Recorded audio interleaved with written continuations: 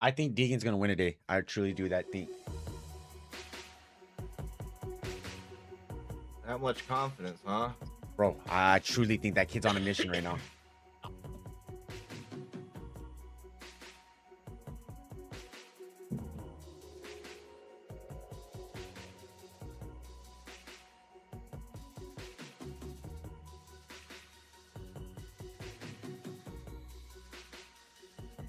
And they had a mean ass, whoops, shit.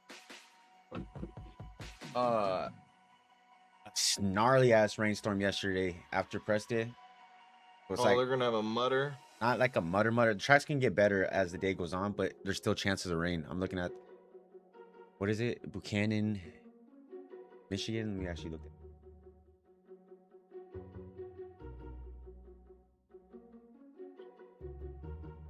You did. Oh, The speaker's on. Scare your mom. 36% chance. 84 degrees right now. Cloudy. What's the hour by hour? It didn't.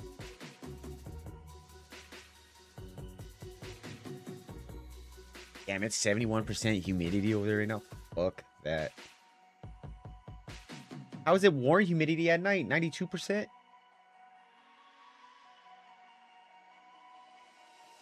I don't know, dude. That's why I don't want to be on that side of the country.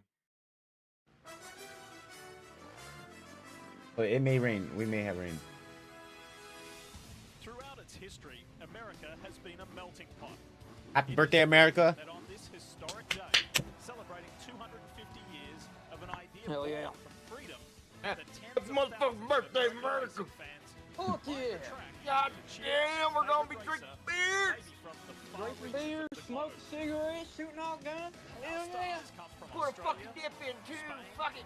France, New Zealand, You guys are idiots. Japan, Germany, England, Venezuela, Take my Tennessee whiskey in. and of course, I need to homegrown get that shit heroes going in my right ears, here bud. in the Hell United yeah. States. Drink me some birthday, Buffalo America. Trace Tomato Let's go Fine. racing. Max Anstey and Star Yamaha separated this week. America's birthday motocross style. We're gonna start it the right way. The national anthem. We welcome Terry Freeling. I need to get me some fucking American striped overalls. Hold on, shut up. National anthem. Motherfucker. What so proudly we hailed at the twilight's last gleaming, whose broad stripes and bright Hell yeah, brother. stars through Play some the Jason Aldean. You can take a ride on my big green tractor. o'er the We can go ramparts slow. we watch. We're so gallant. That's 2010. Shut up. National anthem is on. And the rockets Take your hats off. Show some damn respect. the bombs bursting in air. I already crossed my heart on the flag today. What were you doing? I was at a parade like a true American. I woke up wrapped in the American flag today. I know I got my American flag drawers on, my Confederate flag socks on. I'm just American out. I'm ready. For the land of the free. I hired a marching band to come sing the national anthem to wake me up this morning. You're fucking stupid, dude. Well done, Terry Freeling. And these crowds go wild. And look at this.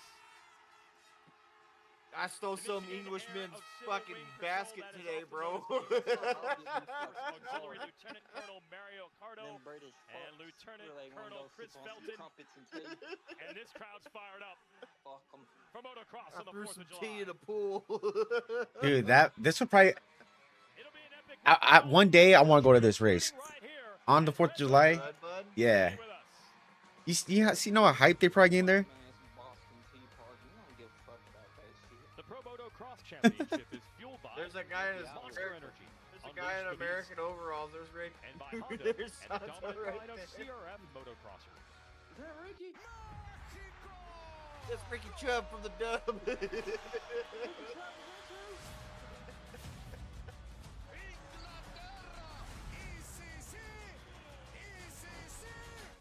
Yo necesito. Whoever trusted me in the car with this That was his has true made a identity terrible the whole mistake. time. He wanted Yep, to gangbang us in kids the- can really make a mess of summer. dressed up I in can the get sand in American places flag. you didn't even know your car had. So, my parents got smart and decked out the car with WeatherTech. Now it's basically me-proof in here. Yep, summer's here.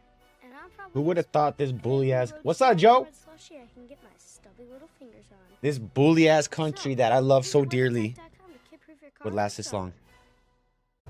511 That's what I was Bills, thinking, bro. purpose-built That's why I made apparel, that list. I was like, footwear, damn, America actually is bags. pretty solid. Like, we up there. Bro, and then what videos I've been like watching this week because of the World Cup has been here. We've had a lot of foreigners. chosen.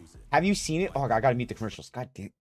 You know, there's a lot of TikToks and videos on YouTube where it's like foreigners are coming around America because they're over here for the World Cup and they're saying like how they've been lied to by the media.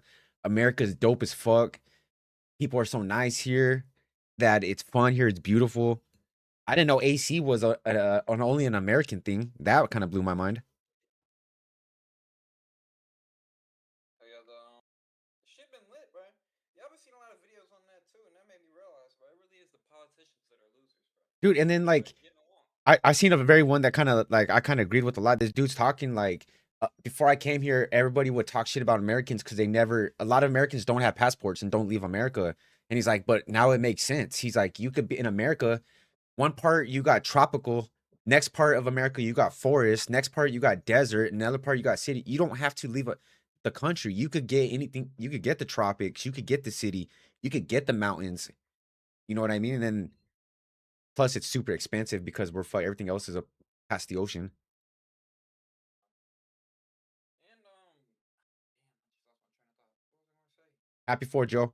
Oh yeah, we over here fucking glazing on America right now.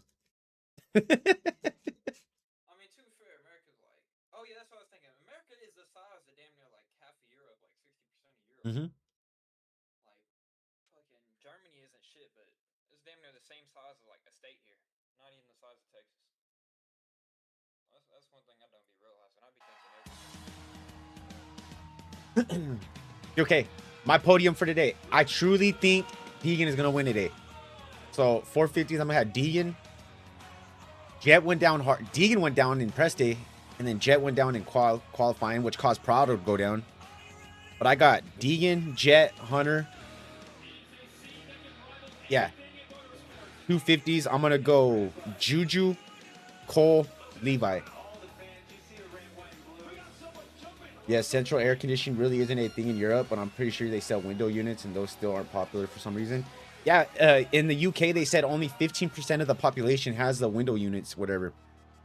And what sucks about the European, like the Britain houses, they're all historically built, and they're built to trap heat for the winter. So summer times are fucking brutal. All part of the Monster Energy SMX World Championship. Hello, everyone. Jason Wygant here with the fastest man on the planet, James Stewart. I just We're gonna posted be me a talking about the weather, the goddamn crowd, the video. atmosphere for Shut the fuck sure up. all day. But if you want to drill down to the racing, we'll start at the 450 class. Jet Lawrence was starting to do Jet Lawrence things, winning rounds 2 and 3. But Hunter Lawrence fought back big time last time. Yeah, Hunter Lawrence, ever since his pro motocross has started, Hunter Lawrence just came in with a vengeance. He started off with 1-1 at Paula, then had a couple races where it looked like Jet Lawrence might have had his number, but he bounced back a couple weekends ago at High Point in a dominant fashion and did something that I've never seen in Jet Lawrence's career, which is just beat him straight up. Jet didn't have any answers. And it was cool to see Deegan and Webb at they ran it out Southwick, and they were at the sand track in North Carolina. Those fools have been grinding. Max Anstey, Star Yamaha, separated this week. That's crazy to me because they think 80 degrees is hot to the point where they start melting, so you would think they would have them, right? They talk shit like, oh, Americans are luxurious. Nah, man, we smart. Shit. Seth Hammaker out for the remainder of the year, but I heard he had signed a 2-year contract or signing a 2-year extension with Kawasaki. was sharing the red plate at that point, now leading by 1 point over Joe Shimoda, 2 points over Julian Bumere, and now they got to try to stop the guy in 4th place because Cole Davies riding really good. So Levi Kitchen has the red plate, but we'll figure out who has it at the end of the day. Now Shimoda, who you see there second in points, dominated this race, went 1-1 last year. See if they do like a little Supercross only deal with Anstey for Kawasaki, with Mitch Payton over at Pro Circuit. Both qualifying sessions. So for more on the 37, let's send it to Katie Osborne. Well, guys, some tough news for that 250 class. After Cole Davies' dominating performance at High Point going 1-1, he told me he still wasn't comfortable on that bike. He was really struggling with the front end. Team went testing in the brake here, and they found a new setting with the suspension. As you mentioned, bringing it here today, he was the fastest out there in qualifying, even after getting a lap knockdown due to failing sound. He told me he's not done yet. Leaving RedBud, he wants to leave with that red plate. Carson, well, yeah, they had the SMX guys going. Carson Wood killed it today. But this track is changing all the time due to the weather. Here's the layout with the Yamaha track map. Best track of the year, in my opinion. The riders always look. Carson Wood's gonna be a beast when he hits the pros. He's already training with the 450 guys and all them. Like, he's who helped Deegan get ready. He kept, you know, riding with Cooper, Jay Coop and them. And he's running, giving them a little run for their money. I think these guys are gonna have a great racetrack here at RedBud, but it's always his key. They're gonna have to get off the gate. Yep. And then I don't know. I'm thinking about it. Stop for the MX versus ATV Legends track. Yeah, like Shorty said, if you don't die from heat like they do in Europe because they don't have the air. I know, right, dude, man? I can walk outside right now and it's probably 100-something degrees. Oh, 10 o'clock, maybe. I know, actually, it's been a little cooler. It's been like a high 90s this week. Track crews have been out here over the past hour making this track brand new. Ooh, that track is rooted. I don't know. They're gonna have to figure out those newly fixed sections where That track's gonna get better as the day goes on, though. As long as it doesn't rain again. Process in the early laps. They've got to find the balance between aggression on that early lap and also caution to not overdo it, a la Seth Hammaker at High Point. So, A la Seth Hammaker. Racing, it's walking that tightrope, trying For what? to find the balance that these guys can strike to be their best self here in Moto 1. Yeah, sometimes it is very complicated, JT, but sometimes it's pretty simple. KTM key to the moto, James Stewart. Yeah, it's very simple. All the things that JT said is 100% true. But my theory is, like, if you can't get through the front door, none of this matters. And these guys, the front door is getting off the gate because they worked on the racetrack. I don't even know why I fuck started drinking this. You have to get a start to compete to win. So it is simple as that. Get a start, have a chance to win. We'll see who can get that in just a moment as Moto 1 is nearly underway. Here's the Oakley Athlete Spotlight. Joe Shimoda, see if he can fucking do something today. Because he did win this race. What's up with Moto Pivot? They're not gonna update this shit. RedBud also, as you see, in 2022. And usually this is the time of year where Shimoda starts to heat up. Here's the original win when he was a member of Monster Pro Circuit Kawasaki in 22. Went to the podium, had I Love USA written in Sharpie on his stomach. The fans obviously love that. And then here's the dominant run last year on the Honda to take the victory. I don't know what's going on with Moto Pivot right now. What the fuck? It's all the live boards. Three-time RedBud winner today, but what do you say about starts? They have not been very good for him so far this year. Yeah, and I think with all the track changes and how wet it was earlier, Joe's gonna what up? Start, especially when you look at Cole Davies, Fuck, can I hear niggas? over everyone. No, I just got charged for your Life 360 though again, and your fucking Paramount Plus subscription. He makes it hard for himself. I'm streaming right now, letting you know, okay? I got 99 cents charged on my card. Very serious back injuries to not only race, but race up front. He's right in that championship fight. Nearly won the first moto. All right, 250 Moto 1. At High Point, so don't count out the number 13 on the Red Bull KTM as well. 250 Moto 1. You know the rules of the road. 40 riders, 30 minutes and 2 laps. Did he send you that money for the last? But it's RedBud, baby, and it's a little extra special today. It is very special, and happy 4th to everyone out there. America's birthday, 200. Mute your mic, cuzzo. These boys gonna have to show out for you guys. The fans have shown up here. Let's get this party started. And here's Kitchen now, sole possession of the red plate. Tough first qualifying session, much better with 3rd overall in the second one. So we'll see what he can do off the gate. That's also been Going to be in and out chat chat doing. this year. I bet. Another guy I don't know what's going on with the live board. Starts and last year he got second that first moto, went down the second moto, and you know, again, he's got to get off the gate. He's got Cole Davies on the inside of him.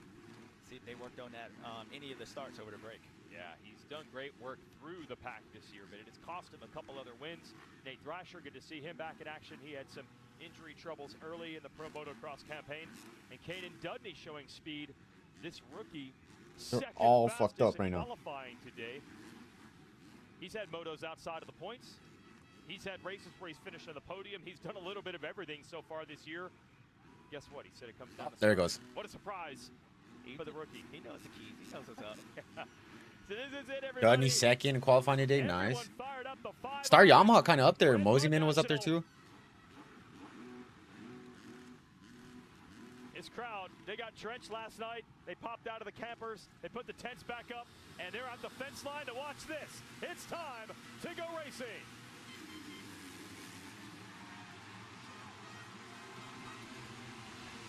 Good jump for Dudney and Davies. Nice. Dudney's got the whole shot. Not surprised. Romano up there. Star Racing Yamaha Cochran. teammates out here. They probably have some of the fastest motorcycles, and McCole Davies is exactly where I want to be at. Up front, you got to assume that your teammate probably it's gonna be incisive, but probably not make it too difficult on you. But Caden's been riding great all day, so let's see what he does with the lead. And then Romano in third. Casey Cochran, another good start. And listen to this crowd. Greeting the riders for the first time. Uphill triple. Davies to the inside.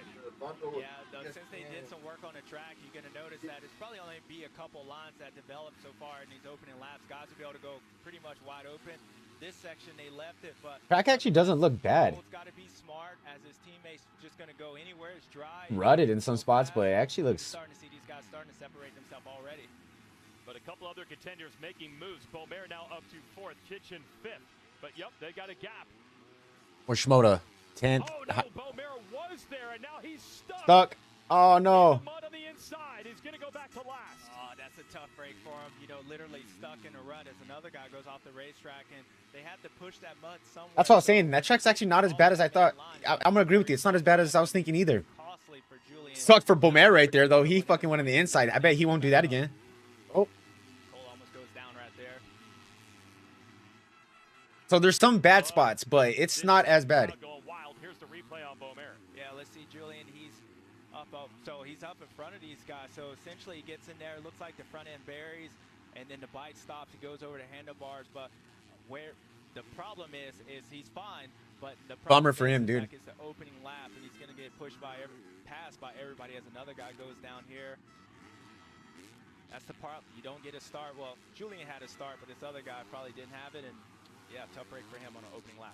That was Russ Bucheri who went down there on that first lap on the 140.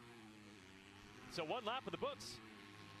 So far, Caden Dudney getting it done, actually putting a little distance between himself and Davies.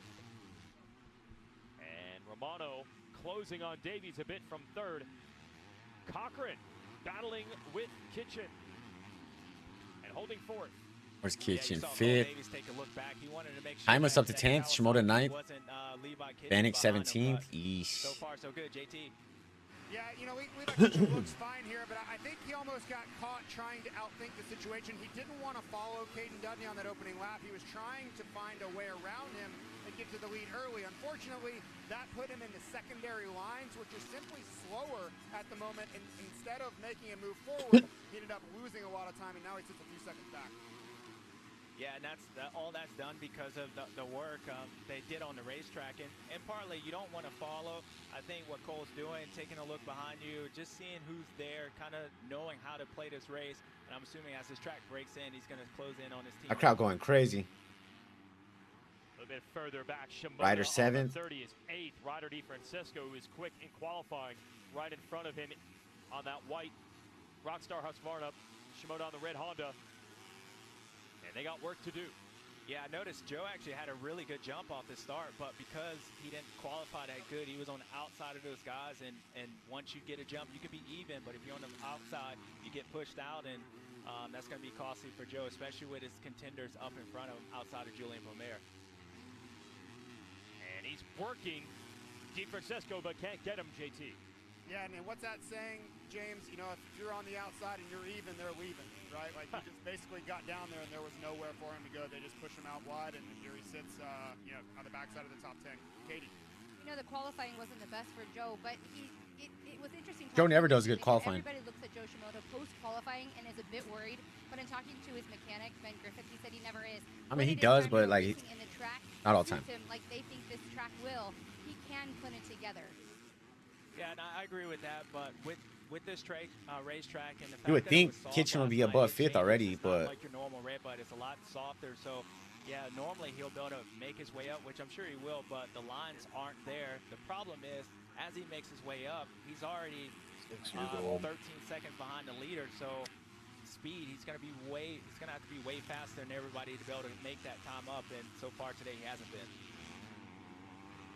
So it's Dundee now stretching it to nearly 3 seconds over Davies, then Romano, Cochran and Kitchen, Manir, then this battle. DeFrancesco Shimoda. Shimoda's teammate Hymas comes through next, and Deacon Deno on the Triumph up to 10th. And for Dundee, that's the first lap led of his career. He is 16 years old. Now the age minimum now is 17, but he raced last year 2 races, which grandfathered him in under the old rule, which was 16. So honestly, these could be the last laps led we ever see by a 16-year-old in this sport. At least that's crazy to even under think about. AMA rules here in America, and I know. looking good doing it as we follow Shimoda.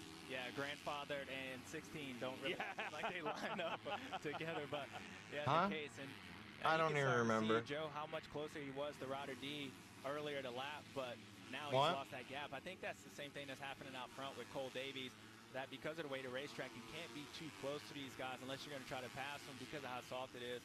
Now Levi Kitchen up in that 5th position. He's stagnant in 5th right He now. doesn't want to do what he did a couple weekends ago at High Point, going down early in the race, but at the same time, he wants to keep that number 37, the leaders, in check, because I do believe, and Levi feels the same way, he does have the speed to run with anybody in this field, but he can't lose too much time early in these laps, JT. Agreed on that, James. You know, and I would just want to see the intensity return to his racing. You know, if you review the first few rounds, he just had an ability to move through the field. He had a sense of urgency and more intensity than anyone around him, and he could overcome poor starts. That seemed to disappear at High Point, where he was just a victim to wherever he was on the racetrack. So that would be first and foremost for me, wanting to see that intensity return to the 47. Couple battles going on out here. Kitchen trying to get Cochran. Couldn't get it done. Looks like Ryder D and Manir and bottom boxing. Yeah, to JT's point, like I Manir agree got with Ryder. that. You know, I think a lot of it was, you know, maybe some of the other guys wasn't feeling it out. They had to kind of get used to it since it was opening round. So maybe that speed difference, Levi felt more comfortable, makes a bigger difference. But now you're starting to see these guys starting to solidify where they are in the positions, and got to look at Levi leading the points. Now he has everything to lose when you start looking at you are the leader in the points. Maybe he's riding a little timid, but we'll find out as this moto goes on. Good battle back there in the bottom. Manir, DeFrancesco, and Shimoda. Then just ahead is that Kitchen and Cochran battle, all hitting this uphill triple. So Casey Cochran showing some signs of life at High Point, riding well right now. Katie, what are you hearing in his count? Yeah, he was 7th at High Point there today. He was 8th in qualifying. They changed bars this week from those crossbars to a fat bar, and that has allowed him to feel a little bit, have better hand feel, be a little bit more comfortable on the bike. Stu, is that something that you would say is beneficial at a track like this? Was it for the track? Do you think it was for him as a rider? Well, I mean, I think if you're changing it, it's probably for more him as a rider to feel more comfortable.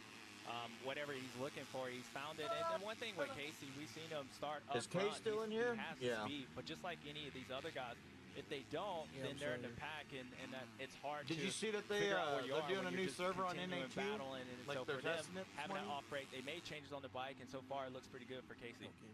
Well, yeah, because look at this, James. He has actually caught Romano and is going for 3rd as they head to the Sandwoops. Yeah, it looks like he's going to have a run. If Nick doesn't close his gap off, which he actually gets a good run out of there, I thought Casey was going to have a good run through him. So you notice how close he is in those berms, because either if you're too far back, you get roots. Another good start to a moto for Romano. Tire of these guys, you actually miss the root. So ooh, Casey gonna get that. Get on the inside of him. Oh, a couple riders have tried this inside. Cochran's gonna get it and move to 3rd, JT. Well, you see the battle on the top screen there. On the bottom screen, this is Joe Shimoda's worst nightmare because he has yet again Caden Minear right in front of him, and we're 10 minutes in. So I'm sure he spent the last 2 weekends trying to forget about the inability to pass Caden Minear. Well, I guess he's going to have to get right back on the horse and give it another shot because he's got to move forward if he wants to continue this championship fight. Yeah, I agree. And what we saw last time was, you know, it wasn't like Caden Minear, was holding him up. I mean, he was just blocking him, doing as far as the racing line, and Joe couldn't figure out a way. I woke up at 7 this morning. You know, that just makes you upset as a rider. You start making mistakes. But this track, I think everybody has a good pace, but Joe really is going to have to. And I went to sleep like at 3:30. So I was like, fuck that, I'm not waking up early. Because I do believe he has a little bit more speed, and if he wants to move forward, he's going to have to get around the rookie. Yeah, and speaking of rookie, how about things coming to fruition here for Monster Energy Yamaha Star Racing? With so many young riders this year, but now you've got Dudney, who's opened it up to 3 seconds over Davies, and Minear showing some signs again. But the hottest rookie of all, at least in this moto, Caden Dudney, originally out of Iowa, moved to Texas. Now on that Florida-Georgia state line where all the riders from Star Racing live and train. And looks like another run coming from Davies, but so far so good for Dudney. Yeah, I think what Cole is doing is just staying out of that roost, because what he's able to close in on his teammate anytime he wants, and they're pulling away from the rest of the field. So I don't think Cole is really worried about it. Yeah, they've got some time on the field already. JT. Oh, mistake from Dudney. Yeah, Dudney made like a mistake. A couple of them actually. About what? Caden Dudney was still in the amateur class trying to break into the pros. He hadn't even signed with Monster Yamaha Star Racing yet. One of the things you always told me was, hey, he's incredibly talented, but Supercross and the starts have been a little inconsistent. Mute your mic. Well, it seems like since he's got on this Yamaha, the starts have they've come around a bit. I was thinking more about that. You see 2 Yamahas out front as Davies makes the move there. This racetrack here at RedBud is so soft, and I'm just going to throw it back to you guys because this battle is way too good. I'm going to jump out of the way here. Oh, don't worry. Dudney got him back, so you didn't miss anything. It's still damn, they battling right now. This is the other thing Dudney's known for. He has grit. He'll fight. Oh, Davies giving it everything he has, but Dudney holding on. Yeah, this is a great race, and these two ride together during the week, so they're familiar with each other. You know, I know Dudney's not worried about his teammate coming in. And oh, shit, that was a good little fucking... He's got a good pace. They're pulling away from him, and Cole eventually is going to be tired of this. He doesn't want this roost, and he knows this is an opportunity to really run away with this race if he can get around his teammate. And a little bit further back, you got Cochran, Kitchen, Romano, DeFrancesco. They battling right now. On those podium spots. It's a freight train behind Romano right now. Another attempt from Davies, not enough. Yeah, Cole's really just running it down. Another opportunity to be right here. If he can get up the long side of him. Once, wow. Oh, shit. Oh, oh, shit. What did you just say? He had a lot of determination. I told you. Yeah. This bottom box is wild. You see Shimoda at the back of that group trying to make passes. Got 4 riders together. There's a lot going on right now in these 2 boxes. Pulled away a little bit. Yeah, just simple mistake by him. Cole, and yeah, he got that gap, and then you see this battle in the bottom down here. These guys are closing in on each other. They get caught, then they slow each other down, bunches everybody up. So crazy battle going on. But Modifying got Minear right there. Make the pass around Minear now. Yeah, there he goes. So Joe's up to seventh spot. So yeah, that would, if it is around Minear, that would be for 7th. Good call. DeFrancesco and Romano is who you see battling for 5th just ahead. Then Kitchen finally got to 4th. Both of them. Halfway through the moto. Himself, but how about Dudney? Can he get to the halfway point now leading? I got a little trivia for you I just found out. So we mentioned a 16-year-old leading. 16-year-old has not led a moto since you, bro. Back won a moto. Sorry, 16-year-old's not won a moto since 02 when you were 16. It's a long time. I don't know what's up with these young guys. I mean, yeah. They're too old now. They're when you're 17, you're like, oh, I was doing it when I was 16. But you showed them what's possible. Yeah, but the crazy thing is, it's not.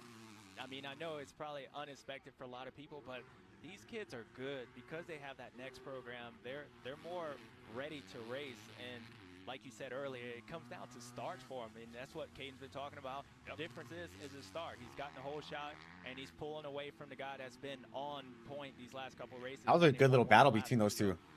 You know, what are you doing? It looks good. Katie, what are you seeing from the mechanics area? Well, for Cole Davies, they're telling him to breathe and to find your spot. Meanwhile, for Dudney, it's more flow, less clutch. This is what they're focusing on here at RedBud. I explained the more flow, less clutch for Dudney. Well, we heard him early in practice. He came around a corner wide open, but had the clutch in. Because of how soft this racetrack is, it really pulls down the motor on these bikes a lot, puts a lot of pressure on it, which they get hot. Then you start to see him smoking. So the team is telling him, lay off the clutch. You see them when they get in these corners, they're more concerned about having a bike issue. So lay off the clutch, be easier on it, be faster around the racetrack as well. Oh, Shimoda's got a line on Romano. Ooh. Did you get him? Pass him. Yeah, good pass by Joe, but Nick really made a mistake that kind of allowed that pass. You want Oh, what's up, dog? Start closing that gap What's off up, to make yo? sure he Nah, I'm streaming right now. and not allow Nick making a mistake, but nonetheless, he's able to Yeah, get the around. race. And that's what Joe does. I mean, once he gets going, he Yeah. spawn, but unfortunately for him, he's almost 20 seconds behind Uh-huh. the 16-year-old front. So at the halfway mark now, Dudney is leading at the halfway mark. Reminder to stock up on Monster Energy. Just chilling, man. Shout out to the Husqvarna Just riders waking up. here. Cochran, again, is all alone in third, running for a podium right now. And then his teammate, Yeah. DeFrancisco, not making life easy on the likes of Shimoda. So they're showing some real potential with these young riders. Shimoda keeps running the outsides. Will it work? It's going to be on the outside of Ryder D here. What happened? If Joe can just get clean out of this corner, he should have the pass made, which he does.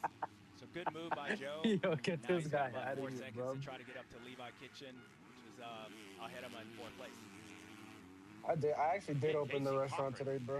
is Oh, did you? ahead of both of these championship contenders. That would be Fuck yeah, massive. I'll make See monies, Cochran bro. hitting the Hell base yeah. of Morocco's leap up ahead. If he could get on the podium, I'm only about to be open for like the next I'm 2 not hours, joking. bro, That bro. could change everything for his career trajectory. Trying to go on the boat JT. today. Hell I yeah. just wanted to finish that point before that incredible battle so rudely interrupted me. You know, there's been a lot of talk about the teams kind of cutting y'all boys into got the planned for power the- advantage for the that 4th of Monster July Yamaha fireworks, have bro? had for quite a while. I don't know. I'm gonna go do something though. Really closed it down and made it more Got a few competitive. options.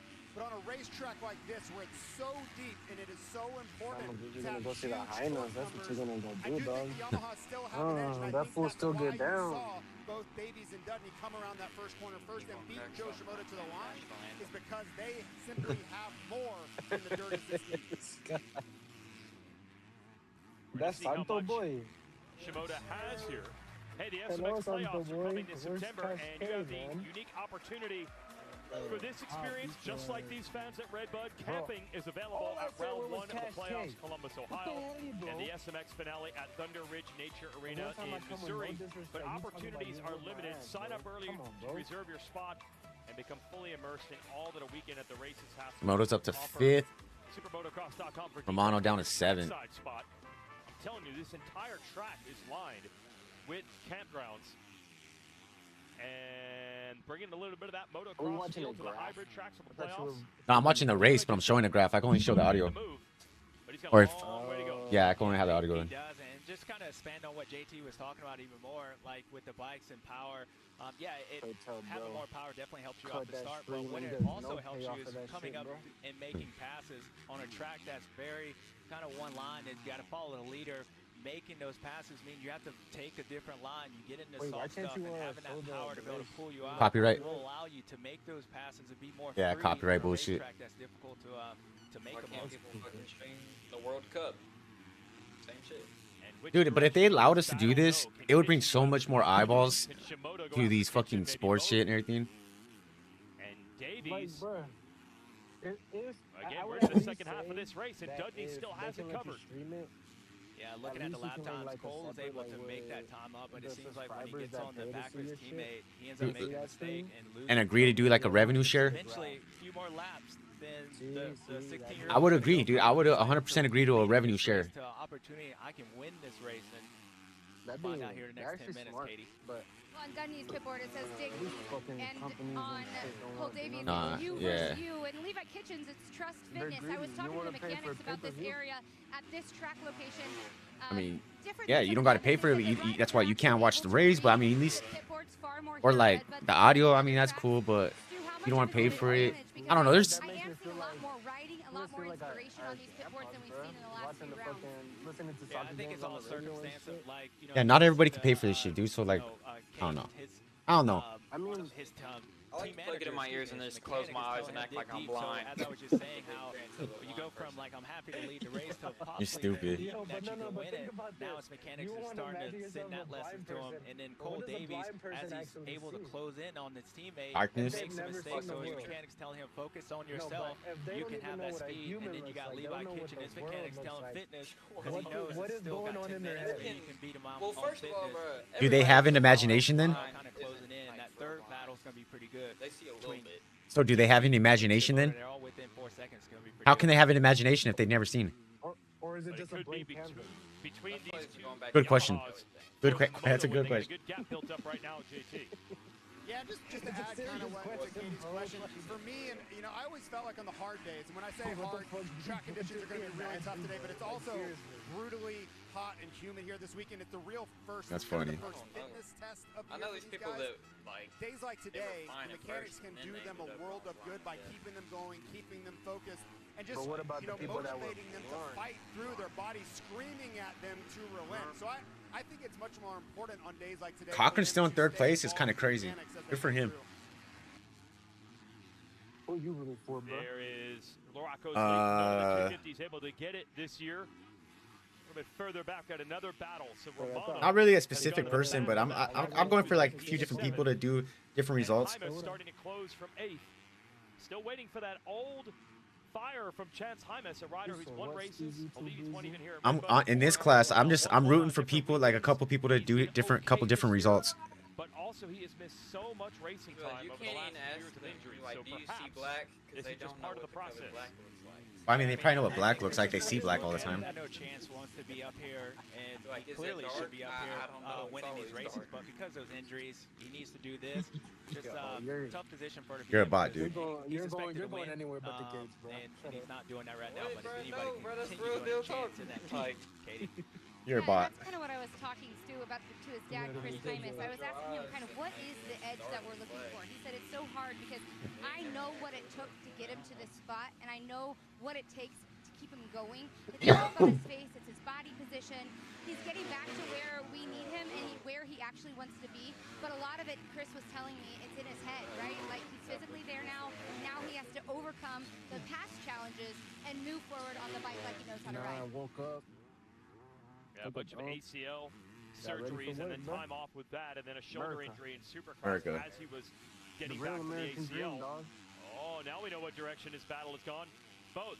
Kitchen has caught Cochran, and Shimoda has caught Kitchen. Yeah, that's what I was saying. That battle for third is going to heat up, and it really did in one lap. And I think if I'm Joe Shimoda, it's a great opportunity to get around Levi because we know how difficult it is to pass on this racetrack, and when you close up on the guy, you do for America's lose birthday, time. dog? Maybe Joe can have that sneak attack and try to get around the guy who Guess McCucci. does. Then I think he would actually take over the points lead.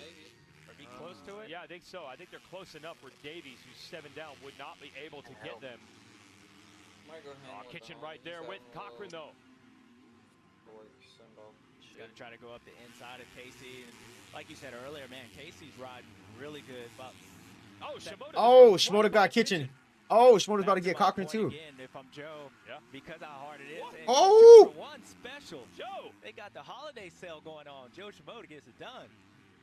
Probably the local fireworks stand had That was probably his most aggressive move I've seen him make all season. Well, just like that, Actually, like you said, I would say temporarily probably just be chilling. leader. Now a struggle for Kitchen to get out of that incredibly deep rut. Loses some ground, yes. Shimoda they tried. Case. I mean, a couple was trying to play it. We just need more people. Got the points lead. Yeah. Going, but I got it too. Like his mechanics said earlier, I have not played it with everybody yet. You get these performances, but you know, again, Joe's going to be Joe. Play tomorrow? Glad to see him I'm up down. here, and let's see if he can keep it going. It's going to be a long ways though to catch those leaders. I think right now third is going to be pretty much all he can do, but recover. What do you do for America's birthday? I saw Joe look back over the finish line jump. Did he surprise himself a little bit? Yeah, I actually noticed him looking down I know Jay on the down motorcycle. on Yeah, I think he was surprised. I got 2 for 1, buy 1 get 2 free. over here, but Can you work tomorrow? When you're a bro? rider, especially with the track being muddy like this and tough, Damn, Kitchen down to 6. What the when you fuck? get to him, like, oh, here we go. This is going to be a battle. This will be the You don't first one to expect wake it. up, man. You expect it to be that easy. well, I mean, if anybody, Joe's passed a lot of people in his career, Oh, so I shit. think he kind of knows that. But for me, yeah, when I get to somebody, I gotta pass him on this racetrack. Otherwise, I'm gonna sit back. So. Looks like Cole's gonna make one more move on Dudney. Like, I guess to get both of them, excuse me. Yeah. But yeah, Joe's moving forward. JT. Yeah, I think he surprised himself a little bit there. You know, he kind of looked around like, wait, what just happened? Right. Because if you go back through his career, that has been a real trouble spot for him, not just at High Point. It's been more times than not that he just gets stuck behind riders Santo, when's your birthday and again, bro? find a way around. So I don't know if he listened to Tony Robbins during the break or what exactly was going on, but this is I would say, welcome change over here. And JT, it was really fascinating. Ben Griffith right there pointed to his head as he went by, and Pitboard said, need all focus. Now remember, Joe Shimoda is the only rider in the top 10 in every moto this season. 0.7 from Dudney. Consistency, but Stu, like you were saying at the top, he really needed to put it all together to get the job done. I'm good if we want to make plans. So Yeah, and again, he's doing it. Although that pass might be unexpected for him, you know, I don't think Joe's surprised that he's able to kind of move up. But he's looking down. He's looking around. Looking all over. I can't figure out, is he looking ahead, down, left, right, up? How much is it? I think he's doing all of those. That's what's making it weird. As he kind of looks down He's again. looking down again. Yeah. There's something going on with his motorcycle. Let's see if we can I'm hear doing it. my shit through the Amazon app because, you know, I get like Amazon. discounts Wouldn't and think shit. there is something with Oh, problem you with know what? motorcycles I'm gonna do since he's moving Trivago. up. Meanwhile, Davies going to make another run at Dudley here with 4 minutes and 2 laps to go. Yeah, he was able to pull almost 5 seconds over Cole, and Cole had a couple good laps, and I what believe day Cole's did y'all been say, faster bro? this whole race. He's been faster all day long, but he's continuing making mistakes. So catching a guy and passing him has been quite a challenge here, unless you're Joe Shimoda. Let's see what Cole can do now that he's up on his teammate. Yes, last time around, Davies about a second and a half faster than Dudney. Can the kid hold on? I'm one adult, bro. There you go. Last move. Last attempt. He's gonna try on Dudney. So Katie checked out the bit from Shimoda and said, eyes forward. They must have caught him looking around too. Yeah, I don't think I've ever seen Joe look around that much, period, JT. Yeah, I don't know what he was doing, like checking the secondary for coverages. That wait, was really what interesting hotel from y'all Shimoda. gonna The riding is incredible, though. But just to touch on Davies here, I think the biggest thing when he gets to Caden Dudley this time, he's got to have a plan. Because the last few times I've seen him get there, he kind of gets there, tries to make a move, but nothing really. Pitching back up to 4th. He's running out of time, so he's got to figure out where there's a vulnerable spot for Dudley, get there and execute all in one fell swoop. He cannot sit behind him and get roosted. Hey, looks like Kitchen made the move on Cochran, but JT and James, I think it just happened again. He got to Dudney. Dudney opened it back up. He's back to him again. Yeah, and what JT's talking about is kind of what I agree. If you stay there, you're going to get roosted. You know how difficult this track is.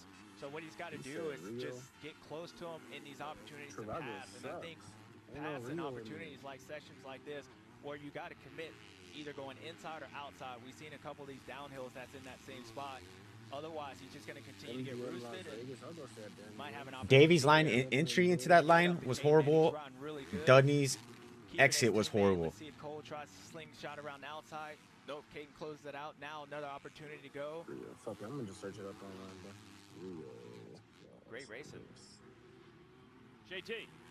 You know, watching Dudley, if he's able to go on and, hold on to this motor, even if he gets second, save 45%. Let's remember, this was a rider who, I know there's some controversy around the word benching, but let's face it, he got pulled for lackluster performances in the middle of the East Coast Supercross Championship, and it was really to prepare him for this Pro Motocross Championship. He came out swinging at the opener, gets a second overall, but it's been a little curious. since then. I hope he holds Davies off. I think confirmation that not only did they do the right thing then, that he is going to make it in these professional ranks. So really, it's quite the turnaround story from when we were sitting in St. Louis not so long ago. Well, to that end, JT, James, I'll ask you, that one moto win, we know he has talent, we know he has speed, and he showed it here and there. But when you lock in that moto win, that don't sound right, it's got to just take you to a whole nother level mentally. Yeah, it does. And, literally, this is an opportunity to see Cole. Like I said, now you got to force your way. You got to be either on the inside or outside. Santo? Oh, yeah, nice. He was actually going, Caden was going to go to the inside. He saw that Cole had to run on him, so he jumps out and blocks that line. But, yeah, going back to your point, yeah, it solidifies what you believe in yourself. But until you do it, you just don't know. And it also, it takes a lot of pressure off of him because, you know, I don't think him being benched is really nothing to really do with him. It's just that there's so many good guys that's wanting that spot that he's on. If he's not performing, Bobby has a lot of other guys that take that opportunity. He's 0 point. So far, he's making the Oh, best he's gonna get him. Tries to go down the inside here. He's gonna get him. Full send job from Davies. Trying to make that inside work, not enough. He's going for it again to the whoops. Caden should be good if he just gets up. He makes a mistake. It wasn't clean out of that corner, and that's going to allow Davies to get it. I'm good with that. Cole put that pressure on him. I'm surprised We're not even really going to be in that hotel. but maybe it's just the way that line was. He was able to make that pass, and that's where I was saying that the opportunities where Cole could make it when you have to commit one way or the other. It's affecting Cole will probably put in a I know good lap. confirmed it's They'll me, have about 3 Stevie, and laps Alexo. probably left There's after this. Yeah. a solid chance. Yeah, because look at the clock. It's down to 10 seconds. Finish line is after this corner. So I don't think they're going to get the 2 laps to go. This Larry battle said back he was here, gonna go, Hymas and but Romano still going inside the top sure 10, if he is 7 and 8. Larry? Yeah, that's what I said. I DM Larry, bro. I would He say said almost a he's good already route bet for like Nick because he was up there in the beginning and Alright. started going backwards. Sound But like now he's Larry. actually stabilized that, keep Chance, holding Chance off from his moto. So good route for him, but I'm sure with Chance he's going to be a little disappointed he's not able to get around him, JT. Yeah, I'm sure he will. He kind of needs to make this pass. But on Romano, I really wanted to see this type of ride for him because he had kind of been on the Bernard fire, said building, there's and then High Point was a real step in the wrong direction for him. He was just unable to find the same pace. you're not gonna Couldn't get the starts, and the results didn't show up either. So to kind of regroup and show back up here in RedBud, be inside, well inside the top 10, right around the top 5 for a while. I think it was just, hey, I'm not going away in this championship, and the reasons that Mitch Payton gave me this chance are still as valid as they were a few weeks ago. They told me High Point worst track for him, and RedBud best track for him. So it's at least a bounce back, not quite podium like he was a few weeks ago. And then, I don't know if Hymas made a mistake there, but suddenly he has a gap. Yeah, we've been seeing that all moto and really impressed by Nick to be able to do that because the way Those Cowies look good today. I kind of like that green, green and white. Easy for him just falling that trap. That's why I say when you look at him, you know, it's actually an impressive ride by Nick here to be able to regroup and hold Chance off, and got 3 laps to see if he can get a top 7 here. Hymas going to have to hustle. He's got Menier right behind him now. And Nate Thrasher as well. Come on, Menier. 3 to go. That's the hard part. We've been talking all year long. Doesn't get any easier as the farther you go back. You would think you just have more guys. They continue to come, and almost to the point where maybe harder to ride back in where Chance is compared to being out front. Well, that's the interesting thing. When I talk to a lot of these rookies like Dougie, they've all said that. The moto, the further forward they are, the easier it actually is. I think it's easier to get 10th than 3rd. It's the opposite, the way motocross works. Yeah, and they're saying that, but also the Bill's got that gap down at 10.7 seconds. There's a couple motos that Dudley's been outside the top 20. Yeah. And you almost ask him, like, I kind of rode the same, and that's the difference between a starter who outside the top 20, not scoring any points, to be 3 laps from scoring the match. Oh, I forgot about Juju. He got up to 16th. Now this is a whole nother level. Bummer. Having to come through the pack. Beaumaire had a good start, got stuck on lap 1. The 13 has climbed to 16th place. One of those gritty rides that's not going to look that way in the results. No, absolutely not. And almost the worst racetrack, because we see how hard it is to pass one guy. Now I'm trying to pass all these guys. So Julian's probably riding a lot better than even his 16th place. He's sanding it though. Holy shit. Been able to move back up even farther, but still, good ride by him. Always continue to fight. Let's see if he can get some more. Trying to get to Dylan Schwartz on the Toyota of Redlands Bar X Yamaha. That would drop Beaumaire to 15 points down in the standings. But not even at the halfway point of this championship quite yet. Beaumaire going to try to work it on Schwartz. Going to go a long way around. Dylan's going to be on the inside. So, yeah, there you go. Nice pass. All right, so that is now 15th, for the man they call Juju. Dudney riding fucking super good, dude. Again, the result won't show it in this moto. Now 2 to go, but Damn, Joe got 7.9. to start this season. The points are Dudney's one thing, starting to fade, the points on but the he's screen got now 2 by laps, 14, but the 6.2 bottom line seconds. is Yeah. he He has already shown that he is not just back. He might got be fucking better probably than winded, dude, but before the super injury. solid So ride many for him, dude. questions about his long-term future have been answered. Hey, Apex, He's gonna appreciate it, keep man. trying to Thank get every you. point he can anyway. Appreciate that, man. Even if Julian I'm gonna was start to doing take shit with the that points, membership. At some point, you gotta believe that, hey, this is where I belong at, and those only come from results. So it takes Appreciate it, my dude. results, especially a guy that's been injured. As we're looking at Hunter Lawrence get ready for this 450 moto, it's gonna start soon. But yeah, I think Julian is here, and because of how the season's been going, how good he's been riding, although this finish is going to sting, it won't determine the way he continues moving forward in his championship. And he's looking around for the next rider on track, which would be Deno. Where's he at from Deno? 7.2, he's not gonna get him. Dax Bennick back in action this weekend, missed a couple rounds. He is in 13th, so still been a solid run for The track, Husqvarna team. not as bad as I thought it was gonna be, but it's still fucking gnarly, dude. Back next year, they announced that about a month Ooh, Shimoda's 3.5 from Dudney. I believe that Final lap. DeFrancesco and Bennick should be back on an expanded KTM 250 effort. That's the Shimoda reason flying. He put up a 220 last lap, where Davies 225 and Dudney 227. He's in 5th in this moto, showing his potential, and that might be enough to get him back on the radar as well. Ahead of him, you got Kitchen 4th, Shimoda 3rd. Dudney put in a great run for 2nd, but on the last lap, this is exactly what everyone in the 250 pit did not want to see. It could be 3 moto wins in a row for Cole Davies, JT. Davies on it. Good, and Weege, I know you've been big on this. You kind of felt like, hey, if they let Davies come in here and dominate again, this thing could be, you don't want to say it's over, like we're not even a halfway point, but this could be a real problem for everybody, and I think we're on to something here, Weege. Well, JT, this is not Davies the new Deegan, bro, for Star Yamaha 250s. Saw the same thing happen in Supercross. The first 2 races were good. He dominated round 3. He was practically unbeatable for the East Riders after that. I think everyone just needed to see, is it Good for something about Davies, dude. That's dope. specifically, or is it not matter what track he's on, and he's quickly proving it don't matter if there's whoops, mud, hard pack, whatever. He's just good at riding a dirt bike. Yeah, he is, and the reason he is because his mind. Hard pack, though. His mind believes him, and that's why I felt coming into this deal, and why I feel like, as far as the championship, we see what just happened to Julian. Super solid ride for Cochran. Kitchen, no aggression with Kitchen, dude. I don't know what's up with that shit. The championship's still wide open as far as that part, but this guy, the way he races, his mind and the belief and that attitude makes it like, uh-oh, these guys gonna have a problem because Cole Davies is here and he believes he's the best, and that's a problem for everybody else that's racing him. Yeah, I wanted to take the point lead today, but I'm telling you, he is not feeling the pressure. Manir and Davies have been telling me to stop by the truck before a moto. They said they got a full-on disco going in that truck, and they delivered today. They brought out the Bluetooth speaker. They had some jams going. They were karaoke. They were dancing. This is an hour before their moto. Kids are still kids.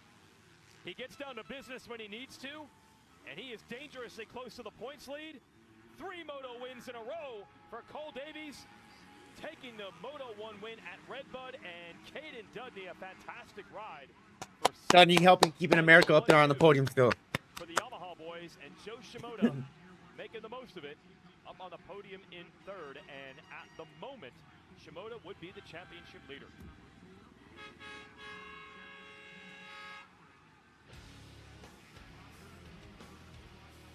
The young man out of New Zealand, so far so good. He got roosted up.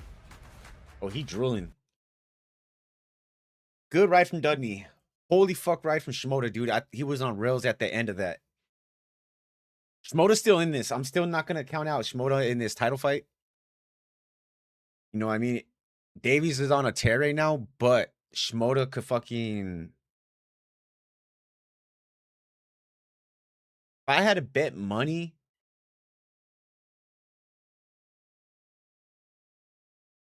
Everything tells you you want to go with Shimoda.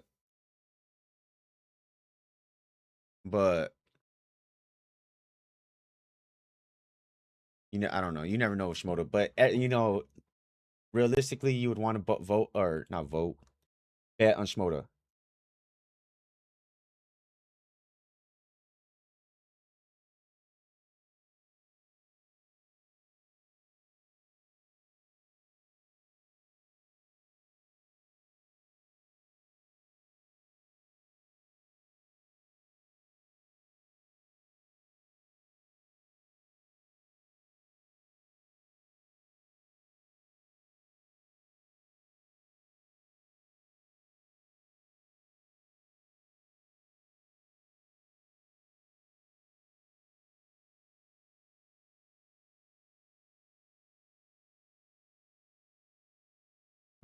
450's coming at, man. Holy fuck.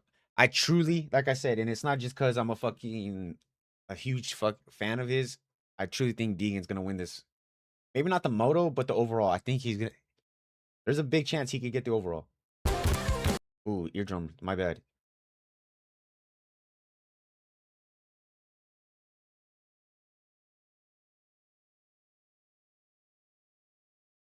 I'm just waiting on a commercial right now.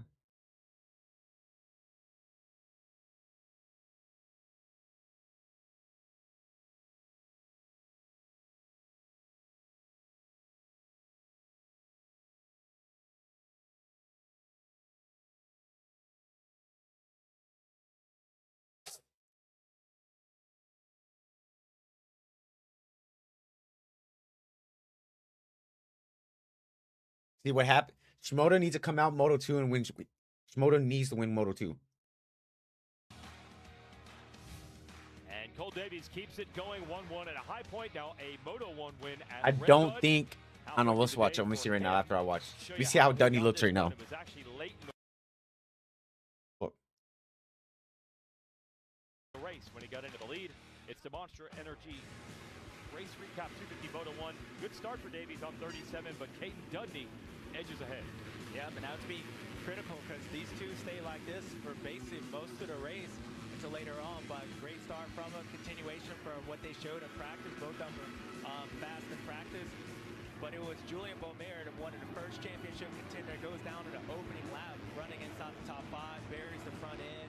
They worked on the racetrack, but unfortunately for him, he goes down early. That's going to be costly. It was Casey Cochran getting around Nick Morano for 3rd place. Casey did a great job this moto. Ends up finishing Very good ride for Casey Cochran. had it going for a while. And then it was Cole Davies after fight the whole race. Ryder was able to make up to 6. Ends up going up around the outside, but Ricky says, no, 16-year-old. He's like, I don't need none of this. Goes back around the number 37. He's continuing battling, and then it was Joe Shimoda who got a terrible, wouldn't say a terrible start, but not a great start. Had to make his way up. Here he is getting around Levi Kitchen for 4th place. And then you see Casey Cochran here. We're going to keep an eye on Joe. Casey makes a small mistake. Joe's going to get the holiday spill. You said it. Kitchen has no fire to win right now. Dude, he stayed in 5th place for that, mainly that moto, and didn't want to. I'm not even getting on that. No aggression with Kitchen. I don't know. Like I said, I do not know what's going on with him. Great race hanging in there for 2nd, but it was Cole Davies getting around his teammate and then going to win 3 motos in a row. And I would say they only get more dominant at number 37. Dude is better than that. He should be fighting for these moto wins. Gonna be another disco party in the truck. Things keep up like this with the Yamaha boys 1-2. Shimoda, those late passes really paid off. 2-star Yamaha in the top 10. Nice. Or 4. 2 top 2. The other 9 and 10. Cochran 5th, as mentioned. Great run. DeFrancisco, Romano, Hymas, Manier, Thrasher, Mumford. Another good run just outside the top 10. Drew Adams 12th. Oh, I'm all fucked. I think it's cold. Oh, it is cold in my house.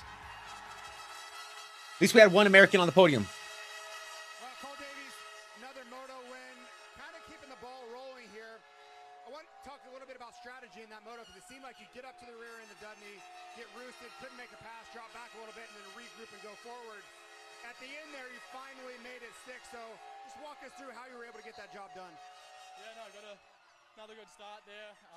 Dudney was riding really good. It was pretty one-lined out there, so it's really, really hard to pass. So whenever I couldn't get it done, I kind of just tried to reset and come out to charge it again. And I was able to get that pass.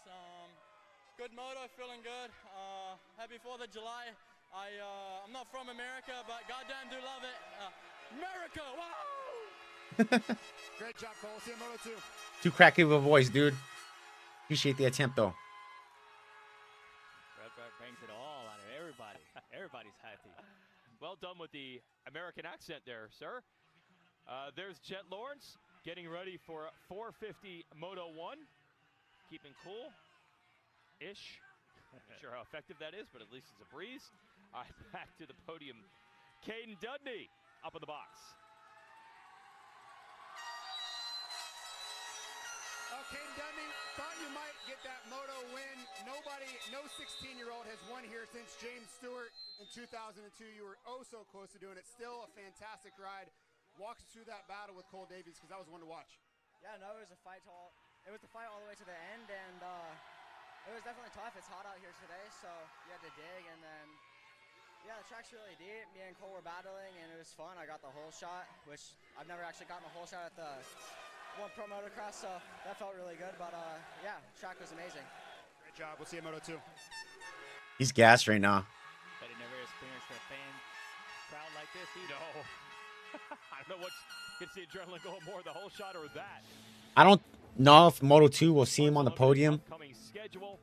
Top, somewhere in the top 7, 6 maybe, if he gets a good start. But that's still a good day for him. And yeah, that's still a good day for him, I think. We got some guests that's going to come back next week in the Cooter Brothers, so can't wait to see that. Man, they were great in Colorado. They should be even better in the sandier conditions there. So cannot miss that one. The Belgian twins who are so good. Oh, and Lala Turner's mom cleared the rumor. Lala will not be trying to qualify with the guys at Southwick. And third place has put him into the point lead.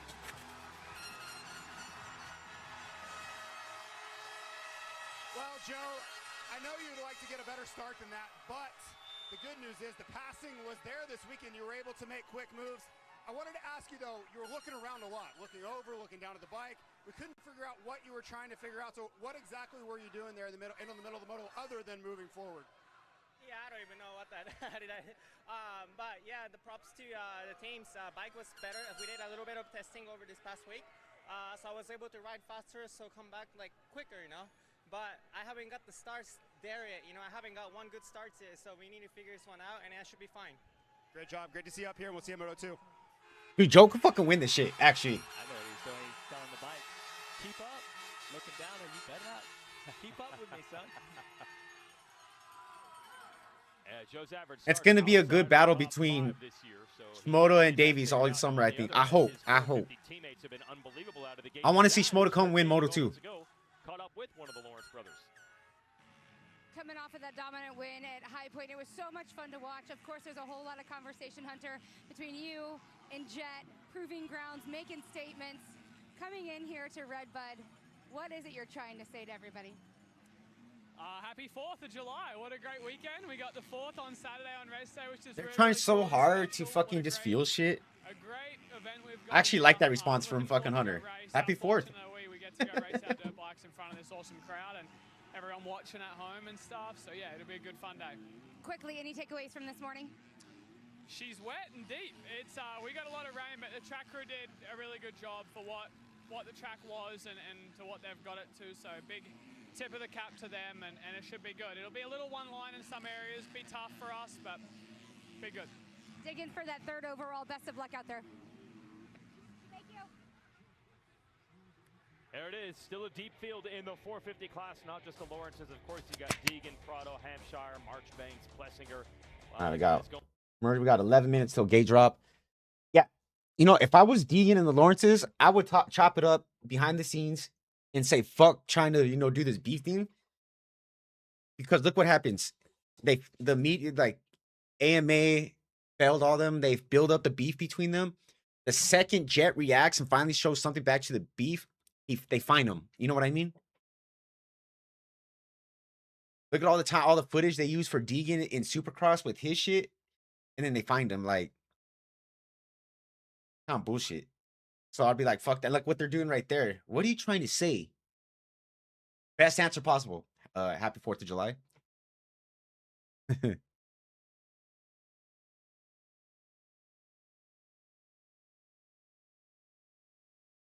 I still hate on that decision for them to fucking find Jet.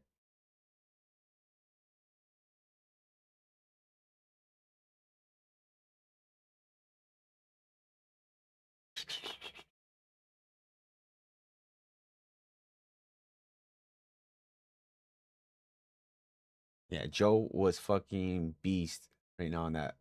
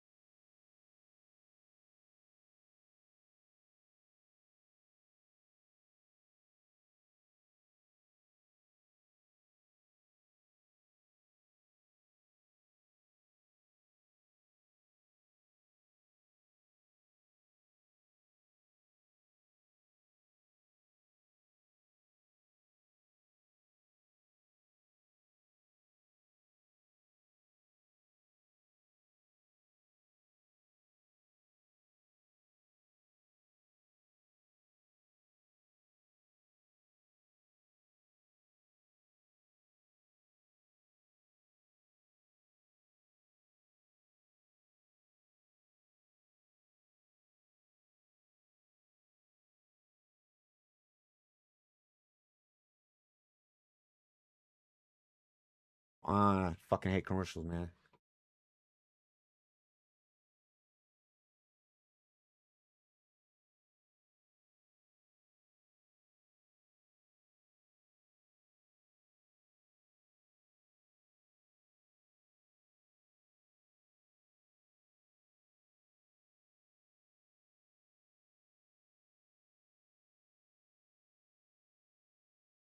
With a new shirt, you can join the stars of your favorite sport. Pledge $19 a month to St. Jude, and you'll get this limited edition red, white, and blue t-shirt. It's a special opportunity available from now through August 31st. You got to text SUPER to 785-833 or scan that QR code on the screen. That's SUPER 785-833. Back at RedBud, 450 riders are out on the sight lap. One last chance to survey the racetrack for them. Shout out to this man, Mitchell Harrison, on the Partzilla Rocket Kawasaki. He will be the FMF Privateer Power Award winner, and he is a Michigan native, so you know he knows this track well. Let's see what the 41 has as he heads out for his sight lap. And the time they'll all be chasing, well, from qualifying, Monster Energy Fast Qualifier, it was Jet Lawrence. That happened in session 1. Hayden Deegan was fastest in session 2, but Jet's time hung on for fastest overall, 2:16.5. See if the track gets quicker in the Motos. 450 podium. Like I said, I got Deegan, Jet, Hunter. So the top racers in the world are heading to the gate to start Moto 1. Or Australians Jet and Hunter Lawrence. This is the Italian champion Tony Caroli. Frenchman Dylan Ferrandis. Spain's Jorge Prado. maybe the first week we see a Lawrence brother not on the podium. Deegan and RJ Hampshire. The bikes thunder onto the track. It's 450 Moto 1. We return to RedBud. The oldest motor rider who still rides. Is there an age where they have to retire? And they used to retire around 27, but now we got riders in their 30s. Growing up in a home with more We just love had the than oldest Supercross winner this getting past away season. from School flipping burgers. Driving Uber is a second job to afford Christmas. That would be so dope, bro. I truly Families think are going Deegan's gonna win today, bro. I just Hobbs doesn't just get it; she's lived it. And as governor, she's doing something about it. Expanding school lunches and community college scholarships, reducing electricity. we got Antonio bills and Caroli cutting red racing tape to build today. More affordable housing. Katie Hobbs will keep working to make Arizona work better for you. We all want more. More progress, more glory, more wins. But what we're really chasing, You know what would be crazy? I gotta pause. We got a commercial. The first week we have a Lawrence brother not on the podium, and we have Garrett Marchbanks up there. We have a double American podium. Ooh, on America's birthday. I think Jet's gonna win. He went down in qualifying pretty good, which caused Prado to go down. As long as he's still progressing, it's a win in my book. Yeah, hell yeah. And I think he's gonna do good at Southwick. Like for him and the team, like I guess he went half with the team to rent Southwick for a couple days. Him and Webb were out there training last week. That dude's putting work in, bro. Like he's putting work. That's why I'm like, that dude's putting the work in. I truly believe he's gonna win. If he doesn't win today, it's gonna be soon. But today I just feel like, dude, like, yeah, I just think it's gonna be a good day for him. I think his starts will be better today. And it's going to come down to the start, too. Like, as long as he gets a good start, top 3, top 4. It's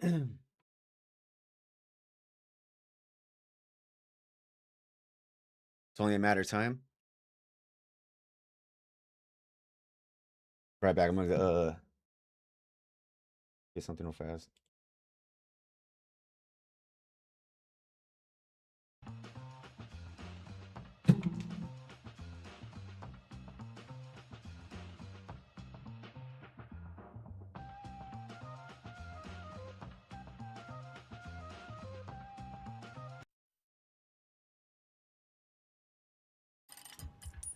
Hunter Lawrence, a much-hyped opener.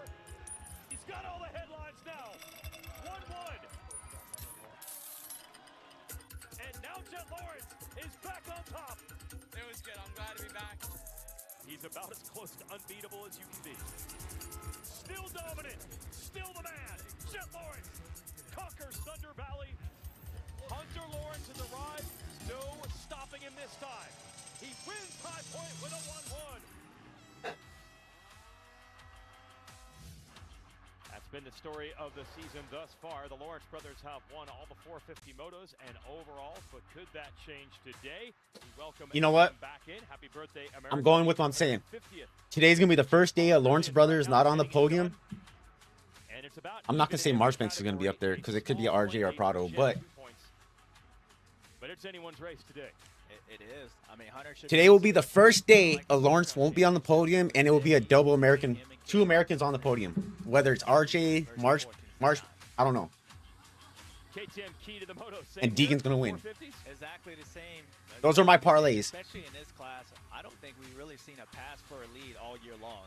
So pretty much whoever starts out front in the 450 class, they're going to win, and we know how good both brothers are. So not only for these two, but Hayden Deegan as well. He's got to start in front. So there it is, starts. She's got the American flag gear, got the Hunter and Stars and Stripes. They're very proud to have moved here and making their living in the United States. Let's get some more info on this crew, JT. Well, that gentleman right there, Hunter Lawrence, sent a pretty powerful message to the field, including his brother, Jet Lawrence, the last time out at High Point. I think he needs to continue that story, though, because Jet Lawrence has really been the guy to beat on a 450 since he joined this class in 2023. If Hunter wants to upend that and really, truly become the guy to beat, he's AP too. Today, hey, we could really see AP be up on the podium today. The development story of those two, and if Hunter can become, I don't know why I fucking thought about AP. Holy shit, imagine if we have an all 3 American podium on America's birthday. We saw him kind of shaking his hand off. I asked his dad what Deegan, AP, going on with an arm puppy. Marchbanks or RJ. Dude, that I can see that happening too. In a fucking far planet, but it can happen. Not only for his first overall win, but a moto All right, Apex. Here at Appreciate you, dog. Well, that's all nice. I'm Jet Lawrence. I've never lost 3 motos in a row. I mean, I hardly ever lose, period, in this class. And we know Hunter Lawrence is great. Hayden Deegan's great. But for me, I can win on an off day. Let's see if these guys can elevate it, because when they're good, they can be good. But I'm still the champ. They got to still get through me. Now, you folks want to talk RedBud, get crazy? Well, there's some fans here that would love to see this guy make the podium. And get much more patriotic than the number 7 of Aaron Plessinger, and he is trending in the right direction, getting all the airflow there. Top 5 at High Point, 5th overall, 4th in the second moto. That's his first top 5 of the year, Supercross or Motocross. He's getting better, and you know he loves these technical rutted track conditions. It could be a good day for AP. He's going to be fired up today. R. Van D. Mosdick. Who the fuck is Mosdick? Exactly which way that golf ball is going to go. Now, hey, we were going to mention this right here, but the ghost of Mike LaRocco at his home track at RedBud, remember LaRocco's leap named after him, Freddie Noren was going to pass LaRocco for second all-time in starts in this class. Freddie, we believe, broke his toe in qualifying this morning and is not in the gate, so he will remain tied with LaRocco. Shout out to The Rock. Hopefully he's watching. You're at least second for one more week. And how about the multi-time MXGP champ, the 9-time champ, Tony Caroli, now a test rider. Here we go. Ducati going to come race the next 3 rounds of Pro Motocross. 30-second board up. With the Troy Lee Designs Red Bull Ducati Fuck. squad. That's him on that 222. Bad start for Deegan. Okay, everything I said. See how if we can get in the top 10 against these guys. Oh, there's an empty gate. Was that maybe Noren's spot? Usually there are alternates that move in. Well, there goes my prediction. Revs are up. Gates down. Prado on the inside. Jet from the middle. Horrible start. Side. Prado to the whole shot. Great start by all 3 of these guys. Hunter Lawrence is going to slide up past his brother Jet Lawrence. And yep. Oh, Prado's fighting them for it. Okay, one prediction already. Dunzada. Prado locks it down. Hunter understands, got to be in front, at least the number 18. If that Hayden Deegan? That is Deegan. And not quick to get back on the motorcycle. Is it torn up? And now we hear Plessinger was down in that as well. Yeah, there goes my double American podium. First corner. Oh, they're helping AP off. Getting help to get off the racetrack. Oh, man. Jet Lawrence makes the pass. back past his brother Hunter Lawrence. Maybe not. No. Got it, James. You're right. That was close. Man, that has been the story of the season for AP. Every time it looks like he's starting to trend the right direction, something goes wrong. Hope it's not too serious. Deegan now back on the bike. Like Deegan was trying to figure out his bike, maybe handlebars, but good to see him back up. But the story, Jet Lawrence makes a pass back past his brother. Very important going back to these two, because these two have been close all year long. We've seen Hunter been stuck behind. That sucks. When he's been close to Jet and vice versa. So Okay, I guess it was backwards. We're not gonna have Deegan on the podium. But you want to see what Prado can do from the front. His starts have been good this year, but the Lawrences have had that track position. This is Jorge Prado's specialty. I talked to him yesterday. How far back? One of the main things he's learning now that he's back to being a front runner. It was a tough season in America last year.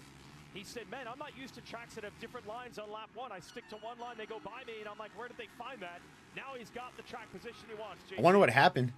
Yeah, and I think this is a really important race, big picture for Jorge Prado, because like you said, Jason, this is what he does well. He races well from the front. We just simply haven't seen him at the front all season. The closest was the opener, and he was really in the rearview mirror of Hunter Lawrence all day. I want to see what he can do with this. And Fucking AP, that sucks for AP. A year ago and led for quite a while, but when you're thinking about where do we go from here for Jorge Prado, right now, right here is a big moment. Yeah, I agree with that. And for him to be able to find that confidence and start believing, because it's been a few races since he's been out front, this track's going to help him. We know how difficult it is to pass, so maybe he can have that time because of the track. It's going to be harder for those guys to really work their way around. We know what Jorge can do when he's feeling confident. Yeah, so James, if Jorge's telling me that he's got to get used to how multi-line these tracks are and look around a little more, if it's muddier and a little more one-line today, does that take that adjustment out where he can just go where he thinks it's already fast? Yeah, you don't have to look around because there's only really two lines for right now. But I think what he's going to find out is that, again, these guys Barsha right there in fourth. Continue to do that and make the passes. So Jorge has to continue working on that. Yeah, he said he'll see Hunter go outside and say, what are you doing out there? And the next thing you know, Hunter gains ground on him, pulls away. So that's what Prado's adjusting to. Looking good right now. Looks like Jet has locked in this second place spot for the moment over Hunter. And now we have the replay of the start, trying to figure out what happened to Deegan and Plessinger. Yeah, you're going to see these guys in the middle.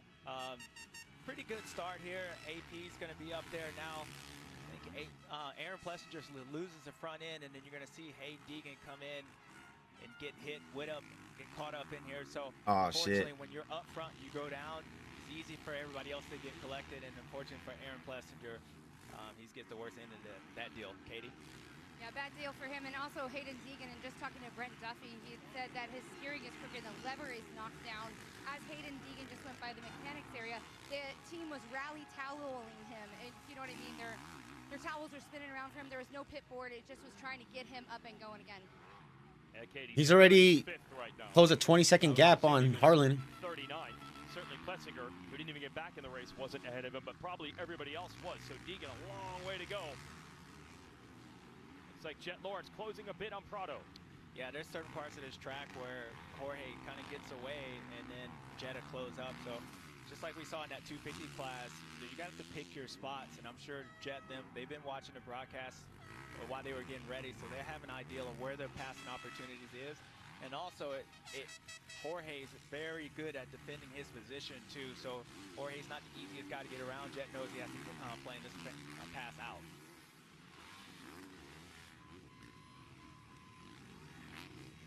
This is a battle I think a lot of people around the world mistake from Jet.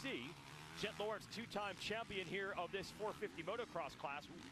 Don't want to see Jet dragging that right foot. That's the one that was injured coming into this. Yeah, that was kind of weird. And then Prado, two-time champion 450s there at MXGP. But it was a rough season for Prado last year with Kawasaki. This is the type of battle people around the world have been anticipating for years. Prado, much better this year, and ready to do battle with the number one. Yeah, I'm once he gets, Deegan could get. Every lap that he leads, he's just gonna start falling back into. He could get up there once he closes the small little gap right here on Crown. Look at, they're all under a sec. Well, under 3. Only a few seconds from each other until he gets to 21st. Look back at his brother, see where he's at, and if I'm Jet Lawrence, I'm Check back on him in a sec. at the moment.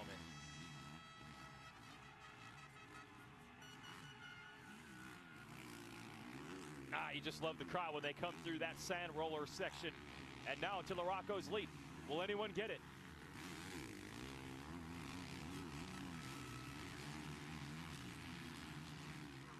Jorge's got it. Jet as well. And Hunter. Such a good feeling.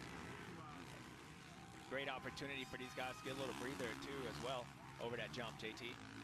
Yeah, I just want to touch on something you said there and offer a counter opinion. You said, hey, you don't want to see him dragging that right foot because that's the injury one.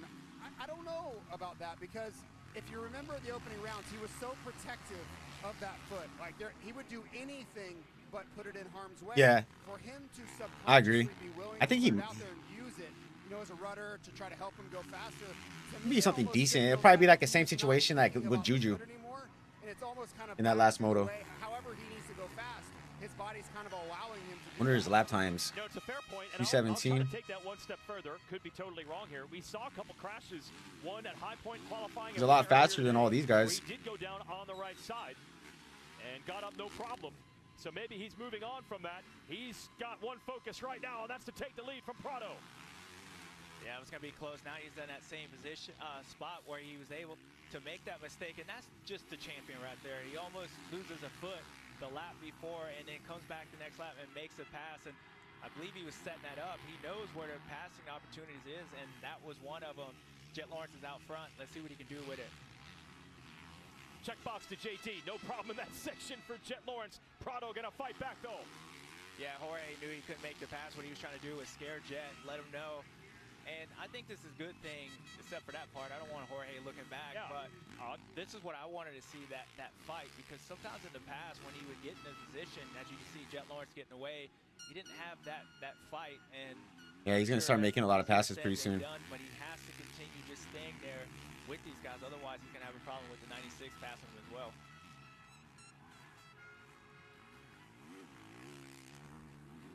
Where's Marchbank 7th, RJ 4th. Lead trio, got Hampshire 4th, Barsha 5th. Well done. Barsha for him. 5th. Coming back from a back injury. Webb 6th, and then this fight. It's Marchbanks. Webb right in front of him. Marchbanks in the middle in green in the Kawasaki, and then Dylan Ferrandis.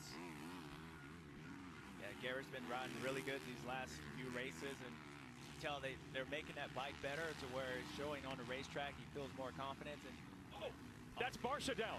Barsha down. Yeah, I heard the revs, but that's normal with Barsha. So I didn't really think too much. He ends up to 29th. You know what? We might see the first example. I think his chest protector, the inflatable chest protector, a lot of these riders use might be popped out there. That's for safety reasons, so not a problem. That's the way it's supposed to function. Man, wasted a good start there for Barsha. Have not seen him up front much in motocross. It has been stops and starts for him. After Barsha missed High Point with the back injury, jammed it at Lakewood. As for Marchbanks, like you were saying, he's been riding very well on this monster Kawasaki, and it just continues. They also get around Webb right there. Yeah, I was just trying to look at the position. Yeah, Marchbanks got both these guys. So what happened to Deegan? AP went down at the start. Took Deegan down with him. About 7 seconds. Ended up in last place. He's up to 27th now and starting to make passes. Doing a great job. But then you got Jet Lawrence on the bottom box here, starting to pull away from these guys, and we know what he does when he's out front, JT. Well, he's doing exactly that. James, I just wanted to ask you, listen, you've been in these kind of psychological back and forth with guys like Ricky Carmichael and Chad Reed, the best to ever do it. How important do you think it is here for Jet to kind of reestablish that he's the guy here, going out, if he can go on to win this moto in kind of a dominant fashion? Yeah, it is, and not really, I think Jet understands how good Hunter is, but I think it's more about, AP looked hurt too. Had to help him off the track. That he's the man or tell himself, but really just to let everybody else know, like I said earlier in the show, yeah, on your great days you can run with me, but the days that you're a little off and you're not feeling good, can you still continue to beat me? And I think that's what Jet does. better than anybody. It's like when those guys get any kind of confidence and start believing, he just comes out literally the next race and kind of puts some guys on notice. So when they do it again, they won't have that same feeling because he's always continue to beat them when it matters the most. And yeah, I mean, there's no excuses. He's got around Hunter and Jorge, and if he goes on to hold on to this race, yeah, everything that happened a couple weeks ago, that was nice. I'm still the guy. Battle for sixth. You got Harrop on the Triumph here. 511 Triumph has caught Ferrandis on the Ducati and gets Larocco's lead. So the Danish rider, the Great Dane, if you will, making the move. Yeah, it was funny watching Dylan come out that corner. He was moving his body, his behind, trying to put some traction on that bike so he can hit that leap because he knows how fast it is, and he wasn't able to do it. Ends up getting past. Pretty solid effort for the 450 squad. Harrop and Jordan Smith at the last race at High Point, both hovering around that top 10. Been fun to have Harrop here. He's really supposed to be part of the MXGP team for Triumph, but they haven't had the 450 ready. So he raced 250 class here last year and then stayed to race the 450 class this year. They are saying he's supposed to go back to Europe in 2027. It's been fun having him here so far, Katie. Yeah, you know what, showing up yesterday, his socks are red, white, and blue all around. He's very, very loud and proud and leaning in, being a Danish rider. But he was telling me about the Triumph. Remember, this 450 is new this year, so they started with a clean slate. And he said he's really surprised with how well the engine package has been right from the start. And he said with having Jordan Smith around, it's been exceptionally important for both he and Jordan working as a team, especially with that clean notebook that they did have. He did want to say this, though. He said European fans are very, very loud. He said so he was very excited to be here at RedBud to see just how amped U.S. fans can be. Yeah, I'm watching it here right now. Well, now it's 21st. He gave him something to cheer for, jumping Larocco's leap to make a pass. So he probably just got that experience there. The Ritchie family runs this place. They're smart. They put big old bleachers right next to that jump. And that thing is packed, that segment, from about 7 in the morning. Yeah, it is. And no, the reason this is the favorite. I think he's going to do decent, man. Yeah, the dirt's Well, great. But it's really these fans and the opportunity that when you're hitting that leap or these jumps, you're not holding 20th now. Wide open, so you can hear the fans. They get excited for the jump. So, yeah, great place, great opportunity for all of them. The champ. Yeah, let's check in on old 222 Tony Caroli, the 9-time champion, 40 years old. He's supposed to be a test rider for Ducati, but he keeps coming back for a couple races here and there. He'll be at the next 3 of these. We asked him yesterday about why he's doing it. Yeah, you know, I'd say I actually having more fun now than when I was racing. Deegan's last lap was 221, and his fastest was 217. Jet was a 212. I race because I enjoy riding. I enjoy Last lap at 212.7. His best lap's at 212.0. With my family and with my kids. But Deegan also got bent bars and his levers bent down too. So it's just a matter of having fun. and just off that, that's sick. My mentality is Now he's in 19th, 10 seconds back from Harrison. Then he's 7 seconds back from 17th, and they're all bunched up all the way till 4th. Not bunched up, but they're all like 4 seconds, 2 seconds, 6 seconds. Oh, okay, never mind. A little further than I. Right before the race, he's like, I gotta go get a photo with him or one with Hayden. Who knew that he would be next to the 9-time champ? So really cool to see that. But I've been talking with Tony. He said there is Top a 10. difference that the training he's been having, which is training for Possible. racing versus training for It depends how fast he closes this 9-second gap. know what that's all about, the difference. Yeah, and really what he's talking about On is Harrison. really an intensity level, and when you're a test guy, you're testing for other people's sake. You know, you're testing. Realistically, probably 12th, 13th. But if he could close this gap, what you got down to 8.8 right there, halfway through the moto. But once he passes Harrison, then he still has a 7.5 gap to Hudson. Really pushing the envelope, but just really being out there all day for everybody else. And this is Ferrandis. More than likely, probably 13th. Yeah, good to see Cooper. But you never know. Yeah. Now Dylan, after making a mistake earlier, makes the pass back. They're actually. This is where he gets better in these last late parts of the races. TV thing. So. Oh, okay. Now we get it. So Harrop was riding well, but losing some spots. And just like that, already halfway into the moto. So a reminder to stock up on Monster Energy. And we'll reset this. I would think this would put Ferrandis into 6th behind Marchbanks. And now we have the hair-up crash. We can show you the 31. And this is up by out the start. They drop down. It's on the inside right here. And usually this gets really hard base, so they have that inside line. You can see him lose both ends because that face of that jump is really hard. He was trying to push it, make a pass. Harrison is closing that gap on Hudson as Deegan's closing the gap on Harrison, so that's kind of good for him too. Yeah, so now it is reset. Ferrandis 6th, Webb 7th, Harrop back to 8th. Stop, Loki. Cornelius Tondel putting in another good run for the ISRT Kawasaki team in 9th. This is Hunter Lawrence, and he just goes right by Prado. Yeah, Jorge just went on the outside, kind of got stood up there. Hunter, since that opportunity, made a great pass, and you see Jet Lawrence is still right in front of these guys. So what I'm saying about Jorge, continue that fight. This Stop. is where you're really going to see it. He has to just Stop. stay there more, whether he can pass them or not, but he just don't want to let these guys go. I think that's more of a mentality thing.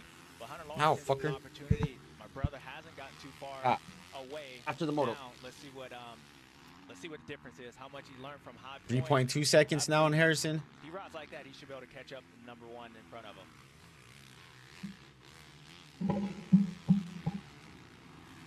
Well, that has been the question for going on 4 seasons now. All right, so the lap before it, Jet Lawrence ran a 2:14. That was where Jorge brought up behind him.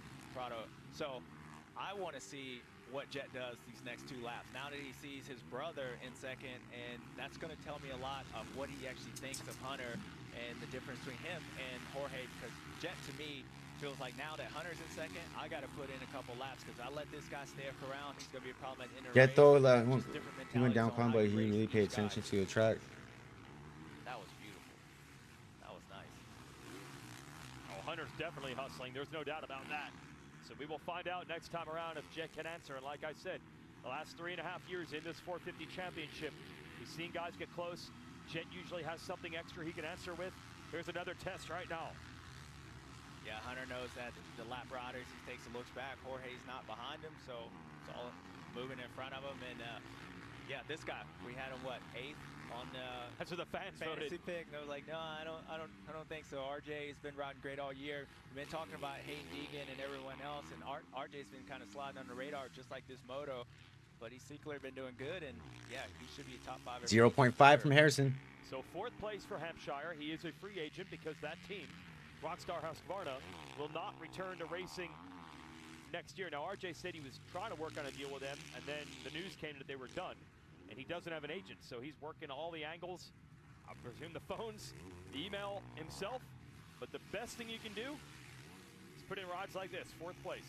Yeah, and plus, you kind of know he's looking for a ride, so 8th place is cut it for RJ. Is he, though? He's going to be up front there, but... All right, being the 18th, got 3 seconds to Hudson. Exactly. This 11 is minutes left. Where he was last year in his 450 debut campaign. Kind of gotten forgotten about a little bit because Supercross got cut short. When he crashed, not even a big crash, but the handlebar happened to hit him right on the top of his foot. And that was enough to put a hole in his Supercross schedule. Said he probably could have rushed back for the final 2 or 3 races, figured put the focus on motocross, and he's back and riding well.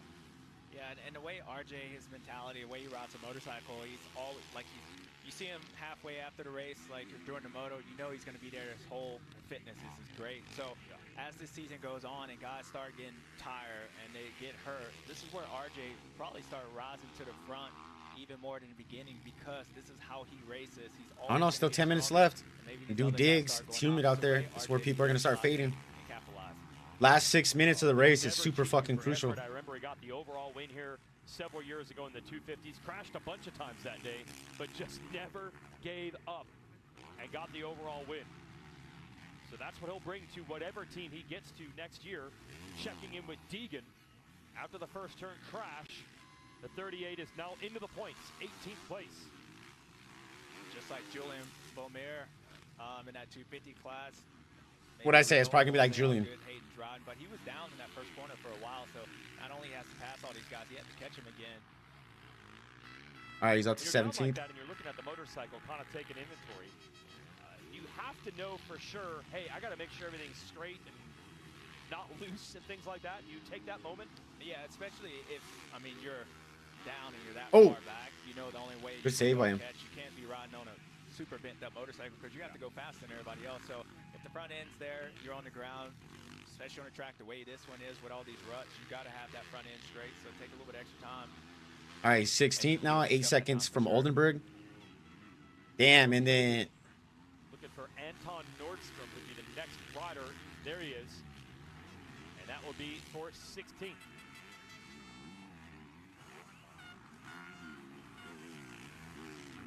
he only might get to 13th. Oh, no, that's not the real. Fans are out. They're cheering him.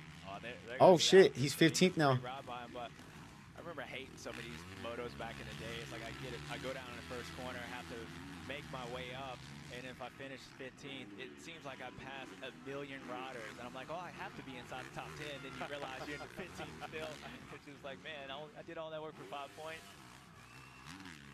And another problem, he's going to expel more energy with this ride than if he were out front, right? Yeah, he will, but I know he's got plenty of energy. He's young enough.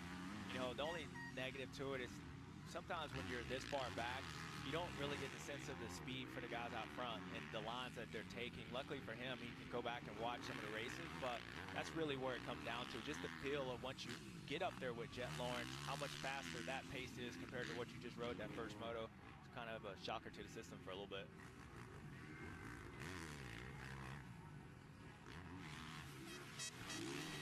Yeah, no, he is pushing right now. He's in the 218s. A lot of these guys are 220s. Remember, this is the race where he had multiple crashes, really tough day last July, so he's probably trying to figure out where that 2023 magic is. Yeah, last year crashed in qualifying, took a handlebar to the stomach, and then it was a rough day from there. A couple crashes in the Motos too, as you mentioned. Shimoda got the 1-1 and was really strong through the rest of the year. Of course, Deegan won the championship and wasn't really threatened per se. But yeah, you would think that this would be an amazing track for him. It just hasn't been there luck-wise. Move a little further through the field. Hey, shout out Mitch Oldenburg there on the left side on the Liqui Beta. And ahead of him is Mark Finnis. Now, you might briefly remember Finnis at High Point when he was with the Club MX team in the 250 class a couple years ago with a good Oh start shit, leading. I forgot about Finnis. Well, at the end of last year, he didn't have a ride, and he just wasn't doing anything except coaching and training. But he's an Indiana native, so he decided to come on out and ride here, the track closest to him. And how about it? Mark Finnis is in 13th. First race of the year. Yeah, that's cool. I mean, everybody's coming out to ride. Here, you got Tony coming over here. You got Mark coming back. Oldenburg. Deegan up to 14th. Just another classic Caroli, Finnis, Oldenburg, Deegan battle. We've seen it a million times. And Deegan, woo! Larocco's leap right over. Oh! Yeah, you sense that. He went even further than the landing. Have that, son. I'm not going to close this one off. Well, Mitch here, he had become a supercross He guy passed Oldenburg on that fucking leap. That's sick. until this year. So he's trying to get the 30+2 back, JT. Just nothing's going to put the old in Oldenburg like Deegan at 19 years old jumping over your head. Welcome to Pro Motocross, Mitchell Oldenburg. Welcome back, I guess. Rude awakening. That was a good one, JT. Solid. All right, Finnis, you're going to have to deal with Deegan now. I think these two actually raced each other quite a bit as amateurs. Certainly their careers have diverted a bit since then. I did say, hey, shout out to you though, Mark. You did earn national number 88 last year. That's not easy to do. No, it's not. I mean, being out here, making it, that's good. Yeah. Hey, he might earn a national number again. He's well inside the points. But here comes Deegan on the inside. And just like that, he's by. And that's 5 minutes left. When you hear the revs. Yeah, he's going to realize, okay, so that's what those guys sense when they're hating around. That little revving up, no, I don't want that fight. Nope. 7 seconds from Caroli. 6.2 seconds for Crowley. Training for this full time. Could have Caroli and Deegan. He could get to 11th place. Forward. Been an interesting couple of weeks for Deegan, riding in different areas to get ready for Southwick. We asked him about it yesterday. Yeah, 100%. I'm gonna say 11th place. Southwick, do a little testing there. They've really been cool with me coming out there and riding, and it was good. Do a little bit of riding testing, seeing how that. I mean, I kind of know how the sand is there, but it's good to kind of get embedded in your brain and it also helps with my riding style, trying to learn that technique of that 450. So I think it was a good thing. So we'll see if it helps at Southwick, but no matter what, it helped me. Well, he continued on his journey to go to the Carolinas as Cooper Webb, his teammate. And in fact, they took it back to basics. In fact, they did things on those motos like 2 laps, no clutch, or standing up on a lap. And they really wanted to kind of just break it down, get to the fundamentals again. And that's what the team was telling me about, was it's not really the This kid's any Discord today, mates? Nah, it's 4th of July. My cousin has a fucking a parade. Yeah, thanks, Katie. That's The one day he's off, it's a fucking holiday. next on Deegan's list. Home ground, North Carolina, is where Webb's originally from. But anyways, I was saying, he was at the Bennix compound too. It's cool how close the Bennix and Deegan's are. Like Webb to work with the team. So they He has 3 minutes plus 2. So this is Caroli. He's 2.2 from Goulard, who's 1.3 from Caroli. But Caroli is 10.4 seconds back from Smith. It could happen. I don't know. We'll see. In America, very familiar with each other, and then they basically never raced Deegan, so you never know what you're going to get out here. And you got decades of experience up here. Caroli doing his thing over here, and obviously you got to hate Caroli, big Deegan fan. His son, bigger Deegan fan. I guess they took a picture with Deegan and Caroli's son, and then the mom later on went to use her phone, and the son put that picture with Deegan as her background. Then Gio 12, then Deegan, and then Jordan Smith is in that 10th place spot. As for Tony, when it was raining really bad yesterday and it was muddy this morning, I saw him and he said, "Look, I did not sign up for a mud race." I'm like, "Come on, you probably raced a million of them." And he's like, "Yeah, but I haven't actually raced one since 2021. That's the difference, I guess, when you're not a full-time Deegan racer." 12th, 1 second back from Caroli. I mean, it's a little heavier today, but it is not a full mudder. Deegan 11th, 11.4 from Smith, 2 minutes and 2 laps. Maybe towards the end of this moto test, the test guy is probably kicking in, but I know His last lap was 2:18. Smith was at 2:23. It could happen.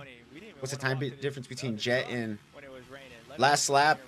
Hunter 2:14, Jet 2:15. Until the rain is over yesterday. Jet Lawrence into lap traffic. Well, it's the standard fare. The gap is only 1.9 seconds. It's not a big lead, but as we said, you see this over and over and over with Jet Lawrence. He just has these small gaps. Hunter is clearly there, clearly pushing, clearly going for it. The watch says it's close. How close is it really? We're about to find out. Yeah, it's actually been really close. Hunter's done a Deegan's great job 8.9. closing his gap, and it's not like Jet's really getting caught up behind the lappers. I mean, Hunter's doing it as well. Hunter's really pushing it, but just like we saw with Cole Davies in that 250 class, it seems like by pushing on his racetrack, they're able to make that time, but one mistake, that time gets pulled out. Oh, Tondel, who had a great run going near the top 10, is out and taking a water from the fan. I was talking to his team, Bubba Paula, the owner. They were really happy with how much work he put in over the weekend off.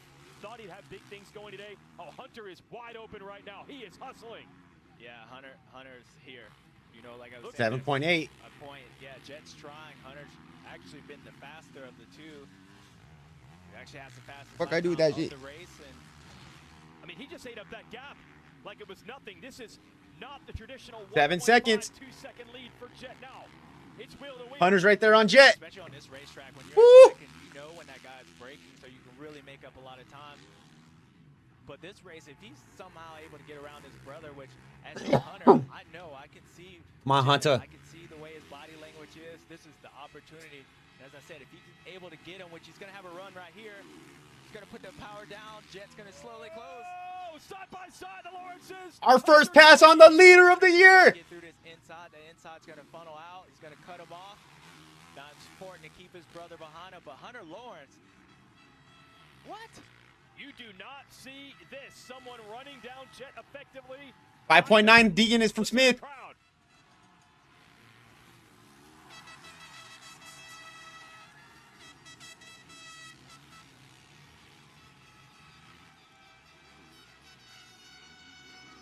Lapper getting away. Jet right there. Yo, Jet. What's up, Buck 10? Deegan 6 seconds. 3 to go. Can Hunter fucking put a gap on Jet? Jet making some mistakes.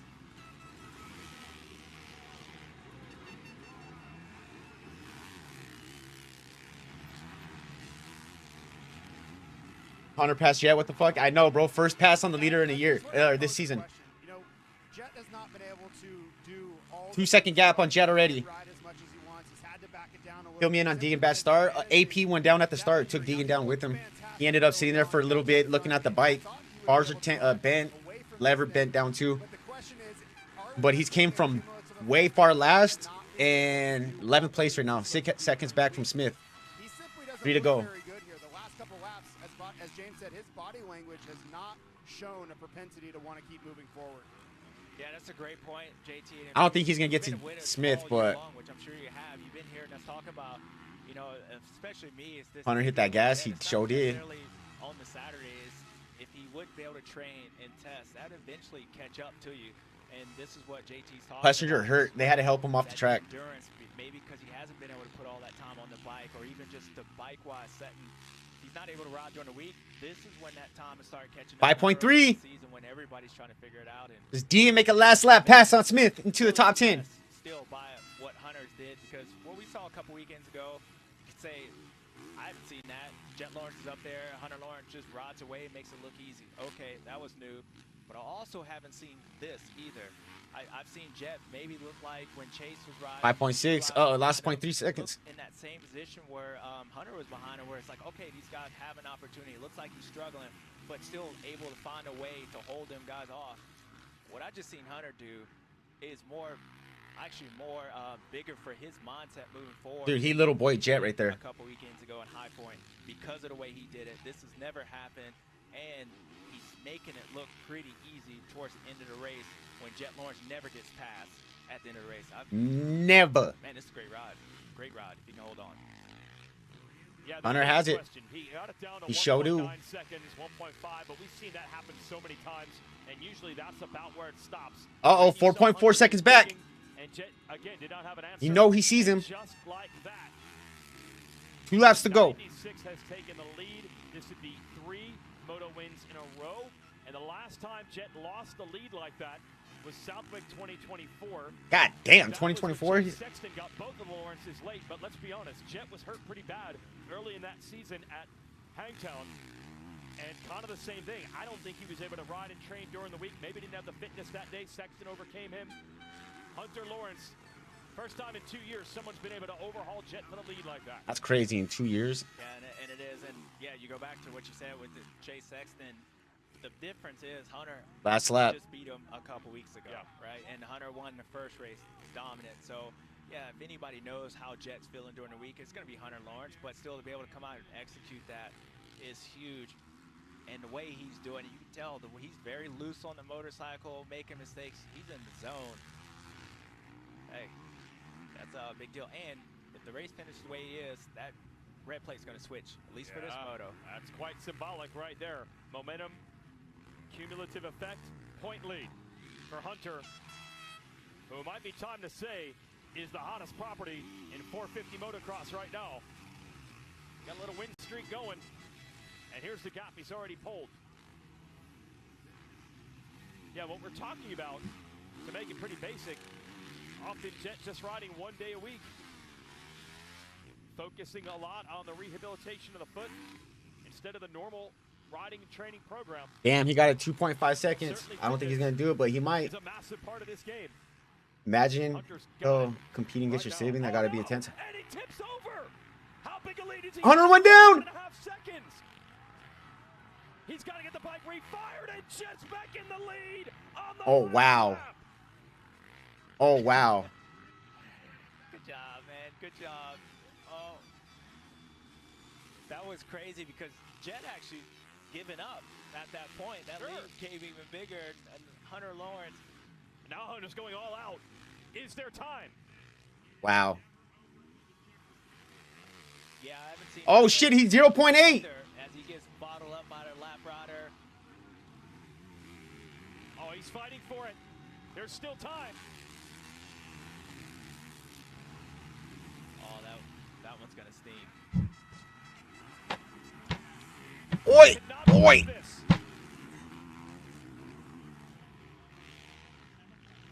Lap rider, Larocco's leap, and 2 turns from the finish. Hunter gambled on the inside. Simonson in the way. There, it's not gonna work. I think that was Simonson. Jet Lawrence over Larocco's lead. He's won a lot of races. I don't know if he's ever won one like this. Jet Lawrence wins Moto 1 at RedBud. Wow.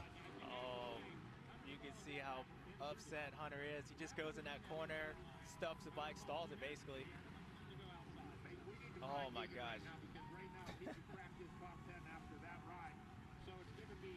And you can laugh because in a way it's just one position. Damn, Dean got to In the grand 0.3 scheme of the on entire Smith. Championship, it's a 6-point swing. Fucking There's much more close. to play for. Not tragic. Yeah, I'm laughing with Hunter because I'm sure he'll be the same way. I just can't believe that just happened. Exactly. Zahard. Whoa. They're all yelling fuck. What was that all about? We apologize. They're both angry. Yeah. Understandable from Hunter's side.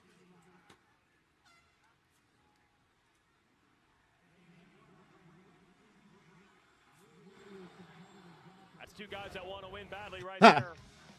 We apologize for the language. I bet you Hunter's pissed at this lap rider right here. Whoever, 235? Lawrence missed his rut, like she's gonna go in there. He's just stalls a motorcycle. You see that rear tire lock up on him. Deegan got Smith? Maybe a bike problem. Nonetheless, it's costly for the 96. Here we go again. Get in here. Deegan got Smith. Weird, because it looked like he was on the gas, so for him to stall it at that point. Okay, so Sav. Wow, I mean, he's lucky that it got fired at all. Imagine if he had not finished that moto. How devastating that'd be for the points. All right, maybe not a laughing matter to the Lawrences now. Be interesting to chat after this. Jet's telling the camera back off. Dude, Deegan got fucking Smith. Okay. Deegan's going to be pissed Moto 2. The Hunters are going to be pissed Moto 2. I'm going to say this right now. I know a lot of my parlays have been wrong so far. I think Moto 2 might be the best moto of the day. Top 10 from dead last. Not even just dead last, bro. They were looking at his bike for a little bit. So good on him, dude. That's a fucking ride.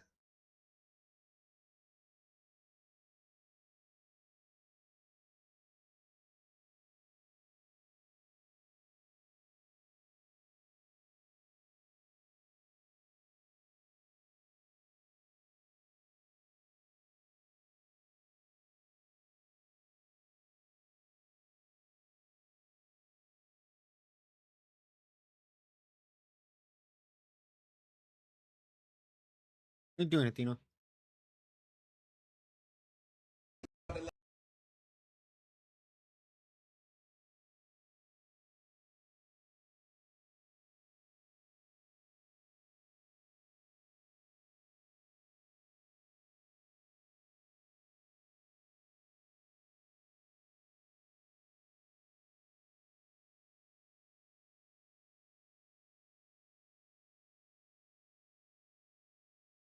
Commercials, man.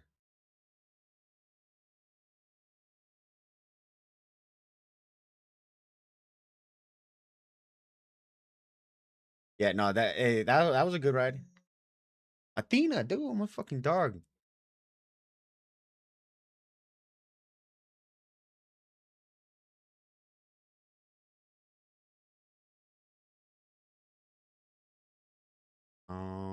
Commercial.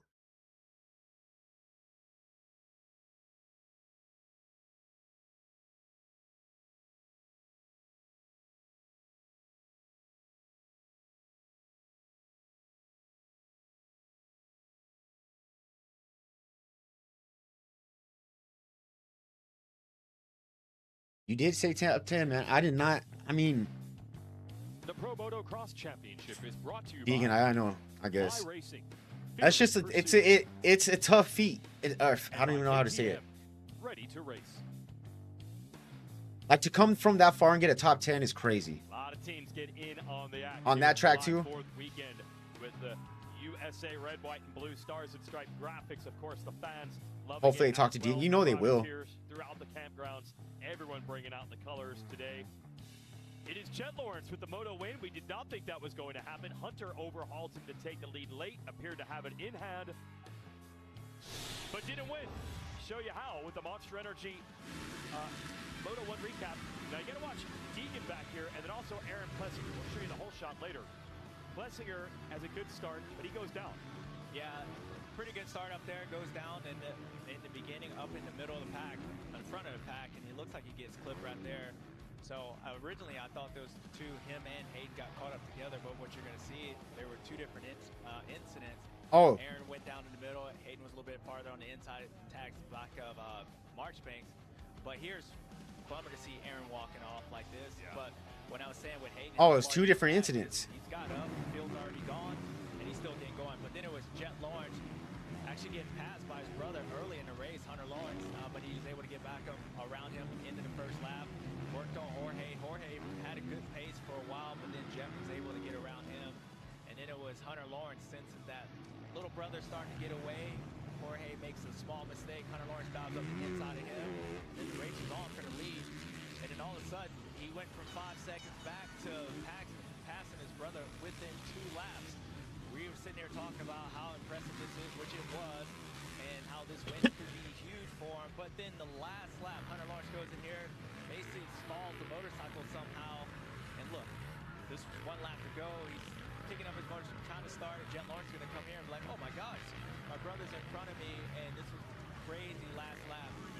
Jet Lawrence ends up, they had him on the ropes. They actually had him beat. But yet somehow number 1 still comes out on top.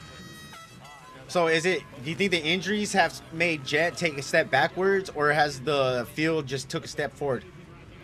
Yeah, that's the way it looks in the results column. A win for Jet, second for Hunter. Prado will end up third. Going to be interesting to see how they see it. Here's Jet. I would not want to be in the Honda right now, even though they both got first and second, right? You had it, but those last few laps, describe them for us from your own perspective. Yeah, I'm just struggling with the bike and obviously not so much the bike, more myself. I just can't ride like myself, man. It just it's a bummer, and you know, that was Hunter's race. I guess I answered my question a little bit. I didn't deserve that win at all. Maybe a little bit of both. That's what I'm saying. I think just answer my question a little bit right there. He can't ride like himself. Overall here in his career. So is the frustration, I guess, more over the fact that he just doesn't feel like he's riding like he wants to. You can see with that moto win, he's moving quickly up the charts, tied with the great Jeff Ward, the AMA Hall of Famer, and ahead of the Hurricane Bob Hanna all time. And myself on there.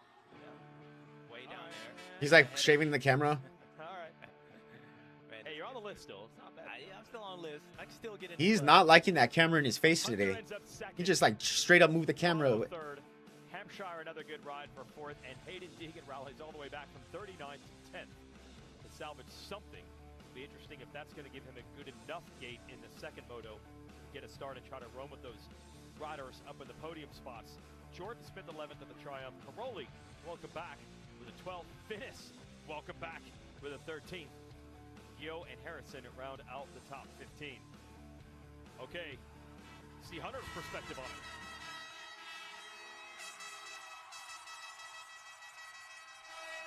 Hunter, that was a heartbreaker. Seemed like you had it there. Such an unorthodox crash there. Was that just mechanical kind of mix up there on the last lap? Because it didn't seem like from the outside you did anything necessarily wrong and still ended up on the ground. No, it just, she wanted a break and turned off. Are they yelling Deegan? I felt like I did everything right that moto. What a ride. Yeah, that one sucks. So go back, get ready for the next moto, and hopefully come out and get a win the next one. Keep your head up. We'll see you in the second one.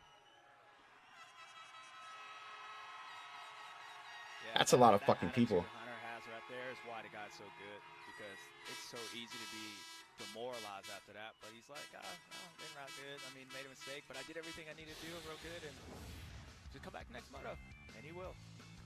Yeah, incredible recovery mentally from where you saw he was 4 minutes ago. So crazy how on a national broadcast advertising YouTube channels. With our friends Ricky Carmichael and Ryan Villapoto breaking it down. And they got the post-race interviews and then their show on Monday. Our own James Stewart's Tremendous Moments of the Week on YouTube, and myself and Jason Thomas will preview Southwick on Thursday with SMX Insider. Jorge Prado back up on the podium. Jorge Prado with the whole shot there. You know, this is a track where last year you led 6 laps as well. Got out there, you looked comfortable. The guys had a little more on you. From your perspective, how much do you like this track? I mean, RedBud is RedBud. I love racing here. I came here in 28 for the first time, and I still enjoy riding here. So no, it was a good moto. We made some steps in the right direction. I think it showed, and we still got improved, but we are getting closer and closer to where we want to be. So, Dog, you were 21 seconds back this first moto. Hopefully in the next from Hunter. All right, we'll see you out there in Moto 2. So the first motos are in the books on this very special race. Yeah, they didn't interview him. Probably went straight back, started trying to get his bike worked on. Halftime report. Go behind the scenes at High Point with Levi Kitchen and relive the excitement of the first 3 rounds of WMX action. And then JT takes a look. All right, it's halftime right now. This is the boring part, so ain't no racing, and this is where shit's dead. Red, white, and blue celebration of motocross. And it'll return on Peacock after the break. Let's be honest. If you don't choose the right paint brand, painting can be a pain. This doesn't look good. How much did we spend at that paint store? Way too much. The wrong choice can make everything fall apart. That's why we made Bear Dynasty. With 1-coat coverage and an everyday low price, it's everything you've always wanted in a paint. Well, that was way easier. Go with Bear. Now get 10% off when you buy 3 or more gallons, exclusively at the Home Depot. Bubble your insurance with Liberty Biberty and save hundreds. Cut. It's bundle your insurance with Liberty Mutual and save hundreds. These are fun. I know they are, but let's focus. Let's go again. Are they in my hair? Stubble and shave. It's not it. Bumble and save. Bundle with an N. Crumble and save. Who gave them crackers? Cuddle and wave. You know, that's close enough. Only pay for what you need. Liberty, liberty, liberty, liberty. Athletic, athletic. This is athletic. It's non-alcoholic beer. I already buy these. Right there. Perfect. That's good. Let me up a little bit here. Close your eyes. Don't Tight. get in there. Tight. Athletic. Introducing B of A Rewards. Wherever your ambitions take you, our new loyalty program starts with a Bank of America checking account and grows from there. Open or enroll today. What would you like the power to do? Bank of America.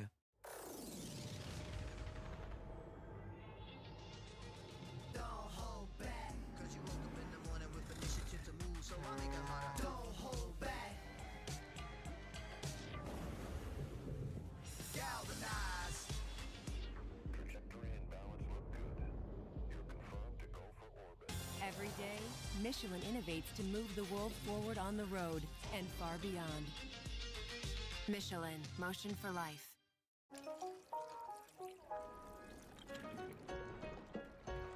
Oh, gotta mute this. All right, I feel like Moto 2 are gonna be diabolical with all these dudes pissed.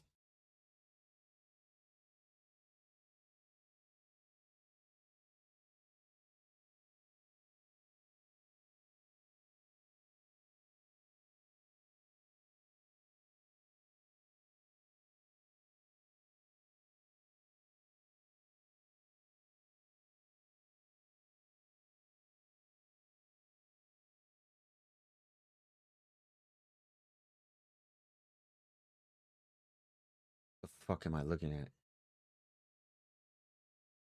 Oh, Walrus.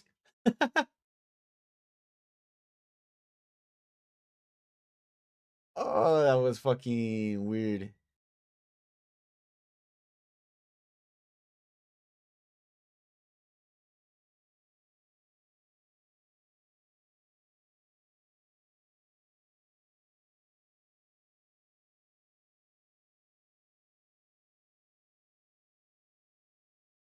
Especially if I have press day. Oh, that's perfect. Look forward to, tomorrow, and stoked I'm sharing it with a teammate too. Like, that's cool. So the whole team's doing good. Gets my What's mind off happening to Levi Kitchen, dude? No aggression.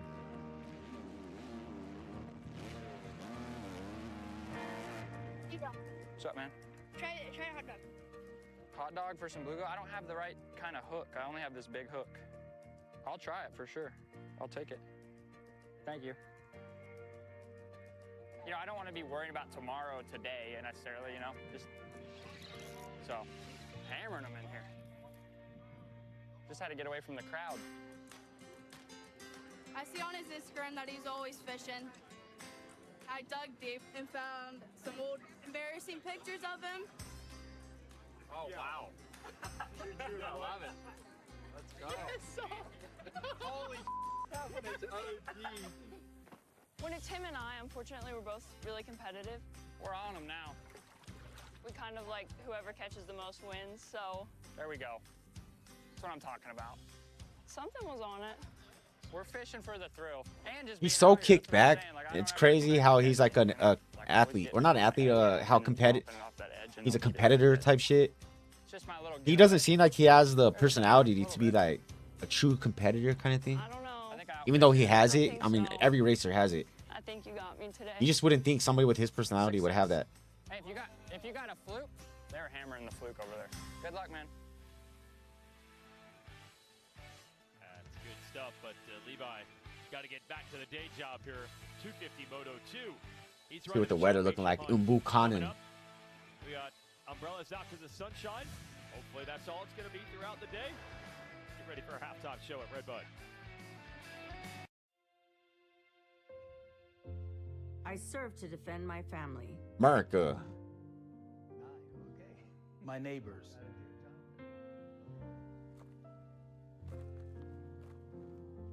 My country. Not too many.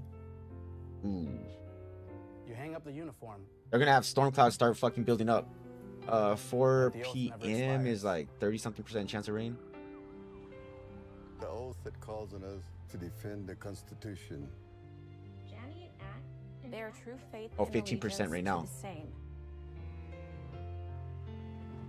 And send forward the promise of our imperfect and beautiful. At 4 o'clock, they're gonna have a storm start going towards the track, so we'll see what happens.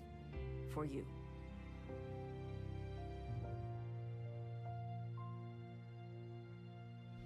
I'm Joanna Mendoza. Now look at this. This is what I was looking at real quick. Welcome back to the Ring Replay Top 3 Clips of the Week. Great day for soccer. A little snow on the ground. I was like, what the fuck am I watching? Oh, hold on. I gotta. Attacker. Coming in at number 2. Let's take you out to a night game. Hi, you are currently being recorded. And he's been ejected by Ring. And our top clip of the week. He kicked the ball. There's no way it's gonna. I was like, what the fuck am I watching? Catch all the top plays around your home with security cameras, doorbells, and more from Ring. Shop now at ring.com. It's a walrus. U.S. Bank Business Banking gives you dedicated experts and tailored solutions that work together to reward you more. Because we believe the most rewarding rings take a team effort. One of those. And he got a chain on. And U.S. Bank together. That's the power of us. But yeah, I was tripping like. And then what really threw me off when I seen the chain, like, okay, what the fuck?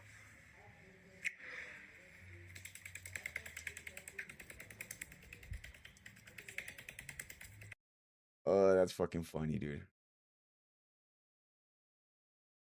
That spotlight finds you. And now Ford is #1 for initial quality among mainstream brands.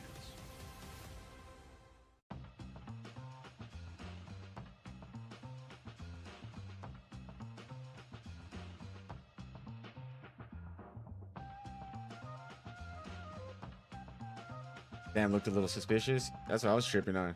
That's what I'm saying. I was at first. I'm like, what the fuck? That was a walrus. It was cool. America.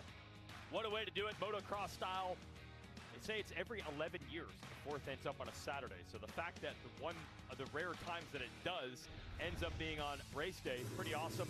Now there was some racing on July 3rd. The SMX Next Moto Combine in action yesterday for their first moto of the weekend. Carson Wood, man. Carson Wood getting a whole shot over Landon Gibson, 260 and He's gonna be a fucking beast. Johnson on the 177 in 3rd. Gibson and Wood had a great battle. Every time Wood tried to get away, well, something like this would happen. He stalls. Gibson almost runs into the back of him. They were battling the whole way, especially through lap traffic.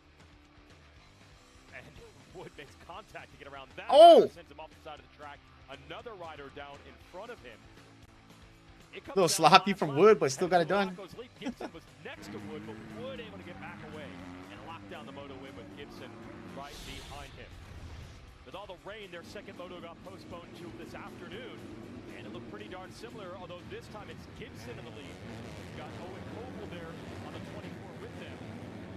But Wood not going to mess around. They jump down this ski jump and watch the tree turn. Wood's going to make the move right here around the outside. They're back in view. He is in the lead. But Gibson, he'll push. He'll keep it close all the way to the end. Hey, shout out to the Australian here in the 20, Kate Kingsford, who would take third late in this moto. That would give him fourth overall. Kate Johnson third. This is the run to the line. Another close one between Wood and Gibson, but Wood holds on for the 1-1. Yamaha just keeps getting it done. 250s or SMX next. Kingsford is going to pass Johnson here late. Yeah, Star Yamaha, as long as they keep these dudes and do it right, their future's pretty set for the 250s. Left and right and pushing Johnson off the track. So Kingsford gets third in the moto. Johnson still third overall. Kingsford will be fourth. And the Wood family is happy. He got a couple of pro motocross races in already. Then jumps back into SMX next year with a 1-1. See if he's still going to stay amateur as the Monster Energy National Championship at Loretta Lynn's looms in a couple of weeks. But Carson Wood, the winner at RedBud. SMX next. Here's JT. Carson Wood, you get the 1-1 here this weekend. Hard fought, though. Landon Gibson gave you all you want, really, in both motos. Talk a little bit about this racetrack, because it is really challenging at the moment. Also, these heat conditions have to be tough as well. Oh, yeah, dude. It's so hot out here today. The track's super challenging. It's super slick, and you have to really be patient. But when you have someone behind you, you still have to push. So it's really challenging. I think I got third off the start, and then yeah, I was just following him for a little bit. Then I was able to make the pass pretty quick, so it made my moto a lot easier. But yeah, I'm pumped. Perfect day, one in qualifying and both motos. So let's get it. One more question. I want to ask you about your future plans. Caden Minear, Landon Gordon in front of you have made big strides in the pro class. You've got your feet wet a little bit there. What's your plan moving forward here? My plan is I'm doing 3 pro rounds right now, just to get my feet wet for next year. And yeah, just learning that pace is fast, so let's get out there and learn the pace and get ready for it. He's going to be a beast, man. And more stars in the pipeline for Yamaha and Star Racing. Fans ready to go with the Stars and Stripes as we head toward the second motos.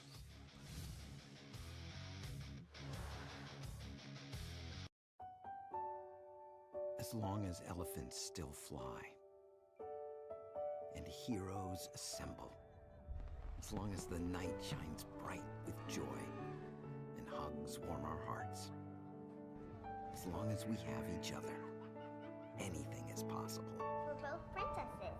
The moment we enter our happy place, join us for the 70th celebration at the happiest place on Earth. I serve to defend my family. My neighbors.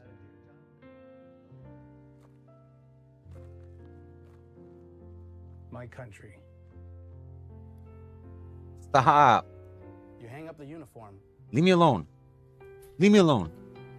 but the oath never expires. No habla. The oath that calls on us to defend the Constitution. You're annoying. Bear true faith and allegiance to the same. And send forward. The Ah, promise of dude, our you're not going outside right now. And beautiful union. America, we serve for you. Nope, get away. Get away. I'm Joanna Mendoza, and I approve this message. Knock, knock, Capital One Bank guy. I just moved into the neighborhood. Can I borrow some Wi-Fi? That's what the Capital One Cafe is here for. Open 7 days a week. Oh, can I use your ATM? Yeah, anything for a neighbor. What's in your wallet? Dear America. If I start investing when I'm 16? 9, 7. It could change my future. Ah, dude, you're not going outside. I don't care how annoying you get. Go to college. Be a businesswoman. I can save Go. for a house with a trampoline. 2 trampolines. This Dude, year, no. every American child gets No. an investment account. be pre-funded. That's free money. We can all expand the American dream. Sign me up.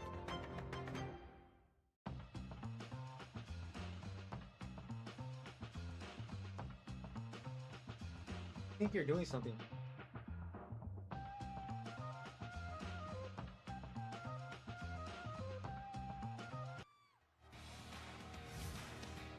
Welcome back. Monster Energy SMX at RedBud on the 4th of July. No, wait. Halftime. Want the Fans are chocolate? all, some back to the campers, maybe into the vendors The area. chocolate. What's the chocolate? Getting ready for the second Motos The as chocolate. well. Here's one interesting, one chocolate. interested fan. That is Michaela Nielsen, Moto KK, normally racing WMX. They're not racing this weekend, but her boyfriend there, Parker Ross, on the right, so she's there to cheer him on. She won Mammoth over the break last weekend, so she's still going fast on her dirt bike. It's been a very fun WMX championship that will resume at Unadilla in August. Couple of notes. Lachlan Turner, the defending champ, still the point leader, but tipped over while leading at the last race at High Point. That allowed Australia's Charlie Cannon to win at High Point, her first win in the United States. And Lotte van Drunen much better at High Point, the Dutch rider's second race in America. And she was battling for the podium, even with some mechanical problems on her bike to overcome as well. So that's going to be really fun. August 15th, Unadilla. All the WMX racers will be back in action. Let's go to our friend Joe McGinley. Had the symposium open for SMX Next riders, and then later on anyone who wanted to come over and chat with him. And he's got some special things to point out here about one of the toughest topics in motocross.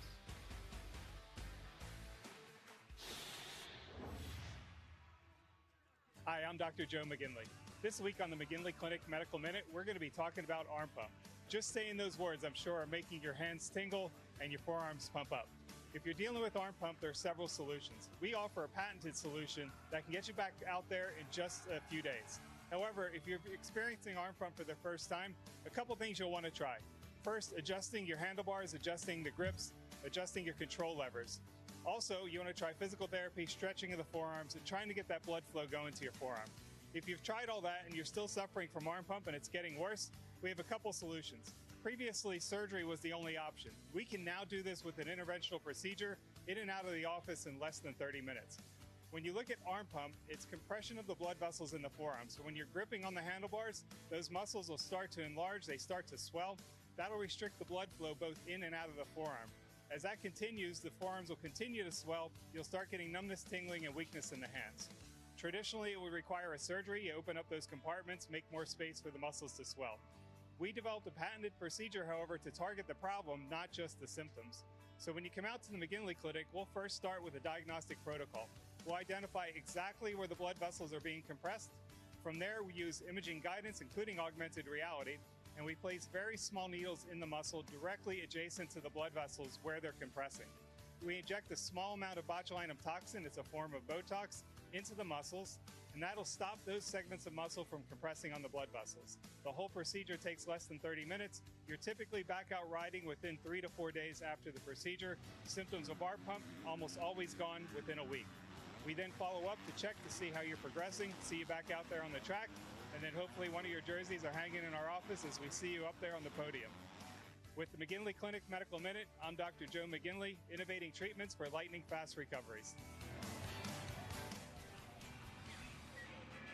Thanks, Dr. Joe. Yes, some medical advice to help the athletes, very complicated, very forward-thinking, and some's pretty darn old school. I can't believe we're about to see from our own crew.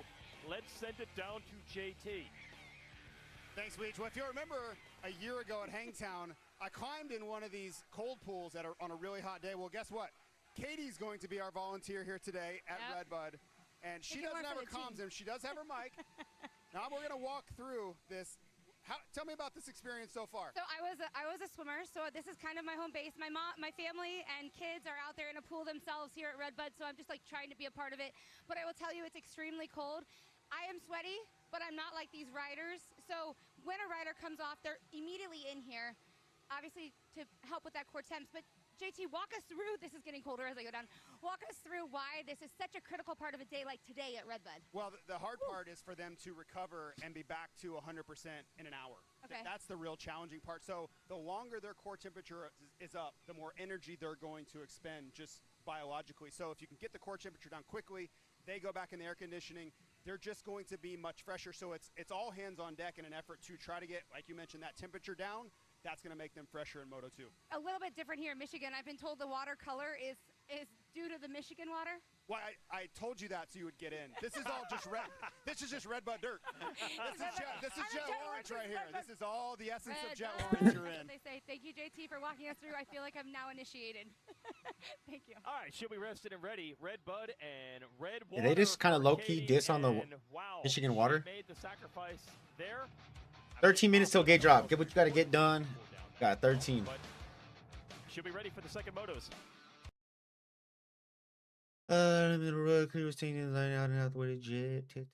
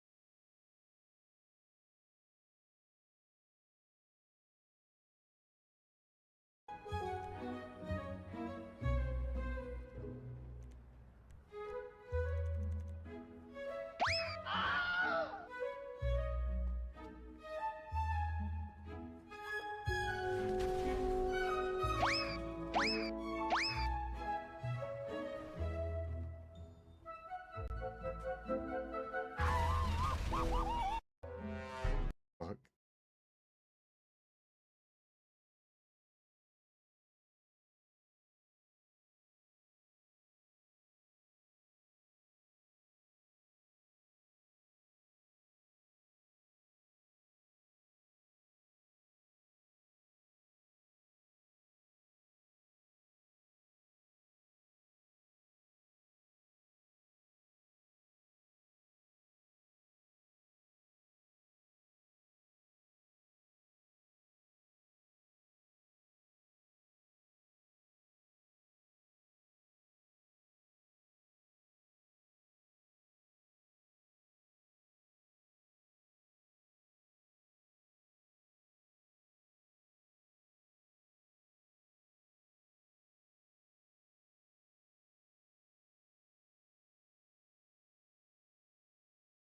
Looks like Daryl really liked that thing. Canva, the thing that makes anything a thing. Oh, that's a good one. For sure.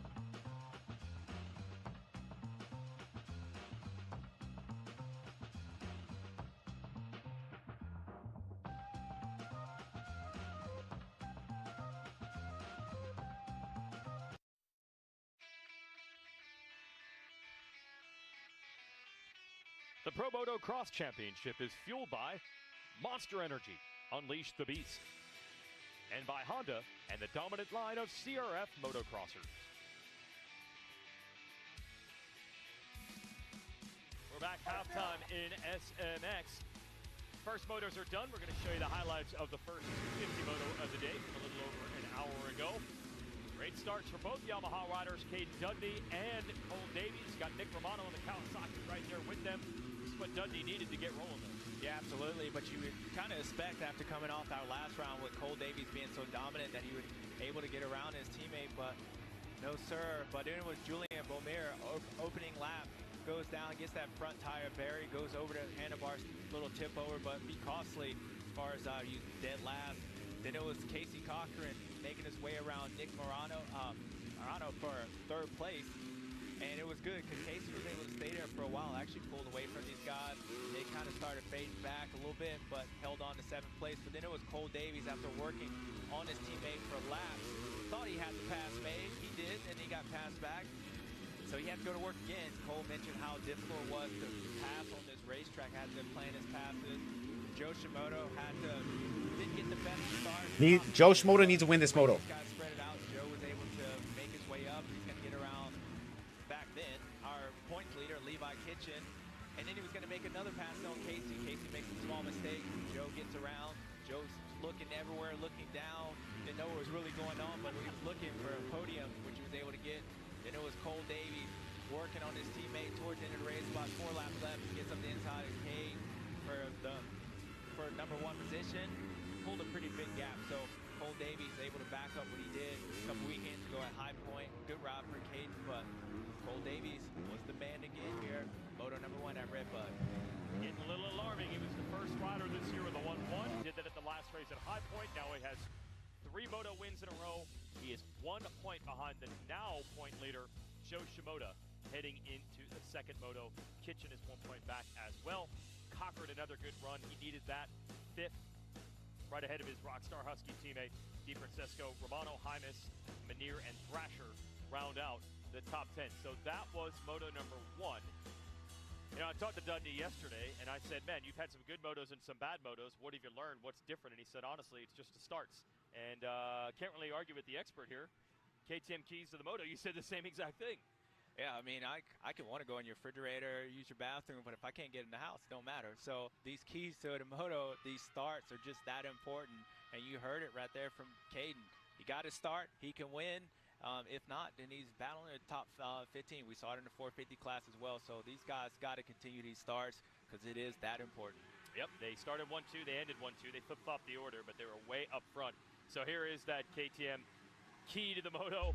It is starts. Riders are off on their sight lap, ready for the second 30+2 moto of the day in the 250 class.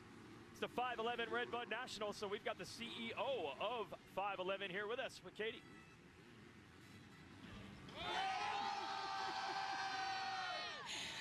Troy Brown, the CEO of 511. It doesn't get any better than this. You have the RedBud crowd. We have Larocco's Leap in front of us, and you're just kind of soaking in all the story. This is the 511 RedBud National. How special is it to be with the fans behind us, giving them fist bumps with this view of the track in front of us?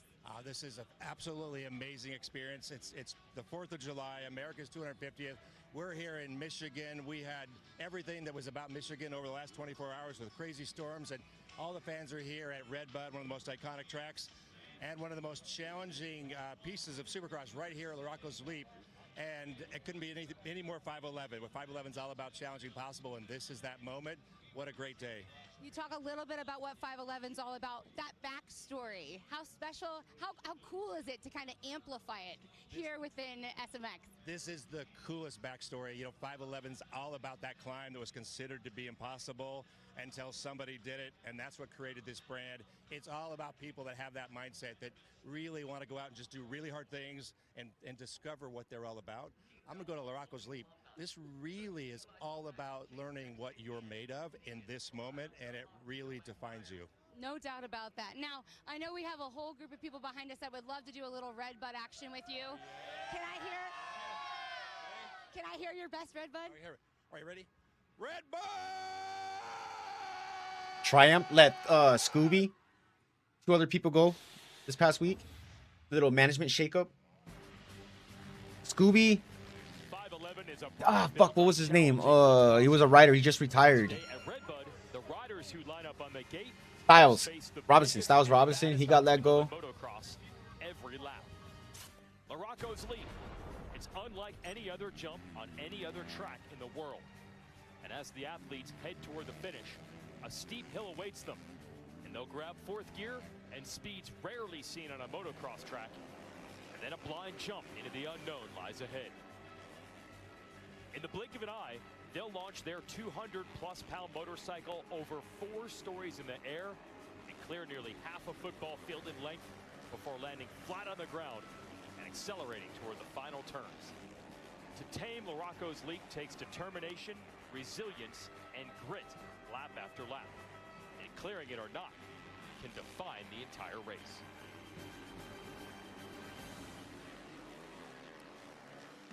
It's even more difficult today because of the challenging weather has led to changing and challenging terrain. So it's time for this race conditions report, which is brought to you by 511. Well, thank you, Justin, and you nailed it. You know, Larocco's Leap stays consistent, but how difficult it is changes from year to year. Now, that can be the corner before it. How is that built? Is there a longer or shorter run leading up to it? The trajectory of the jump has changed throughout the years. The more steep it is, the more challenging it's going to be because it throws you up instead of out. Well, this year, the weather on Friday has been the most difficult challenge because it's so deep leading up to it. Riders simply don't have the drive. Now, we've only seen a handful of 450s jump it so far today. None of the 250s have done it. A lot of track work in between motos. I'm not sure if that will change things, if guys can really go for it, but I do expect in better conditions in the second 450 moto, a lot of guys are going to start executing Morocco's leap here. All right, thanks, JT. Scan that QR code to learn how 511 and Super Motocross Challenge possible. There's the QR code right there. We're headed to break. 250 riders are headed to the gate and getting ready for the second moto of their day. There is a storm cell going in that way. It's gonna hit there around 4 p.m. their time. This is copyrighted broadcast of the.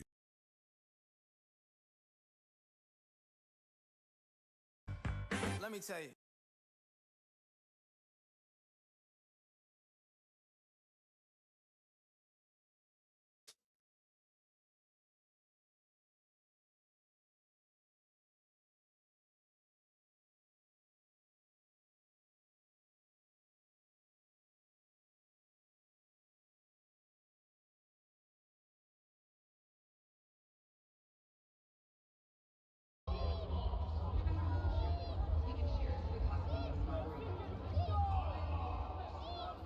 Yeah, that storm fucked shit up.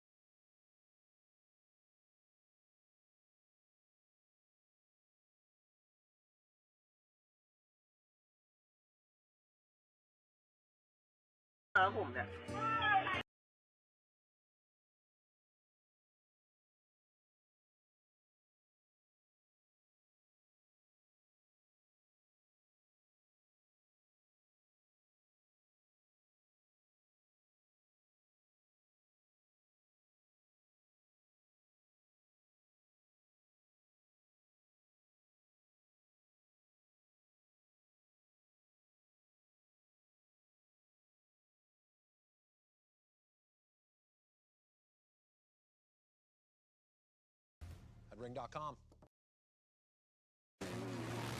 Every time we hit the track, we're chasing our dreams. And when we race for St. Jude, we're helping kids chase theirs. For years, SMX has helped build a legacy of hope for families who never receive a bill from St. Jude. Become a partner in hope by donating monthly and get this awesome Love Moto Stop Cancer t-shirt. We race for purpose. We race to stop cancer. Love Moto, Stop Cancer. Right here. Good stuff there. Fans are now headed back to the fence lines because we're about a minute away from the second moto of the day in the 250 class. Can Cole Davies make it 2 straight 1-1s? If he does, he'll lead here with the points lead, but probably even more momentum than just that RedBud would indicate. That would be massive if he can make it 4 straight moto wins. So who can stop him? Shimoda and Kitchener right there in points. There's Hymas, and then of course you had Kate Dudley with the great run, second in the first moto. He could win the overall if he can ride well in this one. It's 250 Moto 2 from RedBud, and what is starting to feel like a very pivotal juncture in this 250 championship. 3 riders right now separated by only a point. Davies said he got his starts dialed at high point.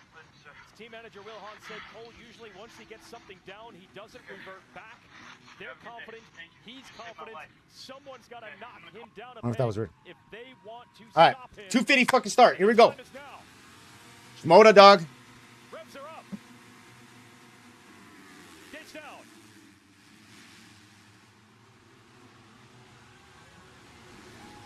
And Davies gets the start again. Hymas? Got it. It's Hymas on that Honda in second. Sounds like Will Hahn was right. He's got something figured out, but yeah, Cole Davies, we saw him do this a couple weekends ago at High Point as the second moto was even Okay, more Hymas. than he was in the first one. So scary thought for these guys. Good to see Chance Hymas up in second place. I believe that's Casey Cochran. Yeah, again. Third. Cochran been rolling, and how about this? Hymas has been showing a wheel a few times now to Davies. And now Cochran challenging Hymas. Moto 5th. Moto up to 4. Yeah, dude. Hymas, dude. I'm pumped on Hymas. Where's Dudney at? See 7th? What did I say? 6th? 5th? He got gassed. Did a great job of holding on, but it's going to be a tall order to follow at number 37. And Shimoda has moved to 4th, battling his Honda HRC Progressive teammate. Hymas looking for. Come on, Hymas. Yeah, important moment for Joe. He's going to have to get around his teammates and Casey Cochran because, you know, Joe was actually the fastest rider in that first moto, but unfortunately for him, Cole Dim was out front. So you can see Cole starting to get away. We know how strong Joe is, but he can't give him a gap to number 37. So let's see what he can do these early laps. Where the fuck is Kitchen at? 13th? Kawasaki, you see, where is Kitchen? 13th place. Well, everybody thought Pro Circuit was going to fucking turn a leaf. The man battling for this championship into the Sand Rollers. Definitely not for Levi. And this has kind of been the story of the year for him. Very inconsistent when you talk about start for him. Let's see if Chance Hymas can go back around Casey, where JT did his track report earlier, where they worked on it a little bit. All these guys look like they go to inside up. Shimoda needs to pass Hymas ASAP. He's thinking about it. He's thinking about it. Going like the second or third, going into the third lap, but 250. Could he uncork it? Yeah, the hard part on the 250, you really got to commit all the way to the last minute to get a sense if you can make it. But when Joe felt like he did, he could if he could pull it out in the next couple laps as he tries to slide up good fucking. inside of his teammate. Cochran's doing solid, bro. Can't quite get there. Oh, the battle with the Honda teammates. Now this section, Joe's working these insides. Okay, Joe. Got him. Nice move, Joe. Critical for him to get up to 3rd. He wants any shot at the moto win. Davies is opened up to about 3 seconds now. Now watch this off the start. Towers and Drew Adams on the right side. Ooh. That's also Gordon. There's Adams on the 35, and there's Gavin Towers. Phoenix Honda and Monster Pro Circuit Kawasaki down. Yeah, Kitchen 6, man. We need to see some aggression from Kitchen. Yeah, well, Joe has no. He's about to lose that red plate. He don't do shit. You got Casey Cochran fucking ahead of you. Come on, Kitchen. And considering what he did here last year, how good he No, was no disrespect to Cochran, but like, I know Joe I put them on different tiers. but he has to get around. Ooh, Hymas. Did he go down? What happened to Hymas? Before Cole Davies gets that gap too far going. Looks like Chance, is he still in 4th or did he get Yeah, he's still there, but it's close. He got Ryder D all over him. No, is that Ryder D ahead of him? Di Francesco, yeah, there it is. The Husky Must have made a mistake. He did make the move. Yeah. The Huskies got something going today. All right, the 30. Can he make up ground, JT? He's certainly trying. And you know, the one thing that stuck out in that interview from the first moto was he wasn't as downtrodden as he had been. You know, at High Point, if you remember, he just talked about underperforming the whole day. Even though it was a solid day and he drew within 1 point of the championship, he was not happy with how he was riding. Kitchen That 0.7 first moto, from Ryder D. that changed quite a bit. You know, he was still unhappy with the start, but the riding had seemed to come around a lot, and he's kind of following through on that here in Moto 2.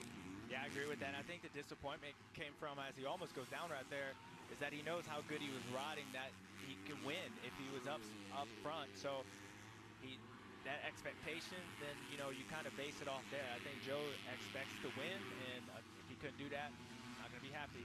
But you can see how much time he lost to Cole Davies. Cole Davies is getting away from him really quick, and it's not like Casey's holding him up, but these couple of mistakes going to be costly for Joe.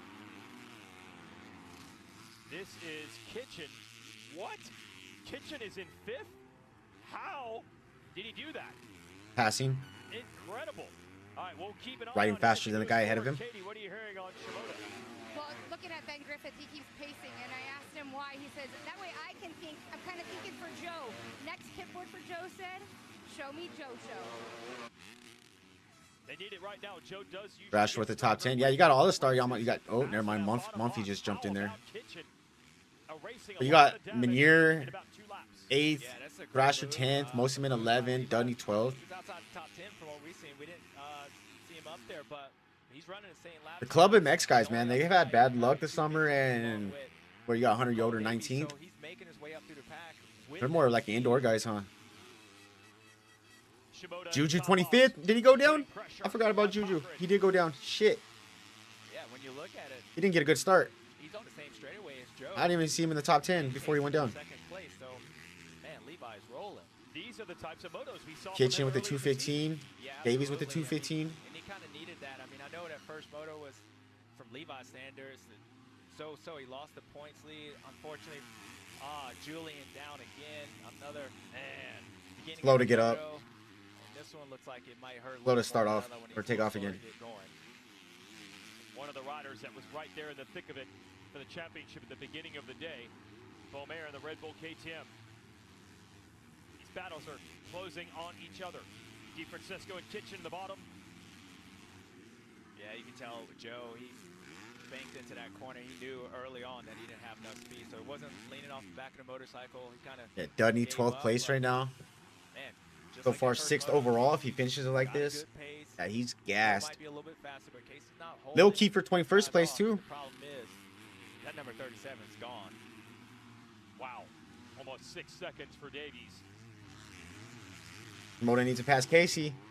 But as you said, Cochran is not holding Shimoda up. He is absolutely holding his own. And again, I don't believe he has a deal for next year. He's showing what he's capable of. As for the He's got to stay healthy. runner-up, Dudney, gonna replay here. He's on that Yamaha blue.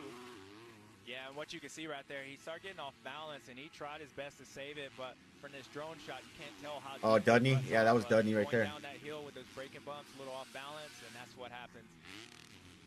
And that will push Dudney back to 12th after that runner-up ride in Moto 1, 6th overall at the moment. This is that same section that we just saw definitely go down. Yeah, you cannot tell with the TV shot how steep that hill is. And we've seen lots of riders go down through there. Man, rider DeFrancisco is all over Shimoda now. He's in the Husqvarna sandwich. Yeah, and just like that first moto, Bannock like these 13th. guys really bunch up. When you get stuck behind a guy in front of him, depends on where you catch him. Monfils If you catch him in the 8th, that's early part of cool. the track with these 180s really kind of slows these guys down, which allows everyone else to bunch you up. But you can get around them. You can have a gap like Cole Davies, and we saw that same thing transpire in the first moto. But unfortunate for Joe, he's still stuck behind a good ride in Casey Cochran here in the second moto.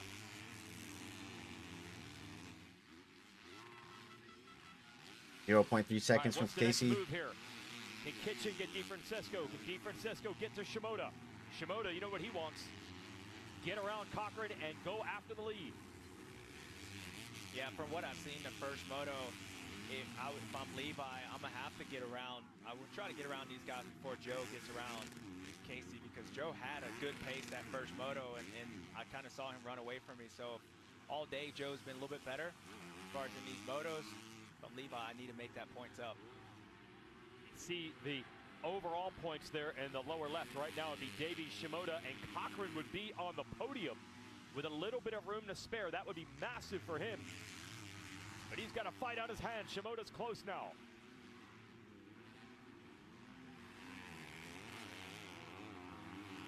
Yeah, here we go. This is opportunity. Joe's probably going to try to stay with him. I think he'll be able to pass him here unless Casey misses his double. Casey goes outside. He should be able to get it.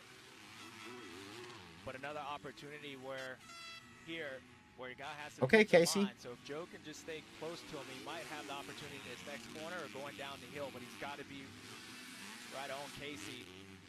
Here we go. Casey kind of fooled him there. He thought he was going to go to the inside. Casey goes outside and kind of messes Joe's Good plan up. shit, He still Casey. might have I that still can. opportunity to Did you come go down? outside here. Cochran fighting for it. Doesn't want to give it to him, but Shimoda has it. Yeah, Joe says chess, not checkers. Oh, Ryder's just gonna pass him. And now DeFrancisco looking to get his young teammate. Got him. Yep, great move. Casey was kind of bundled by what happened with Joe getting around him, and his teammate got it slid up underneath him. Now you got to have number 47 to deal with as well. Big moment in this race. Can Kitchen go with Shimoda? Can he make a run? He's working the insides on Cochran. No, Cochran fights it back. Crisscross lines there. Into the sand. Yeah, Casey riding good, man. I mean, this is what you got to do. You got to try to slow that momentum up, get the guy off rhythm, because clearly he's a little bit faster than you, but if you can get that momentum and that rhythm off, you can beat anybody. Levi really charged on the outside. Now you should have it. Casey stuck on the inside. Really nothing you can do from that. Good pass by Levi. Not following, charging in that rut, that line. All right, Kitchen, can you get past Ryder? I think he can, but does he? Last time around, Shimoda and Davies the leader. Identical lap times, 2:16.9 for both. Damn, 2:16.943. Both they got exactly the same time. He's got to make up more ground than just that. Yeah, and that fast time, Levi was the fastest guy on the racetrack his last lap. So just showed you how much speed he has. Even Okay, Kitchen's heating up. Same pace as Cole Davies and everybody in front of him, but hard to make those moves here on this racetrack.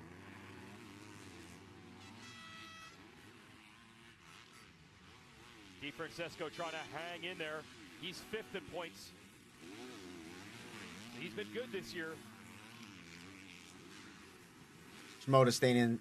I mean, they're 7.8. Been there for a sec. On that bike all day with no changes, but I was talking to his team about his development this season, and they told me that we are all now starting to see what he's really made of, why he was so good at amateurs, going 6 for 6 at Loretta's, and basically a household name. These last couple of years, we haven't really seen that rider that he knew he was capable of being.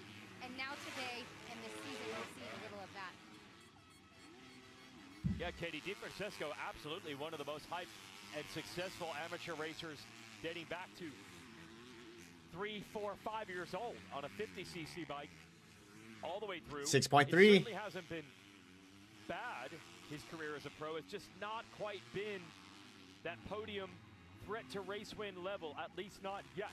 Looking for the Moto podium right now, and it would be 3rd overall. JT.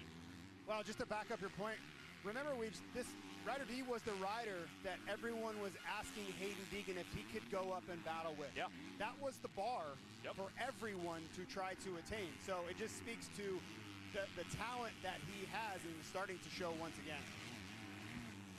And I think that's why he has these rides. There's a lot of teams that still believe, including this one. Kitchen, in theory, should be able to pass him, but even with Rockstar Husky going away next year, I believe they're going to keep him in the fold, just move him over to the KTM side of that business. Yeah, I agree. I mean, once these guys are moving up like Hayden Deegan, and then it's Ryder D's, that next guy that could possibly be here winning a championship like what we see with Cole Davies. He's got to continue to build. A couple other battles. We're checking in on, I believe that's Dudney. Romano in this battle. Dudney, okay, so that is... Yeah, he got it down to 6. Thrasher right around the top 10, and Dudney in 12th.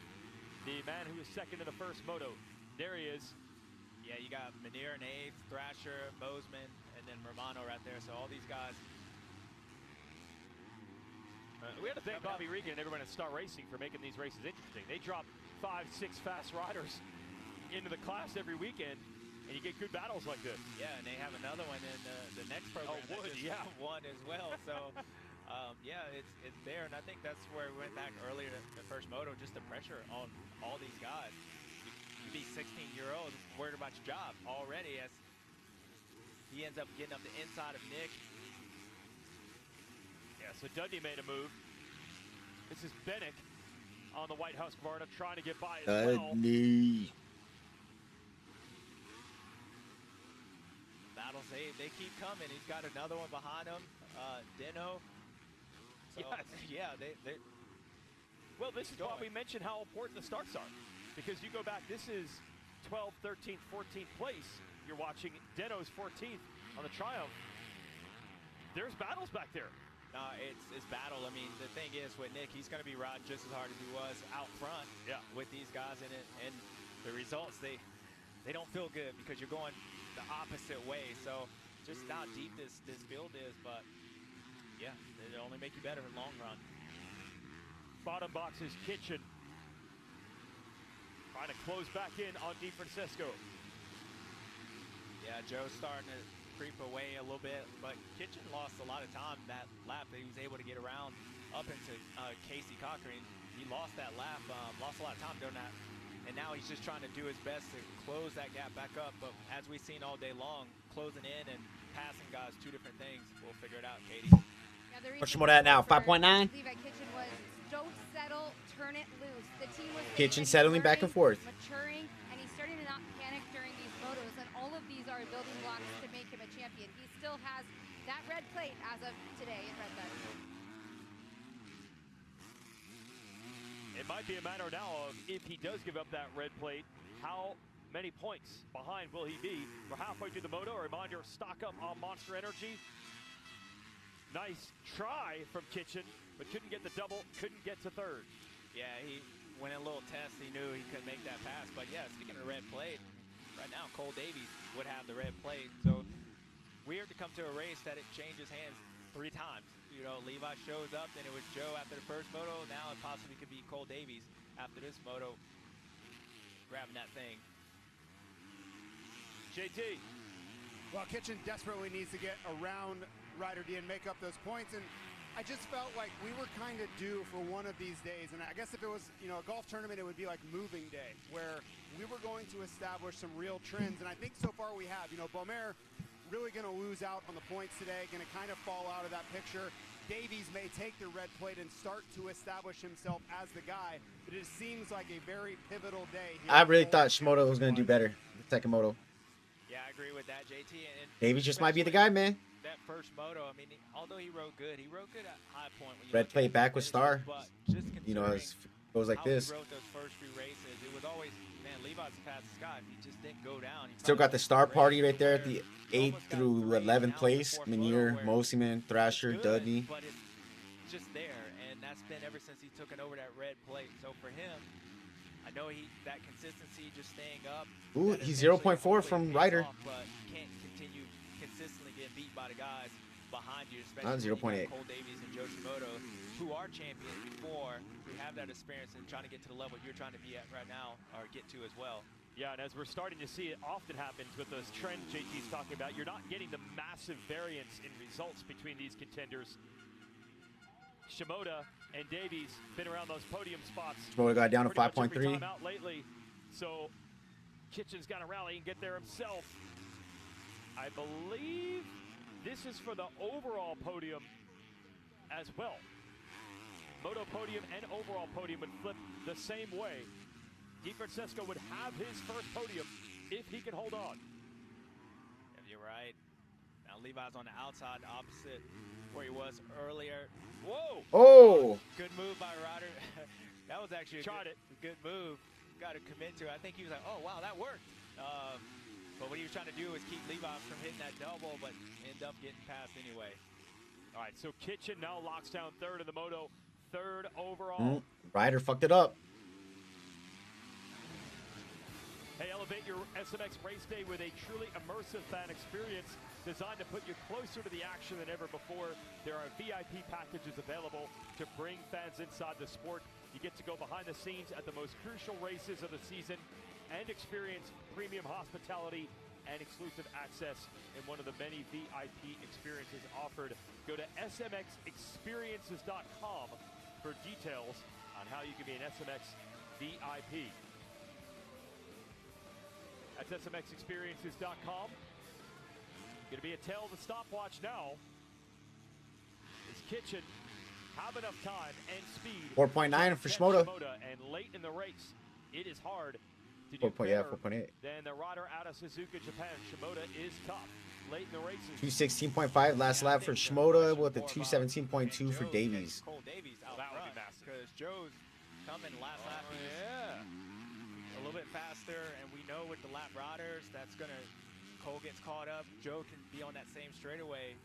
This race might not be over with 4.5, dude. plus minutes left. All right, so then let's check in with Davies. I don't want to overhype, a single moto even before the halfway mark of the season, but Shimoda just closed it down again. It's down to 4.8. This would be about as massive as a mid-season moto could be if Shimoda could run Davies down. Yeah, I agree with that, and not like you said for points, but really mentality at this point. I mean, Cole Davies been winning these last couple motos at ease somewhat. I know it's not hard, but Joe's able to stabilize that and close in on Cole, and it lets him know that, hey, you know what, I'm good, but Joe Shimoda is here as well, so he's got to keep that blowing up. JT. Well, Weege, I'm going to ask you this because, you know, we spend a lot of time talking amongst all the analysts, you know, like Adam Cicerillo on our Monster Supercross broadcast team. What do they all say about Joe Shimoda? Like, what's the number one comment they all talk about with Joe Shimoda? It's his fitness. It's his endurance. It's unrelenting at the end of these races. And at the same time, Weege, what's the number one question that we've been posing about Cole Davies? On the hot days, how is he going to be able to handle it coming from New Zealand, not having the experience in it? So we're going to watch it unfold right in front of us.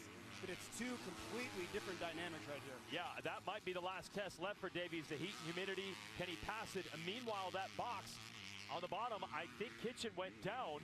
And how many positions did he lose, or did he lose any? We'll get that figured out in a moment.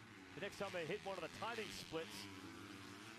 Yeah. Okay, we got the crash. Yeah, you can see, I'm not sure exactly what happened, but I know it goes off the racetrack, gets into that soft stuff, goes down, but look at the back end of his motorcycle. I don't know if it's just the way oh yeah, he's in the background, got stuck in the mud, goes off the racetrack. They had to push the mud somewhere. If you look at the fender, Kitchen went down. And I don't know if there's an issue with the bike, but Levi's definitely not back up the pace for sure. Well, two things to update you. A, DeFrancisco did get back around Kitchen. That would put DeFrancisco back on the overall podium today. Second, Shimoda has now cut the gap nearly in half to Davies. Ooh, 2.2 Shimoda. There's plenty of time. 7 minutes and 2 laps. He can get there. Yeah, Joe's got him. Now he can see him. He sees him. Could be huge for him. And well, JT, I'll swing it back to you. You're the one out there. James and I get to hang out in the air conditioning. Katie gets to hang out in the ice bath. How hot is it out there right now? Last lap, 219.8 for Davies, 217.5 for Joe. Yeah, but it feels like Wasabi Joe out here. Okay. It's cooking, so I can promise you that whether or not Davies can hold on, he's feeling it at the moment because I'm feeling it and I'm sitting under a tent.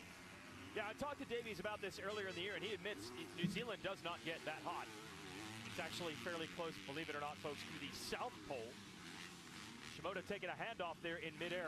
And yes, this is absolutely the wheelhouse of Shimoda. The hot and humid days late in the second moto, the roughest the track is of the day. That's where he does his best work, and he now has Davies in sight. yeah, and a part of this, just momentum. We saw it. No day. New York Knicks. What happened? Nile day image. No, we're not showing it, and I'm assuming that's what you're meaning. Joe is schmoving. Joe is schmoving. He's 0.6. It's Ken now. Ken Joe Pat. We know Joe doesn't makes kind of stupid decisions. Like Joe's not going anywhere, so let's just. The win for the overall. I think it's bigger than that. Joe's coming.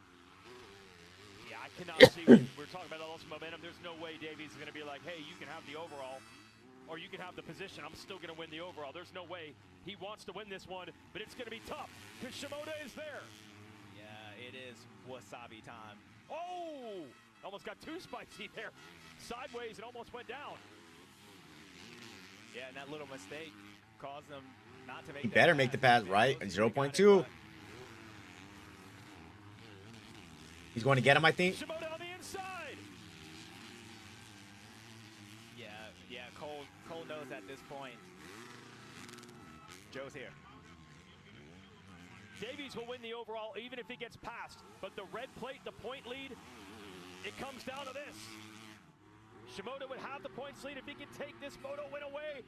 Ooh, it's getting spicy. Momentum in the championship, confidence, all that might be bigger than any of the numbers. Yeah, this is a great battle. Joe just got to stay with him. I feel like he has. I mean, look how quick he caught Cole. But Cole's a smart rider. He went through this in Supercross, just gotten better. Joe just leans it in that corner. Joe's been a little bit quicker on this side of the racetrack, especially going down these hills. As makes a small mistake there, but going to clear this lap Rodder, so he should still be close to Cole coming out here. Look how trajectory his track is.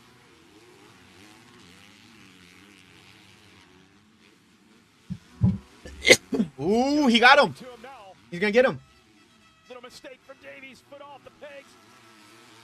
Recovers. Way better exit for Joe right there. Side down the hill.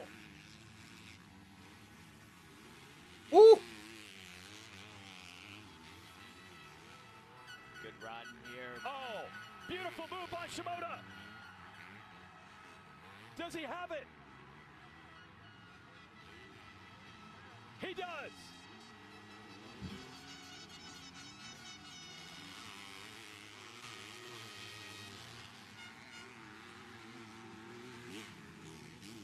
Oh, the fans saluting Joe in that effort. Yeah, he's gonna pull. Joe's gonna fucking get the moto. Davies take a look back. So that, to me, right now, he's going to most likely mentally settle for second place unless Joe gives him an opportunity by not pulling away. If Joe pulls away for this next Good round, shit, Joe. Just get this overall victory and fight next weekend. Those lines are crazy. And that would put Shimoda into the point lead and carry the red plate into Southwick. Second overall if he wins this moto. But we said it over and over again. The 4 straight moto wins for Davies would have been huge. Shimoda doing all he can to stop it. Katie. And Joe trying to get his first moto win since Unadilla 2025. Ben Griffin right now on the board has eyes forward. That Moto 1, remember, he was looking around quite a bit. They're reminding him, keep Everybody, your eyes forward, get but this an done. American wins on the 4th of July. I'm going to read it again because he's looking over on the finish line jump, just like Moto 1, and avoiding lap traffic, who's down. Yeah, I think he was looking back to see where Cole, he pulled a huge gap, but he doesn't have to look. I mean, that's pretty simple. He just look at his teammate. Well, what I mean, happened in the first moto in that 450 class. I can't really say it for 250s. But at least 4th, dude, like, I mean, Like this is what you call in the zone. bummer for the Americans in the 450, dude. Deegan tried. Bummer for AP. RJ quietly was right there. Like it doesn't bother him because everything's slowed down for him. It's just some fucking gnarly ass foreigners, dude. Right now, he sees that red plate. Gnarly ass foreigners. On the way to another moto win. First this year. You love to see a rider when he's in that spot. I always call it meant to do that. You see a mistake come in, and the next thing you know, it's like, oh, that actually worked out just like you planned it. And he is loose on the motorcycle right now. And Yeah, he's 4 seconds faster than Davies. Will be Davies dropped all the way down to a 2:24 lap. He still had a big gap over DeFrancisco, and there's not much time left. Gotta figure he's managing that gap. Yeah. But Ryder D was 4 seconds quicker last time around. Yeah, I think Cole probably just got shocked at what happened with Joe, so I don't think. He got shocked. If Ryder D catches him, Ryder D's riding good, but Cole would really have to follow up the pace. And to me, it just seemed like he realized that Joe's gone, and he slowed down, not realizing how much you slowed down. And he's going to get the overall. Yeah, he'll anyway. Get the overall and just fight for the next weekend. All right, so let's talk about this.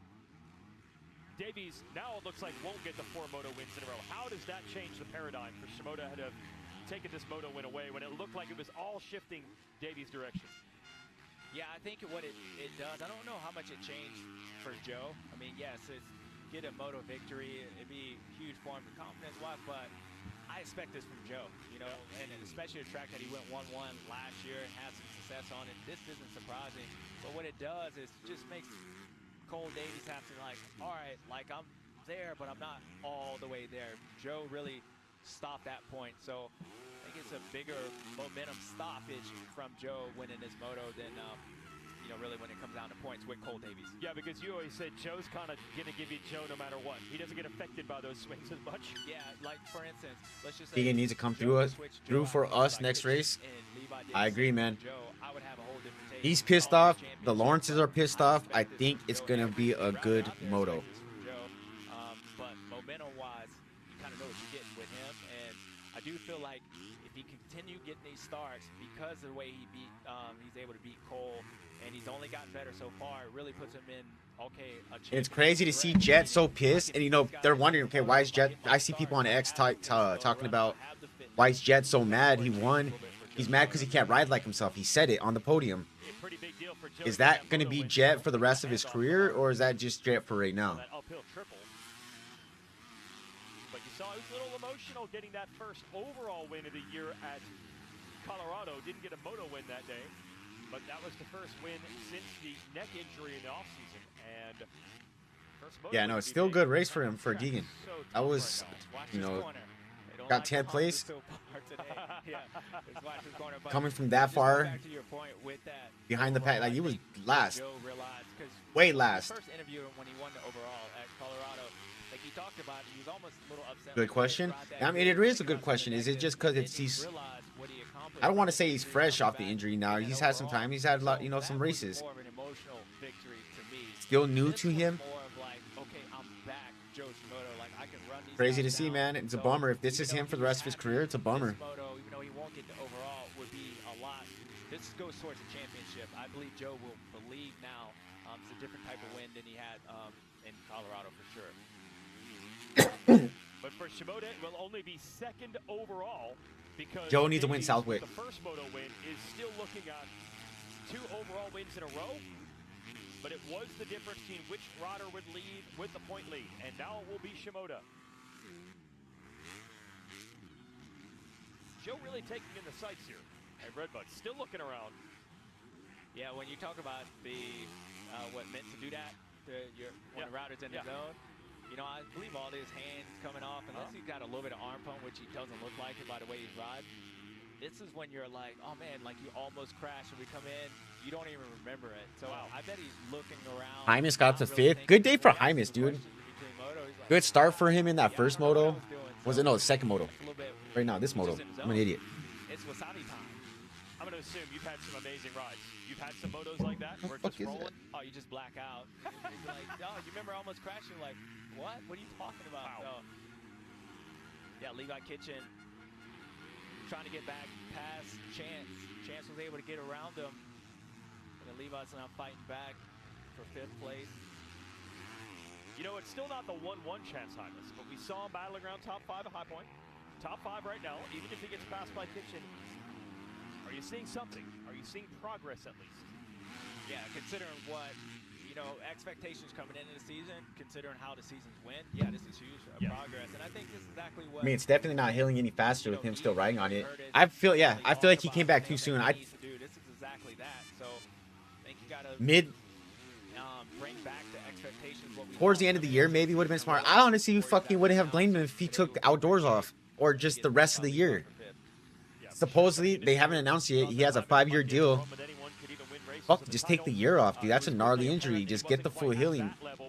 I'm in agreement. I feel like he's doing not agreement, but I feel like he's doing more damage than good in the long run. Maybe not the short run, but the long run. Maybe we're seeing it right there with him, the emotion with him, and him saying that he can't do what he wants to do. But now he's back to 5th. It looks like he's closing in on Casey right in front of him.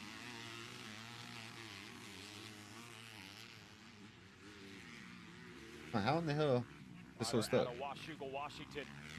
But although Washougal is one of the least rutted tracks on the circuit, he actually likes the opposite. He likes these deep tracks. See what he does at Southwick next. And with the problems for Kitchen, it should be a well-deserved and hard-earned podium overall for Ryder DeFrancesco, and that will be his first Pro Motocross overall podium. He's done it in Supercross, and he's bringing it home now, the rider out of California. Yeah, great day for actually both of him and Casey running in 4th place, but yeah, Ryder D definitely deserves this. He had to keep the pressure on Levi to make that mistake and capitalize. So coming from a year ago, getting his first ever pole position qualifying to now getting his first ever podium here at this racetrack he loves here at RedBud.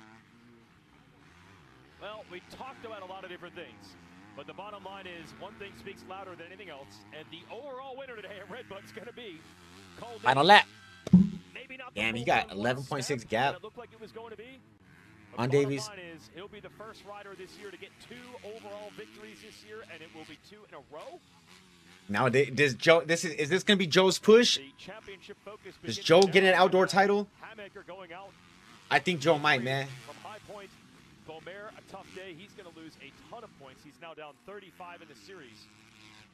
But Shimoda and Davies have reason to be excited about how it went today. just didn't want to say anything until you got through that corner. I think Monster was the biggest fumble. Yeah, I agree with that. Fumbled Joe the most. See if he can come Dropping him. next week at Southwick. And then Drink Weird was able to get with, you know, sponsor Joe and get that lid. W, I mean, that was probably the biggest, like a super big win for Drink Weird. Which he found from practice. He was fastest in that first moto. I believe. Got him when nobody freaking, everybody kind of gave up hope on him. Once Drink Weird signed him, next year he goes on this fucking tear. That's a good thing for Joe Shimoda to be able to find that speed. I think Joe gets the title. I'm honestly really leaning that way too. I think Joe gets the title as well. A little bit better, be up more front, especially if you get Cole Davies continue to do the same. And with such a critical juncture in the championship, how close it is, we're going to add a little something to that with the Coonan twins coming back next weekend at Southwick.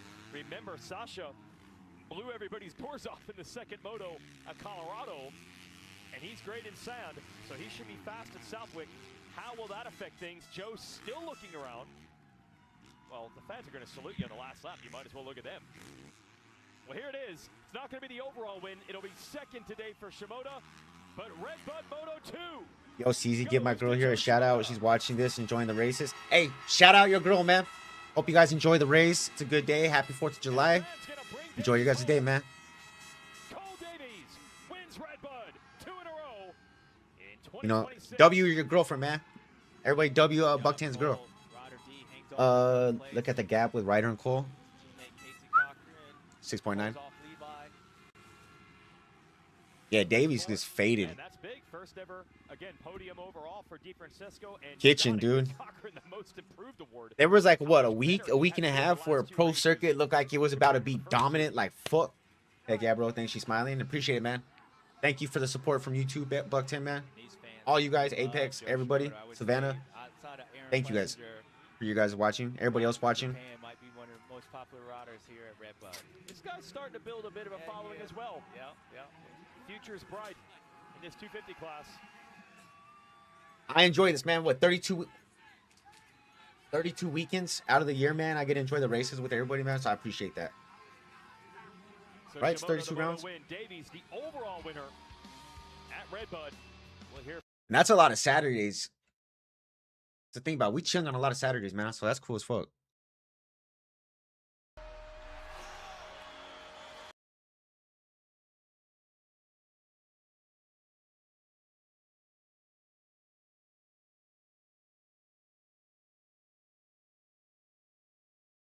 Oh, I seen something where an interview. Barsh is saying he doesn't know where the MXGP rumors came from.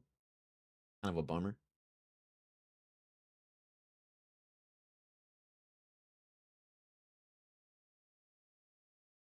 If you're standing outside Taylor Swift's wedding, you have incurable mental illness. What? People are actually standing out there like that?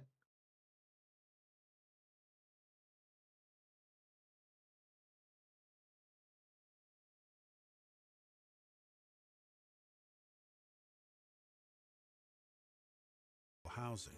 Katie Hobbs will keep working to make Arizona work better for you. Let's be honest. If you don't choose the right paint brand, painting Oh my god. Hey, do you guys think these fools went to jail? I'm showing it right.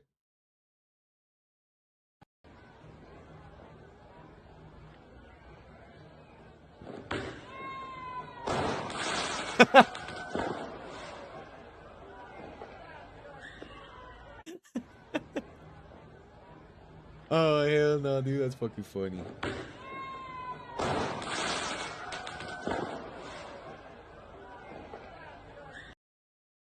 That's fucking hilarious. Dog's gonna probably be annoying again. You seen that shit? That shit's fucking funny, dude. Ah, here comes this motherfucker again. Here comes Debo. Hide the chains.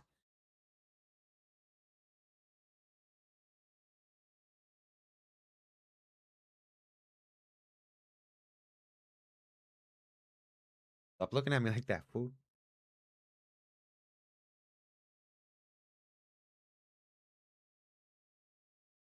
Digital.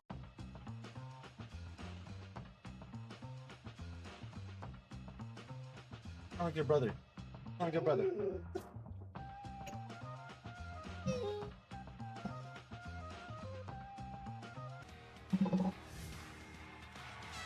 A RedBud podium would not be complete without Evan the Deer, who's here every Hey, year. Evan the Deer. Legend.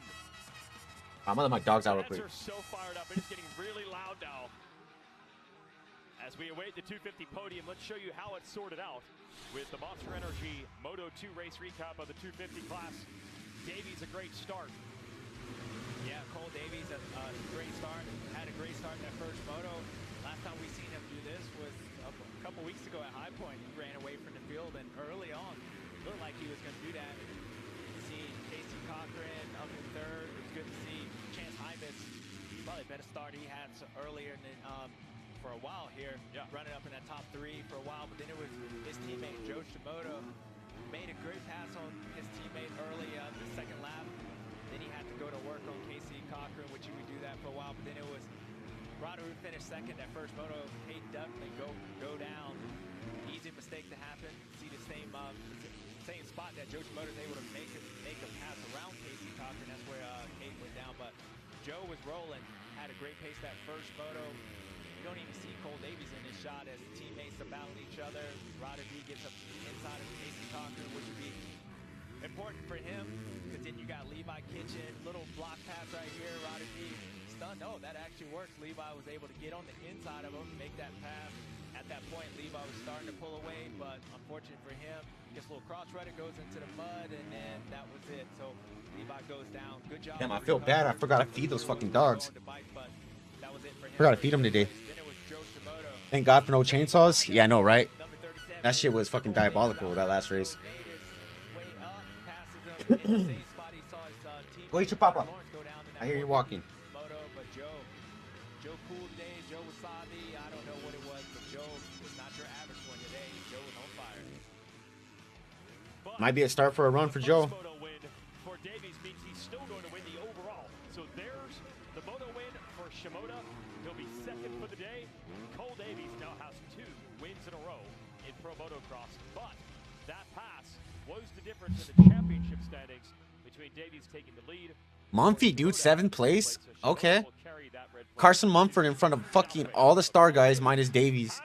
In front of Benik, Juju, Bar X guys, the Club MX guy. He was in front of Pro Circuit guys, Triumph. Yeesh. Carson Mumford, dude, freaking with the low key, right of the, little sleeper of the day. Are you thinking championship and overall, or are you just going to give it everything you have and try to battle him to the finish there? Yeah, Joe was running good. Yeah, it's a long championship. Still a long way to go, but it was a good day today. I need to get water. I gotta order some.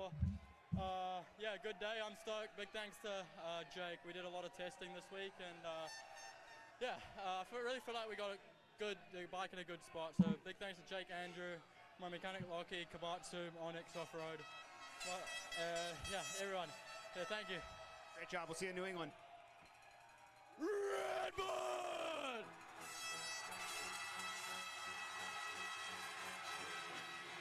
That'll get you some fans. AP's rolled out for the second moto. So Cole Davies 2 in a row. Gets it with the 1-2. Shimoda had the 3-1 for second. And DiFrancesco 6-3 is enough for third overall. And how about Cochran 4th overall? That was a costly crash for Kitchen. And that second moto, he goes back to 5th overall. And you see the day's total score on the right. Kitchen loses 12 points to Davies, 10 to Shimoda. Dudney going to be 6th overall with the 2-12. Got a young Shimoda fan, or signed there with the fans. Let's hear from Joe. Yeah, Evan the Deer. Got Evan the Deer.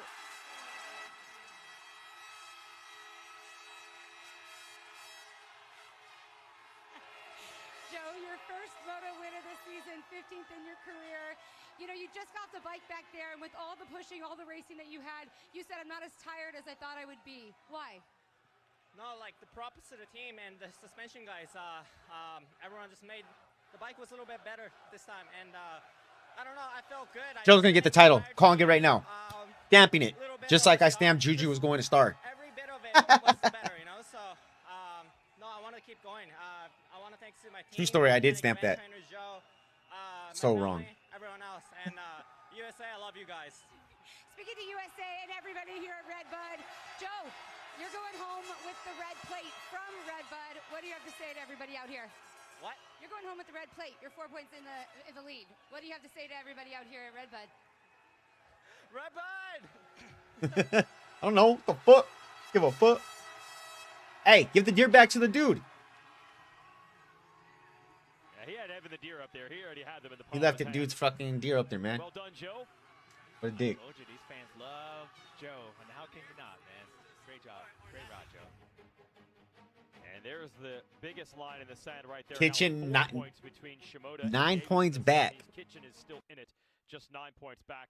Beaumare had some tough luck today with a couple crashes. Negative 35 for Back Juju. 35 Damn. behind the series lead, and DeFrancisco has moved into 5th over the idled Hammaker, who's out for the season now, unfortunately with injury. Manier's been pretty effective, 7th for the rookie. Jaimes Romano Dudney top 10 in the points. Take those points, combine Supercross and Motocross together. Got the SMX rankings heading into the playoffs. Davies over Kitchen. Hammaker probably going to be drifting back. DeFrancisco and Shimoda. Bummer for Hammaker, round though. out the top 5 in the standings. Whole year. Yeah. But I think, what did I hear? He got like a 2-year deal. He's signing. Already signed, or he's about to sign. Got Ryder D. Got an American. Ryder DeFrancisco, this has been a long time coming. To do it on a day like today, in front of this crowd, your family was so excited when you got back here. Walk us through the emotions. It's been a long road for you to be standing on this. He looks hyped. Yeah, it is.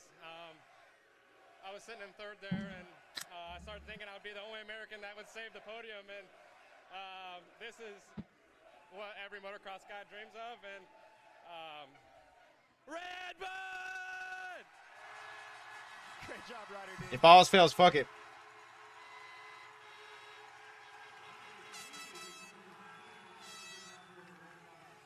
Sick. I think he started crying. I think he started crying. That's the place to do it. It's a special. Good for fucking Ryder, dude. These fans, so what makes it that? Coming up next weekend will be Southwick in Massachusetts, then Millville, Minnesota. Go visit the Martin brothers out there, see what they've done with their parents' facility. And then Washougal, then one more break in Pro Motocross before Unadilla, Budds Creek, and Ironman. To wrap up the Pro Motocross leg of the SMX calendar, and the playoffs begin September 12th in Columbus, Ohio. We'll go to California, and then Branson, Missouri, the beautiful Thunder Ridge Nature Arena to wrap it up. Evan the Deer getting more podium time than the riders. That's not a deer in the headlights right there, baby. The goggles are for it. I want to go to that race so bad. All right, we got 10 minutes till 450 gate drop. Arizona's feeling the heat. 10 minutes. At the pump. I'm Joanna Mendoza, a mom and a Marine. I swore an oath to defend our nation, and I'm running for Congress because that oath never expires. I'll fight to stop. Fucking politics off my shit. Give a fuck about politics. I'm a felon, man. And vote. See what gate Geeks picks? Yeah, actually, good question.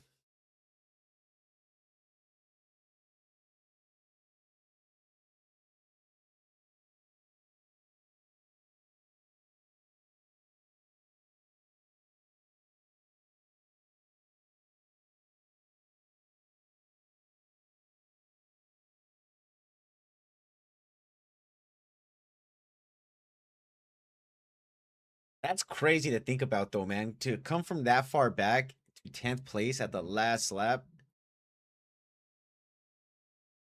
Yeah, that's a beast mode. I'm not calling beast mode. I'm saying that's beast like, dude.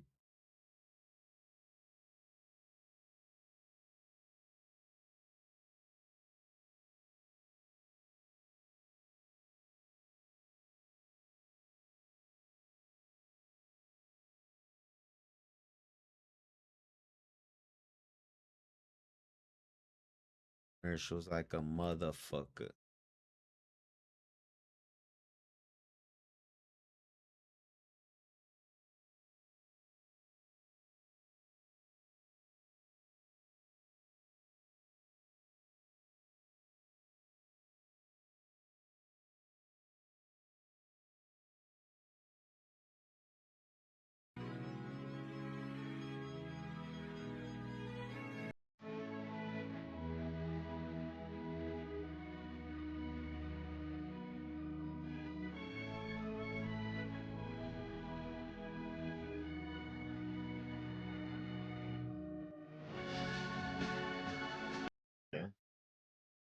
jerker.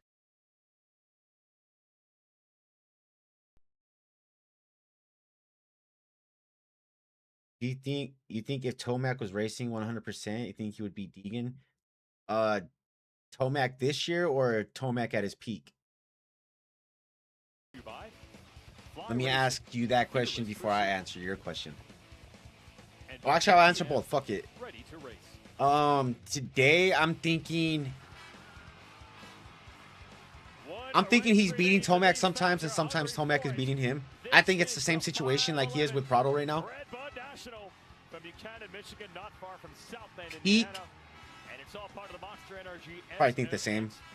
I think the game is a lot higher or a lot better than when he was at his peak. Competition's a little bit better. In the 450 class, every time we thought we had it figured out, it flipped. We'll show it to you here first. Brutal crash for two riders, two crashes, two incidents. First, Aaron Plessinger down and he gets hit. Yeah, unfortunate for Aaron coming off of, some good finishes considering how the year has been going on. So he goes down on the outside. Then we highlighted the second one. Hayden Deegan runs in the back of Marchbanks, goes down as well. So unfortunately for Aaron, that would be it for him. He's done for the day. Yeah, here he's going to the hospital, and they're checking Agreed. him just to make sure it's not a laceration anywhere that's exceptionally bad. So he's under observation. Deegan does get up and would fight back for, I believe, 10th in the moto. Yeah, good recovery by Hayden, but this was out front. Jorge Prada got a better start. Was able to hold off Jet Lawrence for a few laps, but Jet was able to get down the inside of him after working on Jorge. Had a good pace, ends up riding pretty good this first moto. And then Hunter Lawrence sends his brother getting away. So we know how difficult that is. So he's able to get around Jorge. I really, dude, this is going to be my prediction for this moto. It's going to be a crazy moto. I don't know why, who, what, where, and why, but it's going to be a crazy moto. It's going to be an insane moto right here. A couple weekends ago at High Point, and the way Hunter Lawrence looked at this moto, you thought he was going to run away, which he actually started doing. But then the very last lap, getting here and stalled the motorcycle. I don't know if that was on him, motorcycle, or whatnot, but it's going to be costly. You can tell the big gap that he had. Jet Lawrence came by and be like, wait, I'm not seeing this 96 here. And Jet Lawrence wins this moto. He was not happy, just like Hunter Lawrence wasn't. Jet had his own issues going on, but nonetheless, he was able to win this moto, extend his points lead, and win here RedBud, moto number 1. Wild ending, and then there were both bumps. Jet said he's not riding the way he wants to. Dude, they were both yelling that fuck word. Got away on the last lap. Prado another solid podium there in third. He was third in the first moto last week at High Point. See if he can turn that into an overall podium. Hampshire Marchbanks have been riding well, still doing it. 4-5. Ferrandis, Harrop, Webb, Barsha, and Deegan, as mentioned, round out the top 10 after that first turn crash. So that was a heck of a shake-up there. It looked like momentum certainly was shifting Hunter's way, or I guess I could say keeping the momentum from High Point. So Who do you feel has had the most disappointing season so far this year? Think AP? Well, I mean, it's a bummer for AP because, like they said in the broadcast, anytime he starts getting on a roll, something happens. So 450 class, yeah, I'll say AP. Work on the motorcycle. Obviously, he wasn't happy the way he rode, but Oh no. Chase fucking Sexton. I'm gonna let my dog out, but Chase Sexton, he's had the worst, most disappointing year. Yeah, and one of the reasons is this, the KTM key to the moto, and they've been very good at that point. Yeah, and I've been highlighting it all day. Starts are very important, but again, for this 450 class, it's rare to watch anybody, pass anybody at this field, especially when you got Hunter Lawrence or Jet Lawrence out front. But Hunter showed us that, hey, I don't need a whole shot to be able to beat you or almost beat you, but still, this start's going to come down. And a rebound race for Hayden Deegan. He's going to need one to compete with these 18s and, number 1 and 96 Hondas. There's a lot of goals of riders on the starting line, some of them bigger than racing. This is Lorenzo Lecurcio, the veteran out of Venezuela, and his wild. Oh, hey, pray for Venezuela. Bad earthquake. Actually took a monster girl that would walk the board for the AMA races, dude. She was actually killed in Venezuela in that earthquake. Yeah, obviously we got a lot to celebrate here in America. Chase for sure. Yeah, I almost Hey, man, I almost forgot that motherfucking dog. We've been going through a rough time. It's been 8 days. You know, it's a massive thing. It's like 3,000 dead people, a lot of injured people, a lot of recovered people, a lot of people still missing. So, yeah, we decided together, my family, we opened a little highlight on Instagram. It's the Wildcat Race Team. You know, there's the fundraisers there. There's the links and everything to click on it. Then you go to directly to the foundations, do the donation directly in the foundation. That's a bummer, dude. And yeah, just trying to help everything we can. Being away from home, you know, I would like to be there helping, but I'm here racing. I'm racing for them, so hopefully it's a good weekend. And thank you for all for the support. All right, good work there to the Lacurcio family there. Get some more stories from the racetrack before 450 Moto 2. We'll go around the berm, starting with Katie. We know Jet is 5 for 5 of moto wins here at RedBud. 49th career moto win earlier today, but we do know that he was also not happy with that. Visibly disappointed behind the podium. On top of the podium, he told us that his bike and himself, it was not up to snuff and he could do better. Will that light the fire for Jet? Lawrence, that's the big question. JT? Well, Jorge Prado, that's the first time I've seen a smile on his face underneath the tent before the podium in quite a while. And it all starts with the start, for lack of a better phrase. So success is a direct parallel to where his first lap positioning is. He needs to throw everything at it. The toughest part of that equation is look at who is to his direct right. That is Hunter Lawrence. That is going to make this job a lot more difficult, but his progress and success in this moto is all going to come down to the first 10 feet, in my opinion. Yeah, and the guy 96 who pretty much won that first moto, we were talking about how impressive a couple weekends ago, but even that first moto was even better. But he's got to finish it off. I mean, Hunter Lawrence, how many times you can allow little brother to kind of get the edge of you on the days that you've been better? So better start, keep it up. Maybe the 96 can get it done the second moto.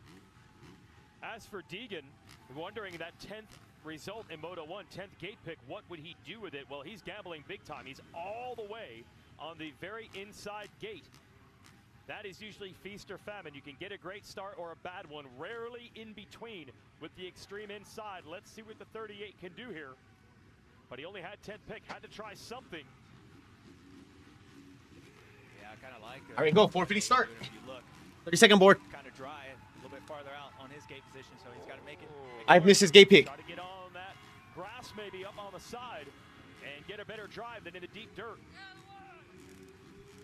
This is it, final race of the day. Always on the full inside, and he got a 6th place start. In the 450 class, 40 riders on the gate. Here's Deegan. Revs are up. Gates down. And Deegan a good launch. Prado, Deegan, Ferrandis. Deegan and Jet Lawrence pumping wheels. Ooh! Pile up in the back for some riders go, but it looks like our contenders are up there. Jet Lawrence. And Deegan gotcha. But yeah, Hayden Deegan worked that inside. I thought maybe that's what he would do. Big pile up. That's Christian Craig. down there on the 28.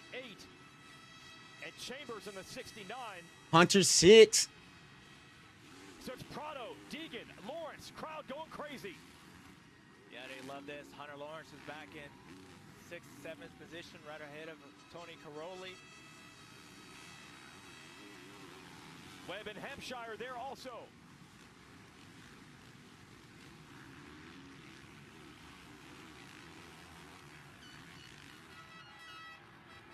And Lawrence trying to sort out some lines here, battling Deegan as Prado begins to extend the gap. Paul Webb up there, 4th place too.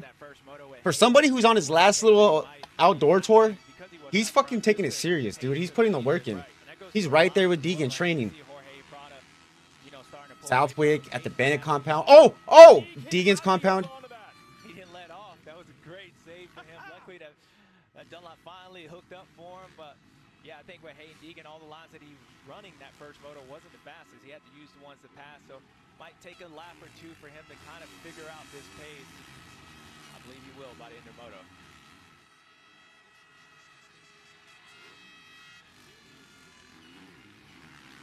Well, these fans going wild.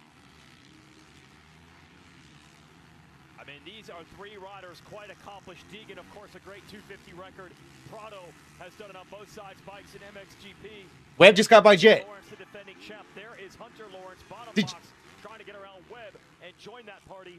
Right now, he is 5th. Yeah, Hunter was able to get around RJ. You can see how aggressive he is.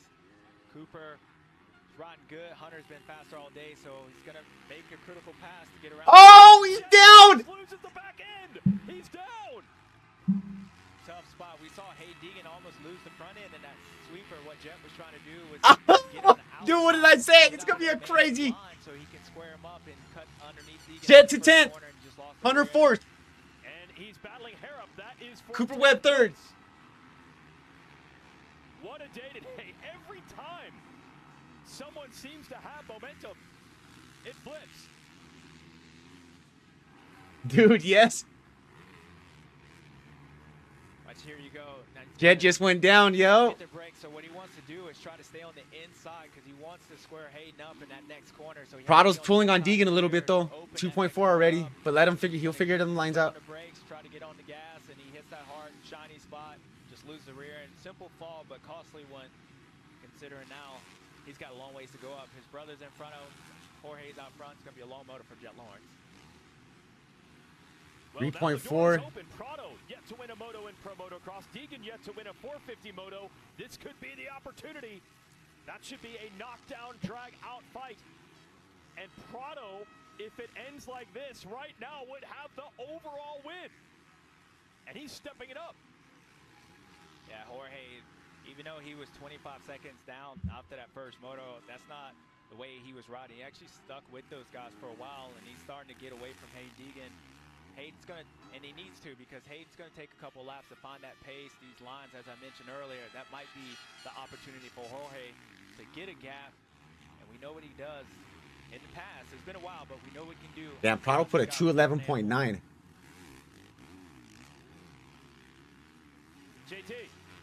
Well, just to kind of follow what James is saying about Prado, this is what he's done his entire career. He's so opportunistic at the front. Now, he would have looked around, kind of coming in opposite sections, seen Hayden Deegan in second, and he would have immediately looked for Hunter Lawrence and Jet Lawrence, knowing that they are the biggest threat he has to deal with. When he sees them several seconds back, he's going to throw everything at this right here. You saw him jumping bumps down the hill, really trying to put this racetrack together because he senses an opportunity to sprint away, build a gap, and that could be all it takes for him to win this moto. Yeah, 4.1 seconds already. And the thing for Jorge, what you want to happen as he throws a little whip, you can tell he's comfortable. He wants Hunter Lawrence to catch Hayden Deegan, and those two start battling, opening that gap up even more.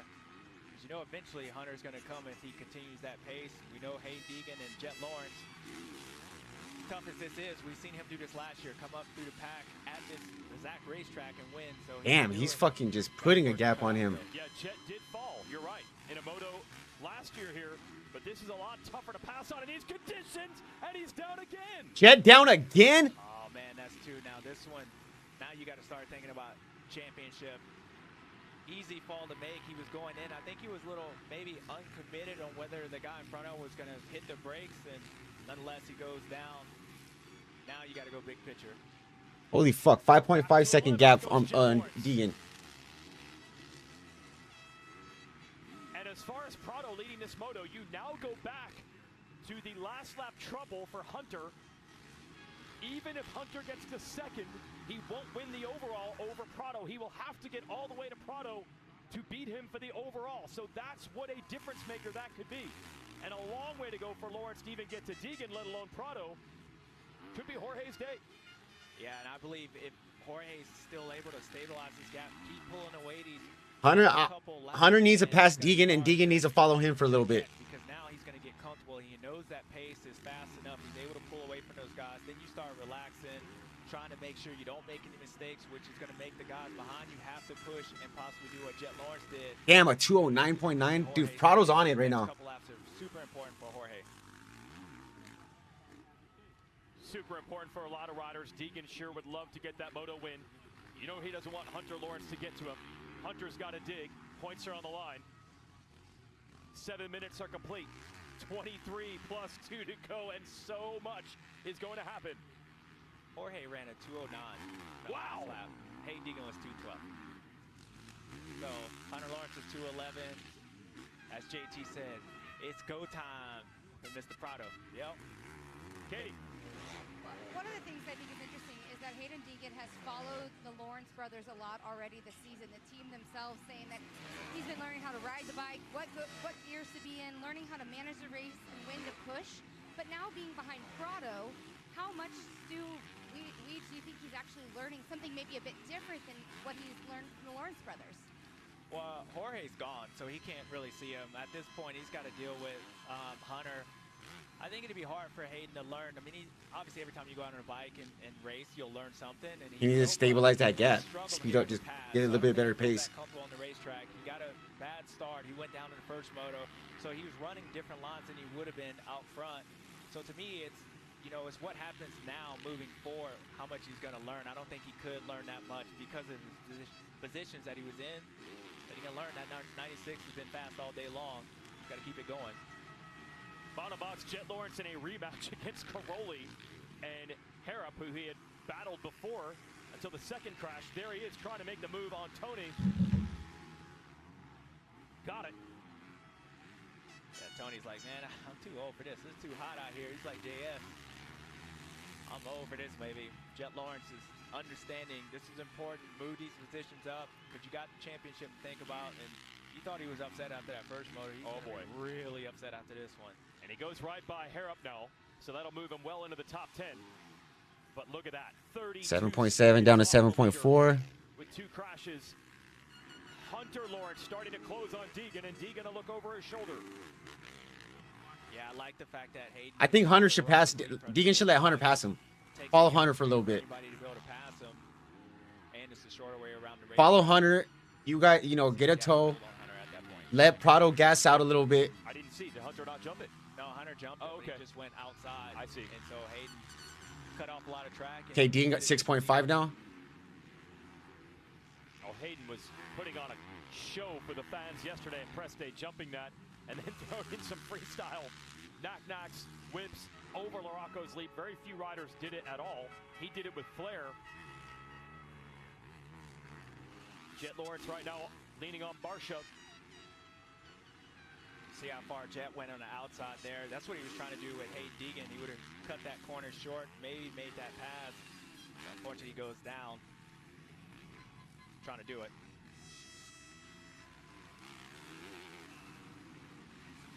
Deegan holding his own against Hunter right now.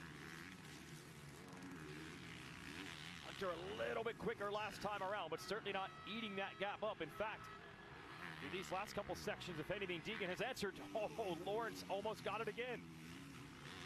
Yeah, go back to a couple years ago, him and Barsha had that incidental run-in at St. Louis Supercross. That's right. Yeah, I don't think Justin saw him, but now you can start to see Hayden Deegan opening that gap up. I think a little bit of that is just the way this track is. Certain parts you just understand you can't pass. But Hayden Deegan's starting now look like he's finding that flow of the leader's pace. He's seeing these lines and he's able to get away from them. So you can do that and start setting his sight on Jorge Prado. Continue to move forward. It's 7 seconds to gap. All right, back to this Barsha and Jet Lawrence battle. Up what they call the Monza turn here. And Lawrence makes the move. I love that. That's the history. Okay, Prado's into the 211s now. He slowed up a few seconds. Now gap's 7.1. But just how Barsha rides, he never lets anybody get away with a pass. Deegan got 2 seconds on Hunter now. I'm not sure, even though I got this. Deegan's actually the fastest with the 211.4. Hunter's Prado second with 211.6 and Hunter 211.9. A wild day. Look at the overall points down on the Hey, KW Lewis, man, thank you for the subscription, man. I appreciate it. I just got the noti on my phone. If it doesn't come, it's hit and miss with the notifications on Streamlabs, but I get it on my phone, so thank you. And then Jet's going to give up the point lead, I believe, if it ends like this.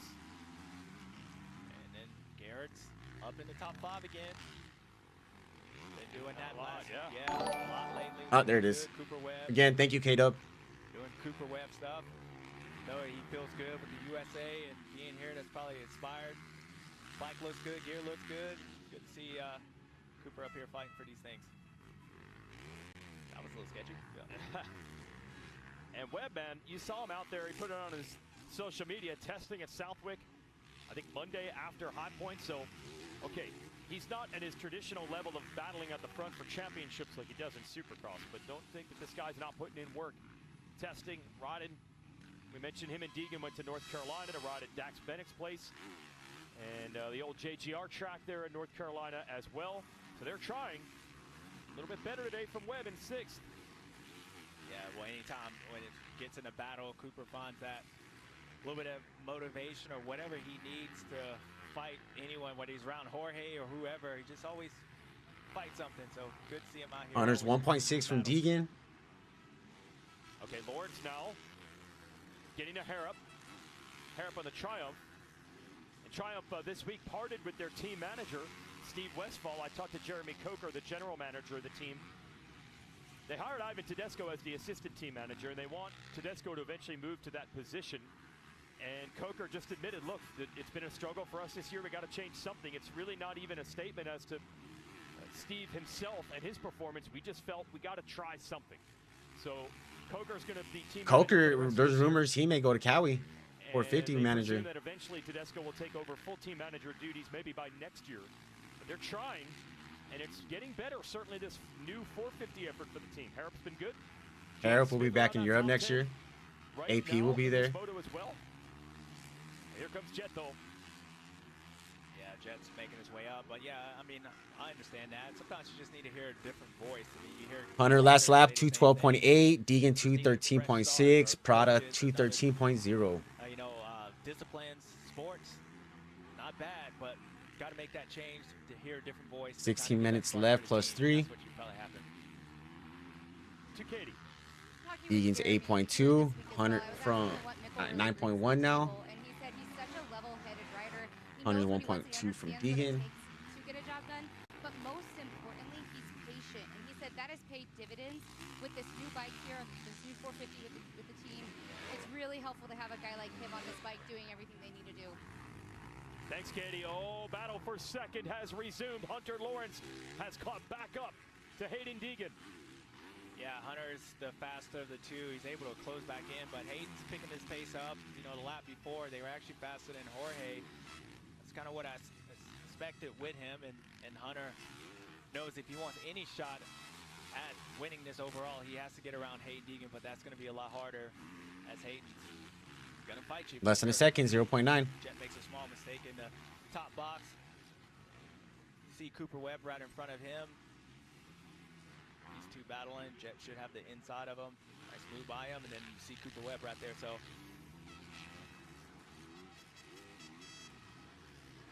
a bit of a calm before the storm here. How far forward can Jet Lawrence go? And then Hunter and Deegan, it is heating up for second. Ryder down here. It's not the leader, Prado. Headed to Larocco's lead. Yeah, you can tell how much the track's dried out. Hunter got stuck in that corner and still was able to do it.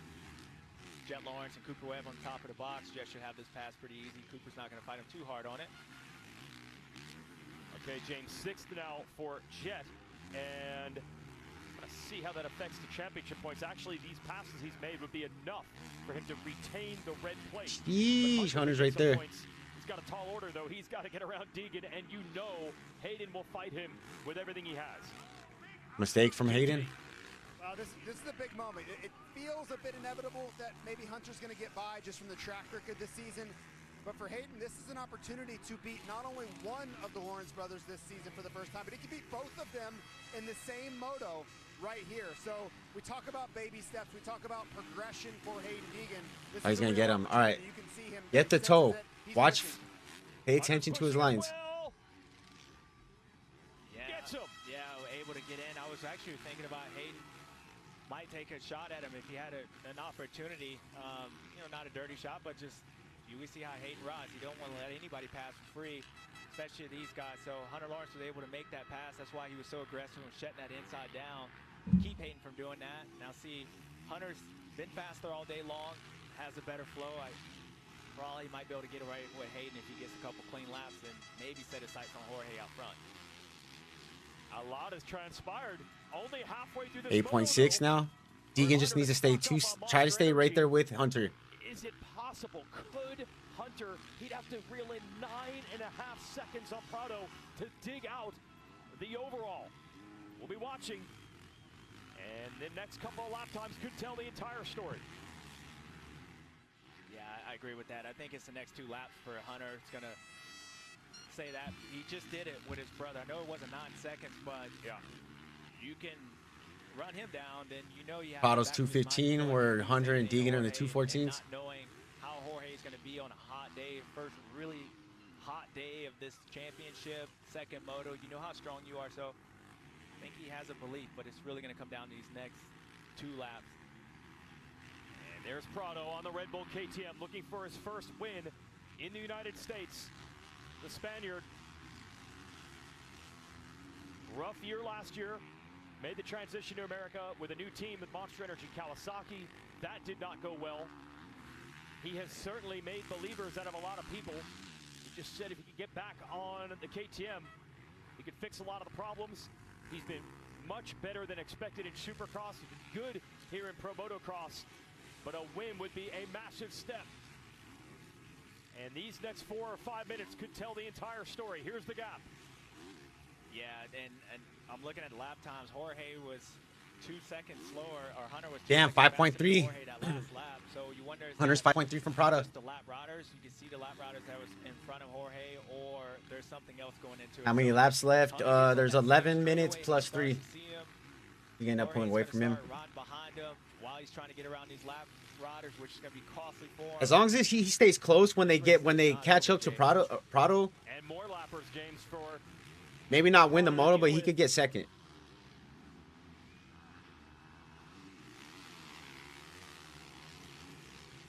Yeah, you can look at the gap now. It's 5.3. Oh, wow. So, a lap ago, it was 9, almost 10 seconds. Very important second half of this lap here and beginning of this next lap for Jorge. Keep moving forward while Hunter possibly might get stuck behind these lap riders. There's Hunter on the left side.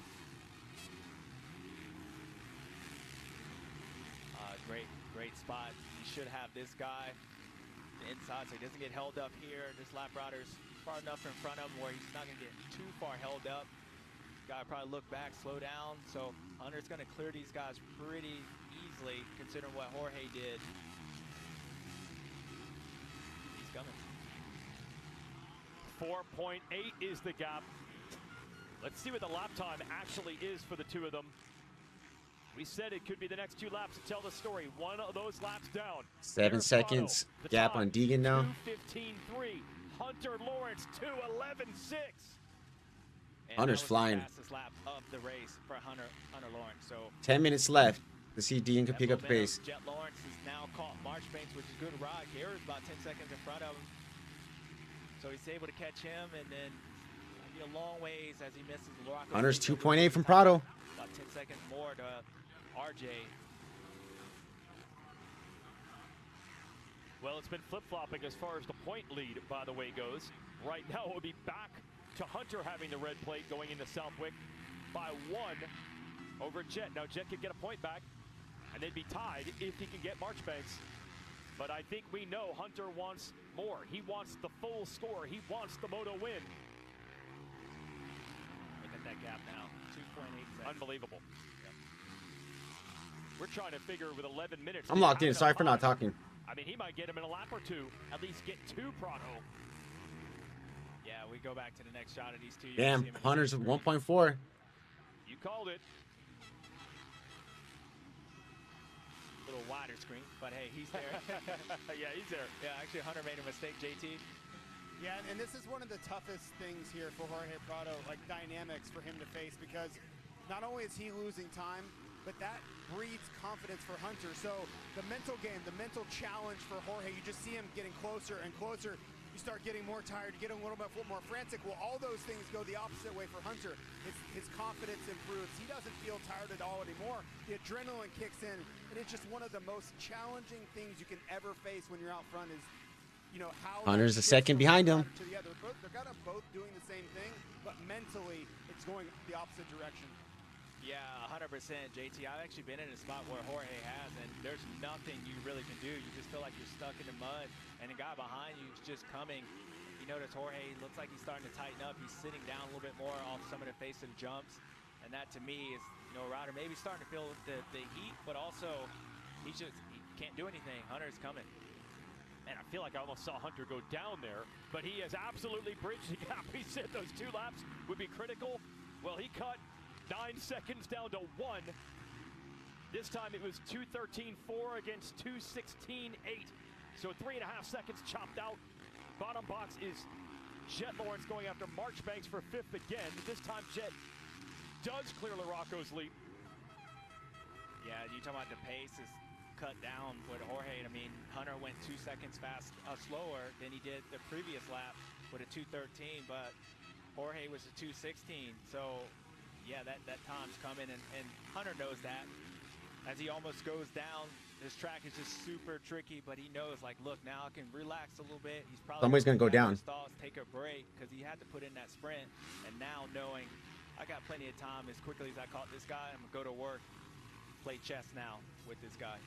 So that is the metering of energy. You put in that 2 laps, get to him, and then you might take a breather for a second. Yeah, that's what he's doing, because you can tell by Hunter's lap time. So he'll drop back and kind of do what he did, even with Jet. He won't rush these things, because he had to put all that effort to get to him. Now you got to him, and you can tell with Jorge, his body language, how easy it is for you to stay there. You just rest, because you know, make that pass and put in another sprint. This race is over. Oh, well, maybe everybody but Hunter. He was just in that spot. Oh, yeah. Yeah. Got struck in the first moto. This is it for the overall. It'll be massive again, because it'll be the first ever in America for Prado. Now, the one thing with Hunter, if you have more time in this race, you can just sit back and relax. So that's what he's doing. But at the same time, he's got to be careful, because it's towards the end of the race. At some point, Jorge, he'll look at the time left and be like, oh, man, I might be able to finish this thing off. And he might pick up that pace. So Hunter, although he's taking that break, he's going to have to make that pass probably within the next lap or 2. Otherwise, Jorge is going to start looking towards finish, pick that pace back up, which looks like he's starting to do already. Absolutely. Let's see these lap times.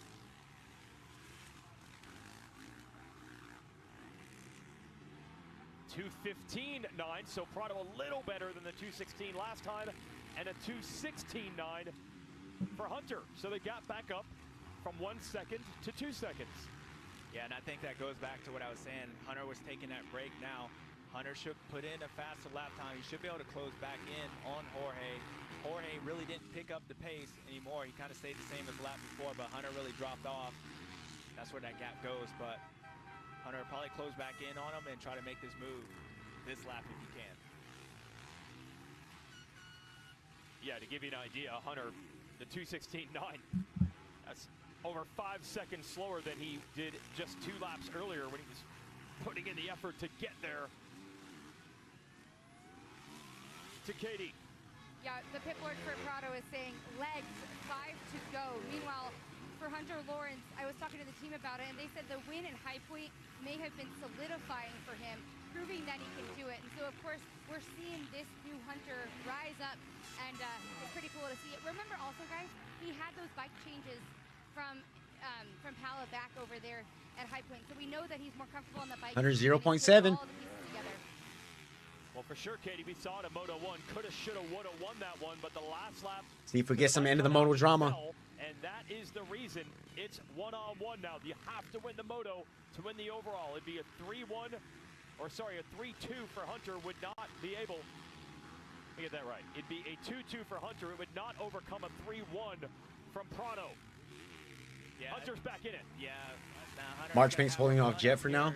Jorge's Yep. mechanic was telling him legs, because he was seeing the same thing I was. He was sitting down a little bit more, but I wouldn't be surprised that Jorge's been around the game before. He knows that, hey, if Hunter's coming, I got to have something to fight him with. So maybe that gap in that speed might be more a little bit of Jorge relaxing, because he knows the 96 is coming anyway. Have a battle, but quickly as I say that, Hunter's there.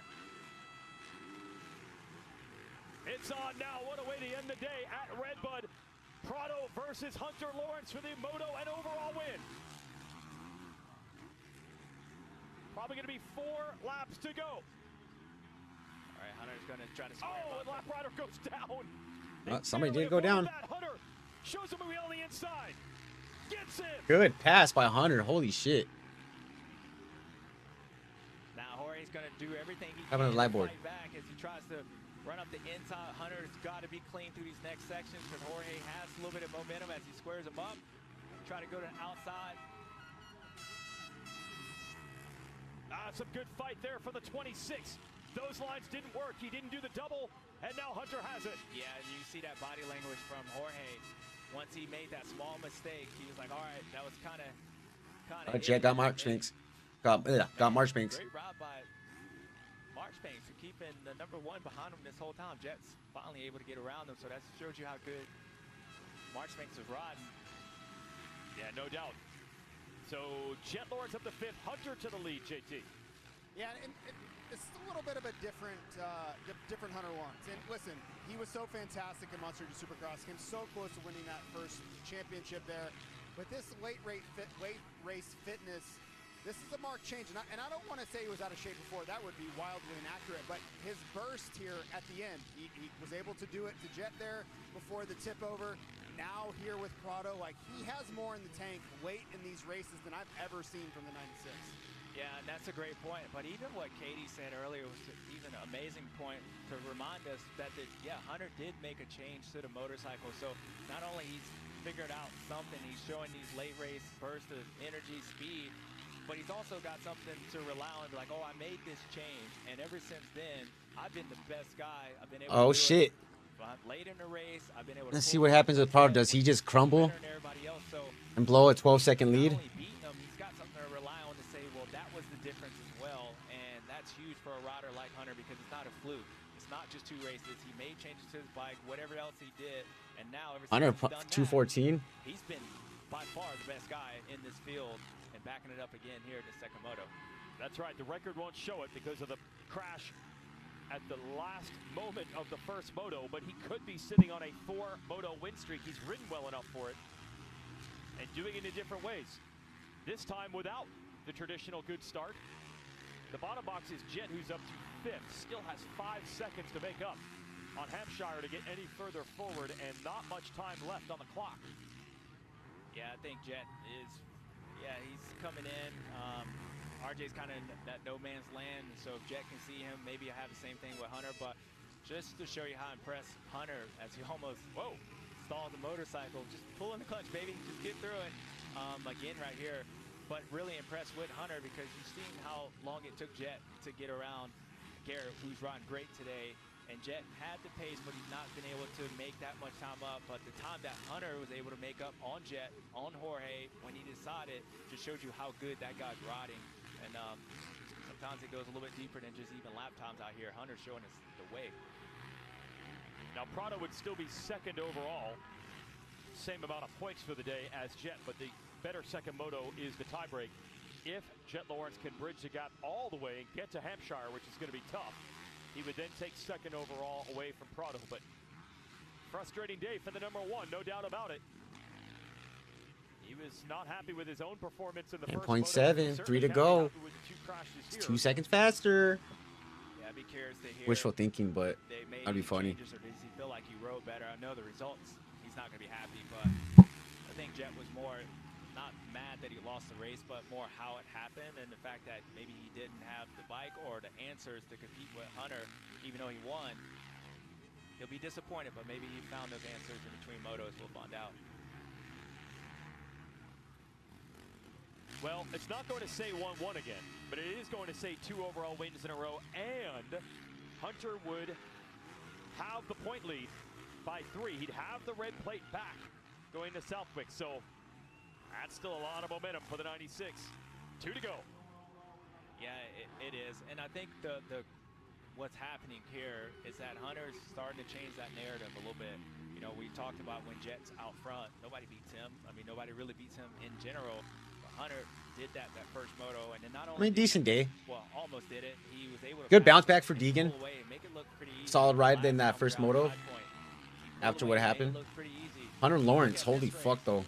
Made it look pretty easy, and going back to what Katie said earlier, when you Holy talk about fuck. bike changes, I just go Big back bro to that coming out Hunter. swinging. I'm like, man, that bike has made that big of a difference along with my skills to where I can make it look pretty easy against anyone. And if I'm Jet Lawrence, now you're starting to worry because this is not backed it up. He even backed up even more than what he did a couple weeks ago, JT. Agree, James. And you know, for one of the first times ever, just Jet looks a little vulnerable. Now he's been great. He's gonna lose to red plate here, but he's been, you know, really great this season. But for a guy like Hunter, I truly, like I said earlier, man, like I had faith Deegan could win today. I know he has like a kind of a bad, a little rough track record with this track, but I truly believe that win is coming soon, man. Big difference in this story. I truly believe in the past, like Hunter, It's coming. thought he could win, but he wasn't always sure. You know, he just was always waiting for Jet. But right now, dude, it's Hunter's fucking. Right now, it's Hunter's world, and they're all living in it. Hunter believes now that he's going to win unless otherwise notified, and that's a big shift in this story, big picture. Yeah, it is. And when we talked about on our calls during the week, my question was with Hunter, I know when he's on, he can beat anybody. Everybody knows that. But it's like when you start becoming dominant and great and really fight for a championship, it's be able to win on your B days or days that you're not the fastest in practice. I would actually say that today, even though he's been by far the best during his moto. It's coming, dude. He was faster than he was in practice. So it's not like Hunter had that flow from when he showed up on the racetrack and he just looked way better. Could be next weekend. But with Kunin, Lucas, I know it's different sand, but that dude's a fucking beast. Washugo could be Washugo, where he had his 250 breakout ride, and that's a track Jet's already said he doesn't like. Looking forward to it. But that being said, I would say this. Jet Lawrence made every rider out here change their game and raise their game when he came in this class, went 22-0. I agree. And dominated. He was the face. He made Hunter. He made Chase Sexton, Eli, elevated. Now Hunter Lawrence is going to have to make Jet Lawrence elevate. What do we get from that? We haven't seen that since Jet's been in this 450 class. I'm excited to see it. And I know the 18 or the number 1 can do that. Just raising the game at these boys. Great stuff. Yeah, it just happens to be brothers and teammates, but either way, you're getting what you want. This is a very closely contested 450 Pro Motocross Championship fight. It would be 3 points between them, and 3 wins for one and 2 wins for another going into Southwick. We mentioned again that the Kunin brothers are coming back. In that kind of terrain, Lucas Kunin in the 450 class could certainly be a factor. Prado has been... I probably had it marked on the calendar when he gets back to Southwick. He loves that track and thinks he should do well there. So that is going to be an interesting one next Saturday. But right now, yeah, they rented out Southwick. We're there for a couple days. I talked him up on the last lap of Moto 1, and he had a problem. We're just going to, sorry to use the wrong word here, cool the jets until he gets to the finish. As our producer would say, Bondo, hey, just lay out. All right. Just lay out. We'll let the fans do the shouting from here. It has been an epic day, and credit to these people. It rained so hard last night. Good ride from Prado, though. You can't hate on that. He was laying him down in the beginning of that moto.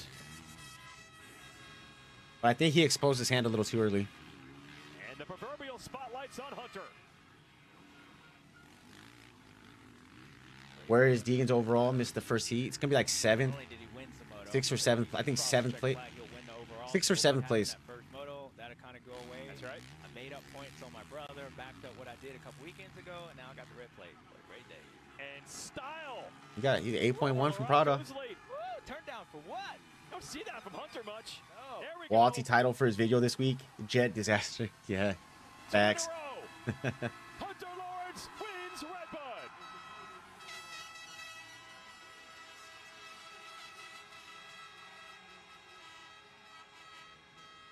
Looking like Prado and Deegan holding on for 2nd and 3rd. We track the progress of Jet Lawrence. Closing, not really there on the last lap. He knows he's not going to get Hampshire. Hampshire's as tough as they come. And a rare, frustrating day for the number 1. He will And the tracks are going to be like this on head all like coming up. So Prado is going to go 3-2 for 2nd. And the 1-5 gives Deegan did great at Southwick last year. His lap times were close to the top 450 guys. You got to go down Yep. He's still back on the podium. Yeah, I don't think he was aware. He had to ask.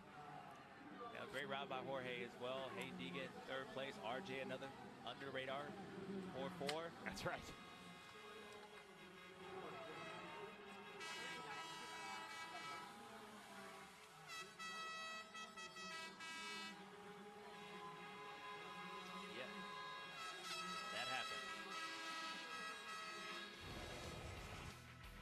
Like I said, you don't often see the tricks from Hunter Lawrence, but why not celebrate when you get a big win of the 4th of July?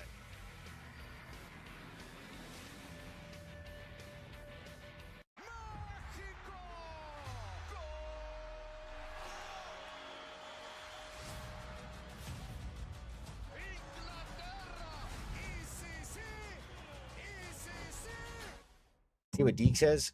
I wouldn't be surprised if he got like kind of pumped up. I serve to defend my family. My neighbors.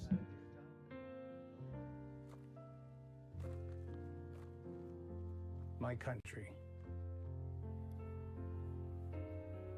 You hang up the uniform, but the oath never expires. The oath that calls on us. Who in the fuck is Vandermoot? Vandy Moosdick. Their true faith in Vandy Moosdick. the same. Van D Moosdick. That's really what it looks like. The promise of our imperfect And beautiful union. America, we serve for you.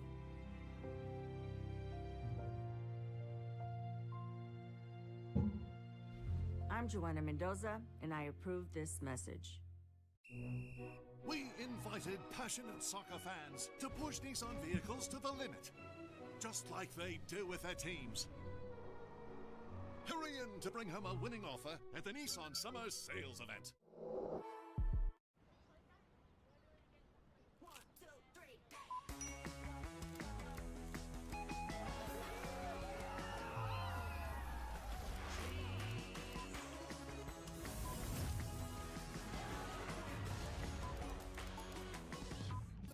See how many Americans we had at top 10. Find your moment this summer. 1, and make 2, plans for 3, real with special 4. savings from Walt Disney World Resort.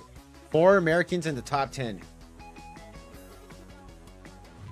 That's what I was thinking. Buy The Devil Wears Prada 2 on digital and be the first to watch the sequel. I think that first ride just fucking took a lot out of him, dude, honestly.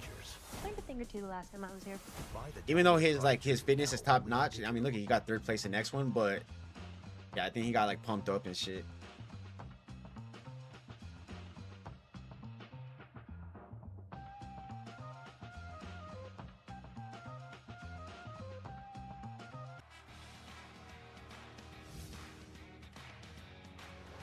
Welcome back, fans. I don't think they're headed to the exits. They're headed to the podium for what should be a raucous celebration. Racing done at the 511 RedBud National. Here's the race recap. I told you they're headed to the podium. My gosh. Here's the Monster Energy recap of the final 450 race of the day. Hayden Deegan, tough gate pick, still a good start right there. That was a crazy start for him with the far ins, all the way on the inside. Considering how bad Jet and Hunter was that first moto after going 1-2, you kind of expected those guys to come out firing. But it was Hayden Deegan stayed up in that first corner, but then it was Jet Lawrence opening second lap here, loses the rear, and I think he was trying to square up Hayden Deegan for a pass, costly for him, and then it was Hunter Lawrence to be able to work his way around. This is Cooper Webb, get into that 3rd position. Hayden Deegan and Jorge Prado kind of start pulling away from a little bit, but the story was Jet Lawrence and the mistakes that he made today as he goes on the inside. I'm not sure if he just got his foot caught I think or whatnot, but he goes down. We'll see what happens next week. He's picking up a motorcycle. Very disappointed day for Jet Lawrence standards, but he's still able to get on the Dina, podium. what are you doing? But it was Hunter Lawrence. Guy had the pace ever since the gate dropped that first moto, and here he's had something special. We go back to a couple weeks. This guy's been quite a bit better than everybody else when it counts, and he's able to run down Hayden Deegan in 2nd place. Jorge Prado was really far out front. Right here we're watching Jet Lawrence gets his way around Marchbanks. That's Speedy Parlous. He goes up for 5th place. Did a good job at recovering, but Oh shit! They almost went into each other right there on that landing. disappointed. But even Him and with that, he Marchbanks. still ends up on a podium. Hunter Lawrence, impressive. Jorge Prado was 10 seconds Oh, in front as the told you somebody was gonna go down. right there. Didn't say who. Didn't say who. Time up. Same thing he did to his brother in that first moto. Got in that zone, took his time, made that pass on Jorge Prado. 10-second gap, closed it down in a couple laps, and then basically puts the same thing into him. So this dude, 96, that pass was not only to win this race, but it was also to win that overall. Hunter Lawrence goes back to back here. RedBud does something I haven't seen him ever do. A little turn down for what? On America's holiday, Hunter Lawrence gets it done here at RedBud, Jake. I remember hearing a hilarious story back in the day in Europe. He was actually a young teammate of Dylan Ferrandis, and Ferrandis was doing all kinds of freestyle stuff. He was trying to teach Hunter. Hunter tried to knack and crashed. And he said, I'm never taking a leg off a bike in the air again, but he still did know how to do the turn down whip to celebrate. And technically, he didn't take the leg off No, in the air, but that was beautiful. Stuck with the textbook. Good job, Hunter. And here comes the crowd, and here comes the winner. Let's hear from him.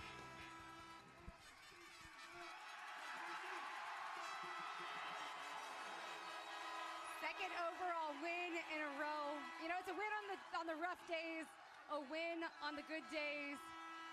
This one is obviously one of those rougher ones. When you kind of take a step back, how much was this a redemption ride, especially with how tough Moto 1's loss was? Oh, it's so good. America's 250th birthday. God bless America. Thank you for treating us like your own. We're living the American dream. We couldn't have this life anywhere else in the world. So thank you. We love you guys. Hell yeah, what a day. And without going too far, you do have the red plate here at RedBud. So what do you want to follow up with everybody out here celebrating America's birthday? Is this to the house? You go for it. RedBud!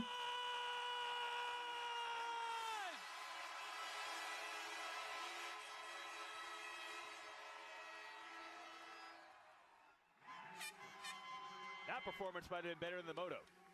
Yeah. Well done, sir. Yeah, that was amazing. Amazing. Hunter Lawrence got that red, white, and blue gear, and he's happy about it. Takes the win, and to Katie's point, overcoming some frustration at the end of the first Moto. That's why he ended up. So Deegan, secondary. 6th place overall. Might have been a bike problem that led to that. Pushed it out of the back of his mind. Keeps him right there in the third point, like fighting for that third spot for the overall for the season. Easy to do that, but not him. He made row better his second motor than he did the first. That's right. And Jorge Prado is going to split the Lawrence brothers today. He led a lot of that second Moto, almost overall slipped away, but still some improvements from the Spaniard. And you know he's looking forward to next week in the sand of Southwick as well, trending at the right time. Here's Jorge Prado.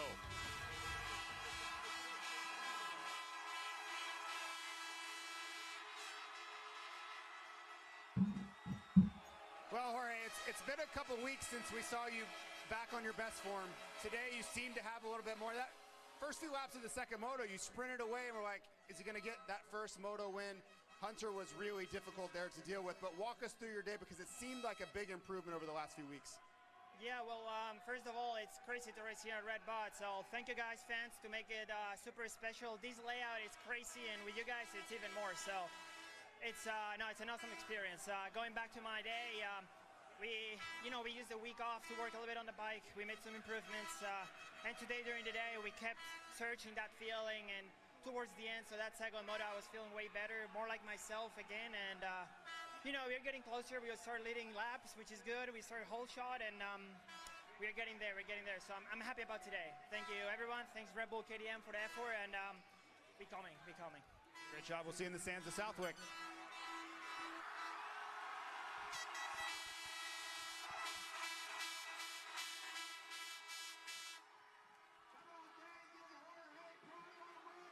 Championship points here. Deegan, still a small gap on Prado. They've been tussling back and forth the last couple of motos between them. But there's the big story. Hunter reclaims the point lead from Jet by just 3. Headed to Southwick. Darn close between them. Yeah, I mean, it's whoever wins the next moto. Yeah. If Jet beats him, he's Jared again. So, yep. Yeah, good ride by Jorge. Nice bounce back for Hayden as well. Now, a couple interesting things when you combine the Motocross and Supercross points, SMX standings. First, Cooper Webb, the Perseverance, running all the motos here. He's up to second, and Prado is third, Loki. heading into the playoffs now. And Jet Lawrence peeking in now for the first time in the top 10. See Eli Tomac there in 9th. Hopefully we get the legend back at some point here. No, you ready? 8 and 1 out. No. On lap 1 at Fox Raceway. All right. Rare off day for Jet Lawrence for a variety of reasons. Let's hear his story from 3rd.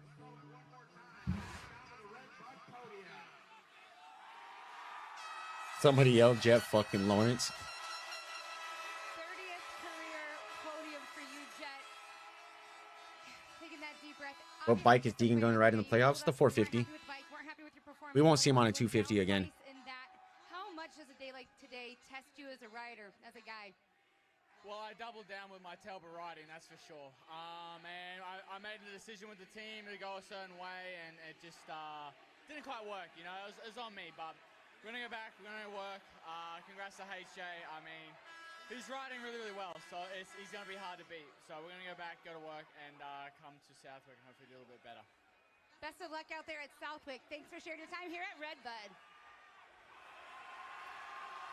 Thanks, Katie. Remember we started this show, the great words of Lee Diffie talking about the melting pot, how the riders from around the world want to come to the United States.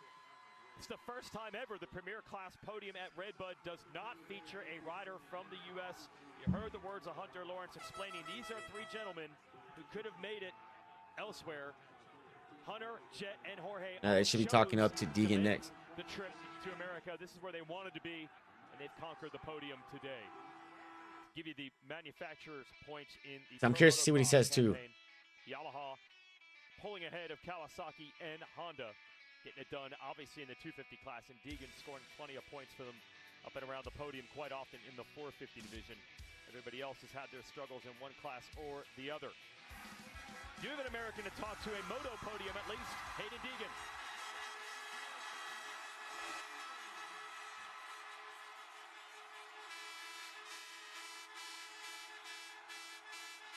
Well, Hayden, we know how badly you wanted to be up here on this podium today. First moto wasn't so kind to you, and honestly, RedBud's been a little unkind to you the last couple of years. Walk us through that second moto, though, because it was enough to get you up here and waving that American flag this afternoon. Man, you got to just take the positives. When life hits you down like that, you put another foot forward and keep digging. And that's all I can do, baby. I never give up. Stuff happens, but we keep on digging. The fans here in Gnarly, we've got to give respect to them, man. Let's get a USA cheer. Let's go!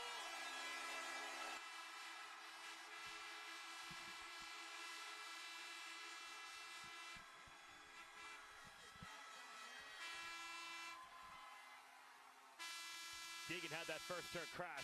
Remember, that's what cost him a shot at the overall podium, 10th. And then the third in Moto 2.